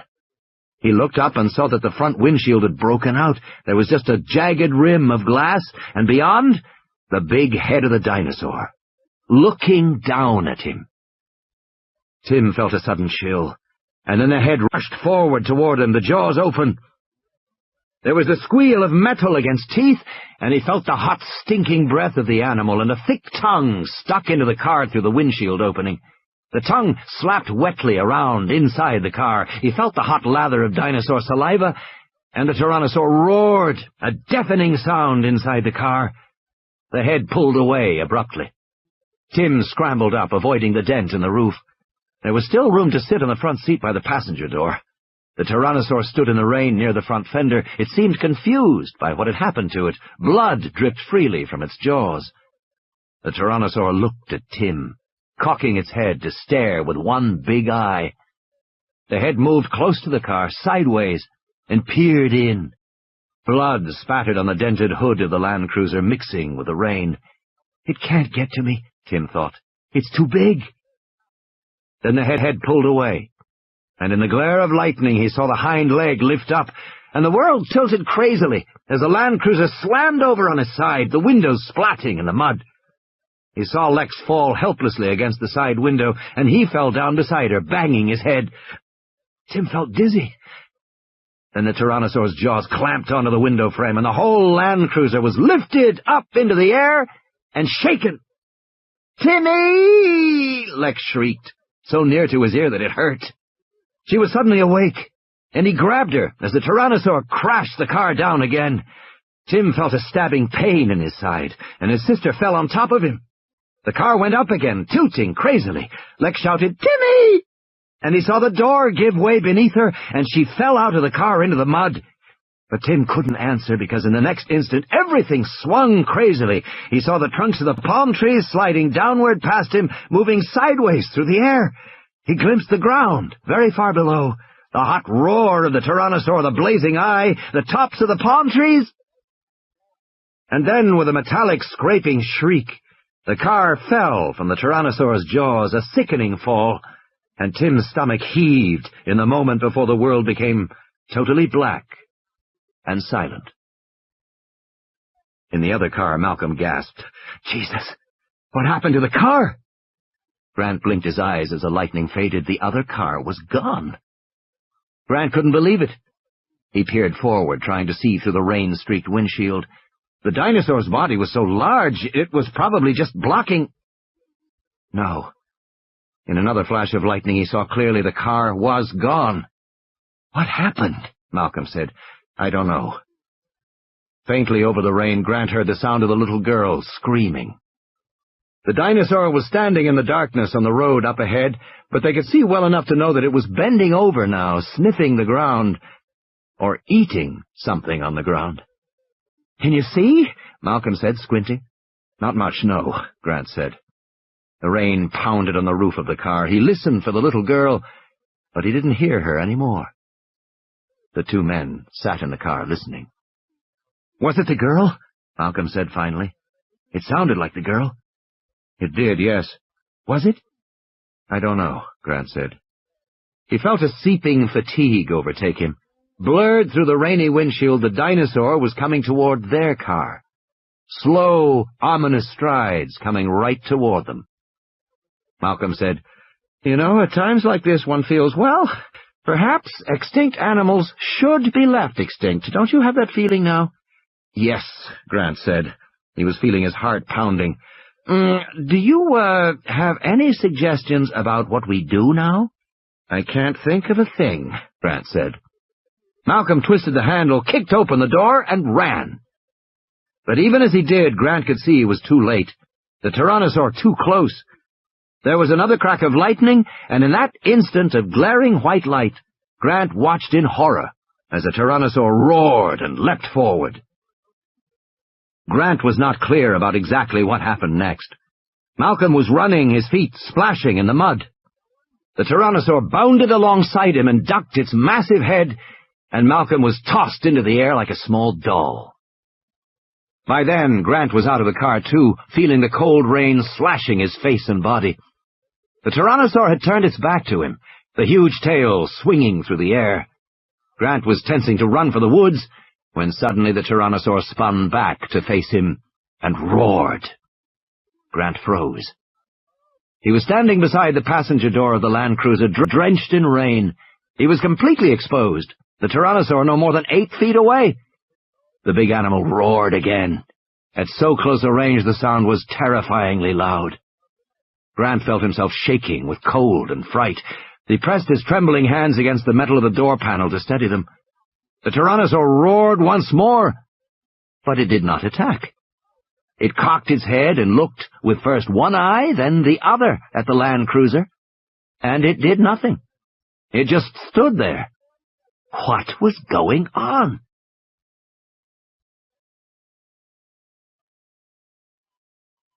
The powerful jaws opened and closed. The Tyrannosaur bellowed angrily, and then the big hind leg came up and crashed down on the roof of the car. The claws slid off with a metal screech, barely missing Grant as he stood there still unmoving. The foot flashed in the mud. The head ducked down in a slow arc, and the animal inspected the car, snorting. It peered into the front windshield. Then, moving toward the rear, it banged the passenger door shut and moved right toward Grant as he stood there. Grant was dizzy with fear, his heart pounding inside his chest. With the animal so close, he could smell the rotten flesh in the mouth, the sweetish blood smell, the sickening stench of the carnivore. He tensed his body, awaiting the inevitable. The big head slid past him, toward the rear of the car. Grant blinked. What had happened? Was it possible the Tyrannosaur hadn't seen him? It seemed as if it hadn't, but how could that be? Grant looked back to see the animal sniffing the rear-mounted tire. It nudged the tire with its snout, and then the head swung back. Again it approached Grant. This time the animal stopped, the black flaring nostrils just inches away. Grant felt the animal's startling hot breath on his face. But the Tyrannosaur wasn't sniffing like a dog, it was just breathing, and if anything, it seemed puzzled. No, the Tyrannosaur couldn't see him, not if he stood motionless. And in a detached academic corner of his mind, he found an explanation for that, a reason why. The jaws opened before him, the massive head raised up. Grant squeezed his fists together and bit his lip, trying desperately to remain motionless, to make no sound. The Tyrannosaur bellowed in the night air. But by now Grant was beginning to understand. The animal couldn't see him, but it suspected he was there, somewhere, and was trying with its bellowing to frighten Grant into some revealing movement. So long as he stood his ground, Grant realized he was invisible. In a final gesture of frustration, the big hind leg lifted up and kicked the land cruiser over, and Grant felt searing pain and the surprising sensation of his own body flying through the air. It seemed to be happening very slowly, and he had plenty of time to feel the world turn colder and watch the ground rush up to strike him in the face. Return. "Oh, damn," Harding said. "Will you look at that?" They were sitting in Harding's gasoline-powered Jeep, staring forward past the flick-flick of the windshield wipers. In the yellow flare of the headlamps, a big fallen tree blocked the road. "Must have been the lightning," Gennaro said. "Hell of a tree." "We can't get past it," Harding said. "I better tell Arnold in control." He picked up the radio and twisted the channel dial. "Hello, John. Are you there, John?" There was nothing but steady, hissing static. "I don't understand," he said. "The radio lines seem to be down." "It must be the storm," Gennaro said. "I suppose," Harding. "Try the land cruisers," Ellie said. Harding opened the other channels, but there was no answer. "Nothing," he said. "They're probably back to camp by now, and outside the range of our little set. In any case, I don't think we should stay here. It'll be hours before maintenance gets a crew out here to move that tree." He turned the radio off and put the Jeep into reverse. "What are you going to do?" Ellie said. "Go back to the turnout and get onto the maintenance road. Fortunately, there's a second road system," Harding explained. "We have one road for visitors and a second road for animal handlers and feed trucks and so on. We'll drive back on that maintenance road. It's a little longer and not so scenic, but you may find it interesting. If the rain lets up, we'll get a glimpse of some of the animals at night. We should be back in 30-40 minutes, Harding said, if I don't get lost." He turned the Jeep around in the night and headed south again. Lightning flashed, and every monitor in the control room went black. Arnold sat forward, his body rigid and tense. Jesus, not now, not now. That was all he needed, to have everything go out now in the storm. All the main power circuits were surge-protected, of course, but Arnold wasn't sure about the modems Nedry was using for his data transmission. Most people didn't know it was possible to blow an entire system through a modem. The lightning pulse climbed back into the computer through the telephone line, and bang! No more motherboard, no more RAM, no more file server, no more computer. The screens flickered, and then one by one they came back on. Arnold sighed and collapsed back in his chair. He wondered again where Nedry had gone. 5 minutes ago he'd sent guards to search the building for him. The fat bastard was probably in the bathroom reading a comic book. But the guards hadn't come back, and they hadn't called in. 5 minutes. If Nedry was in the building, they should have found him by now. "Somebody took the damn Jeep," Muldoon said as he came back in the room. "Have you talked to the Land Cruisers yet?"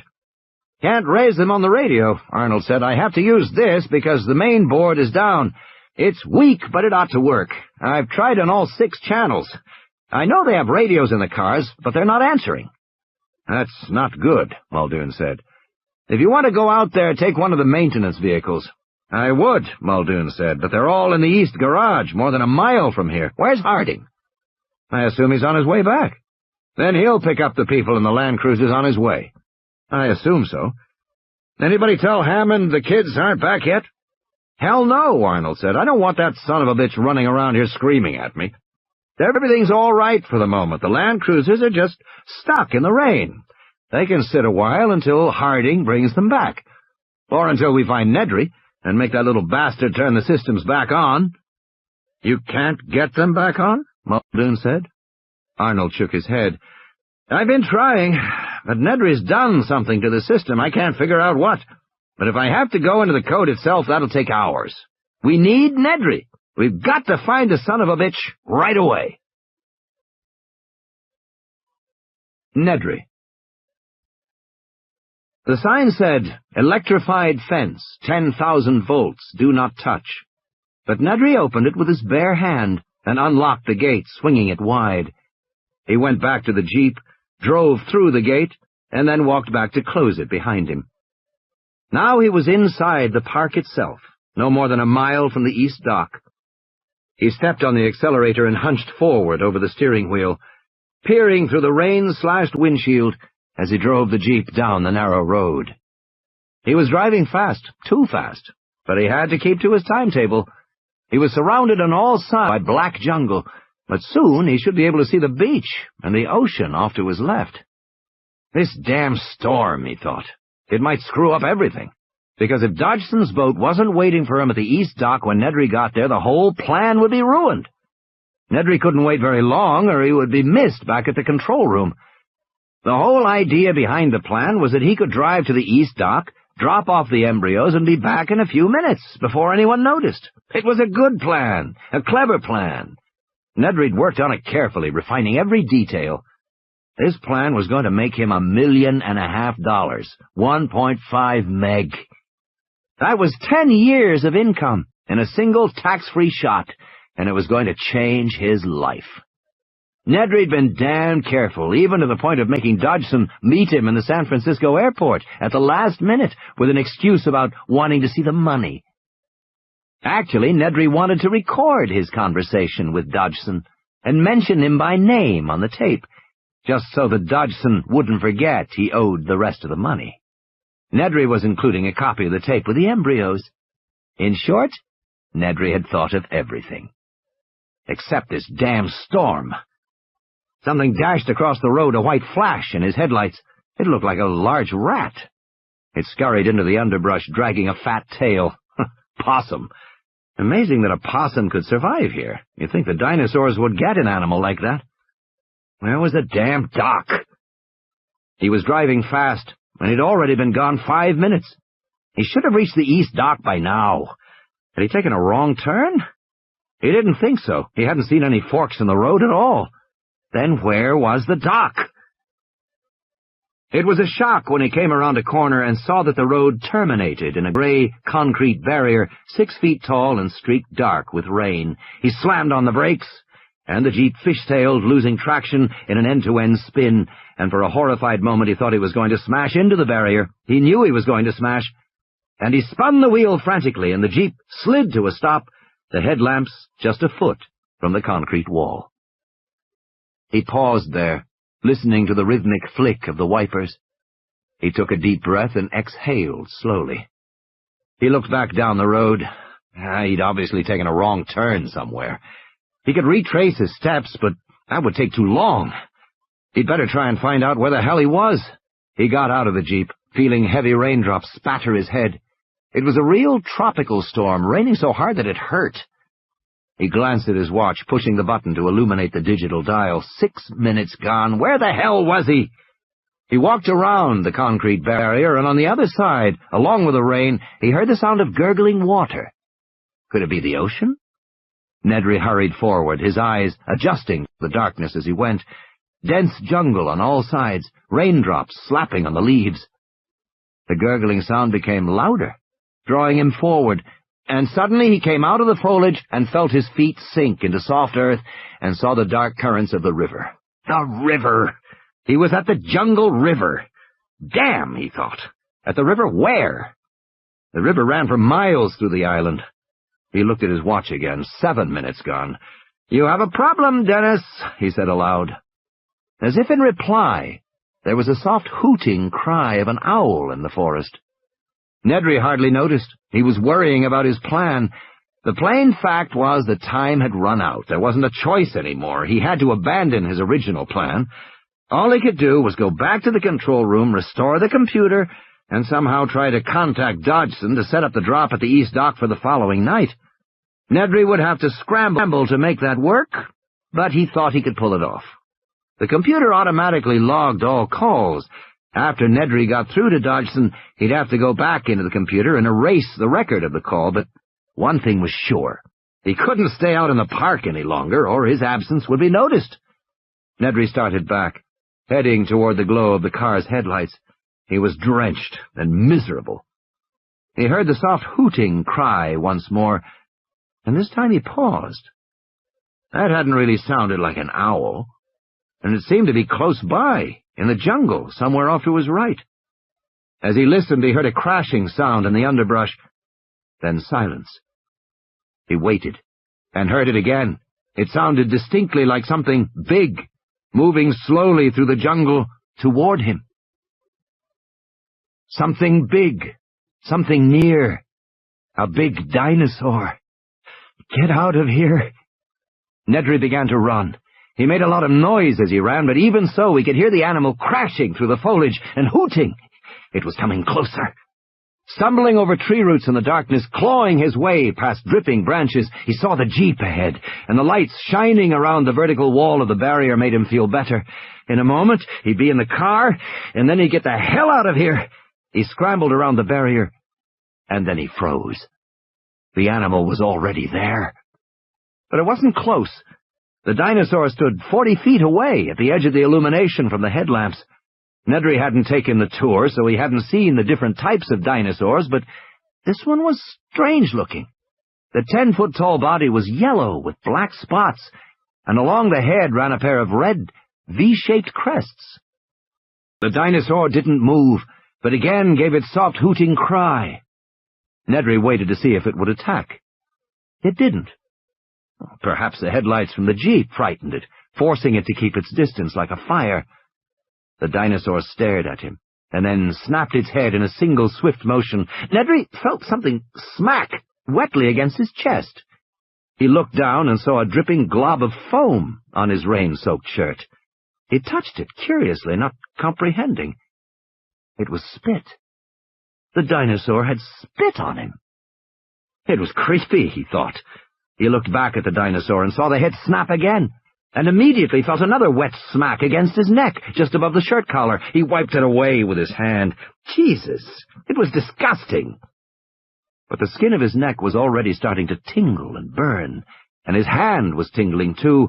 It was almost like he had been touched with acid. Nedry opened the car door, glancing back at the dinosaur to make sure it wasn't going to attack, and felt a sudden excruciating pain in his eyes. Oh, stabbing like spikes into the back of his skull, and he squeezed his eyes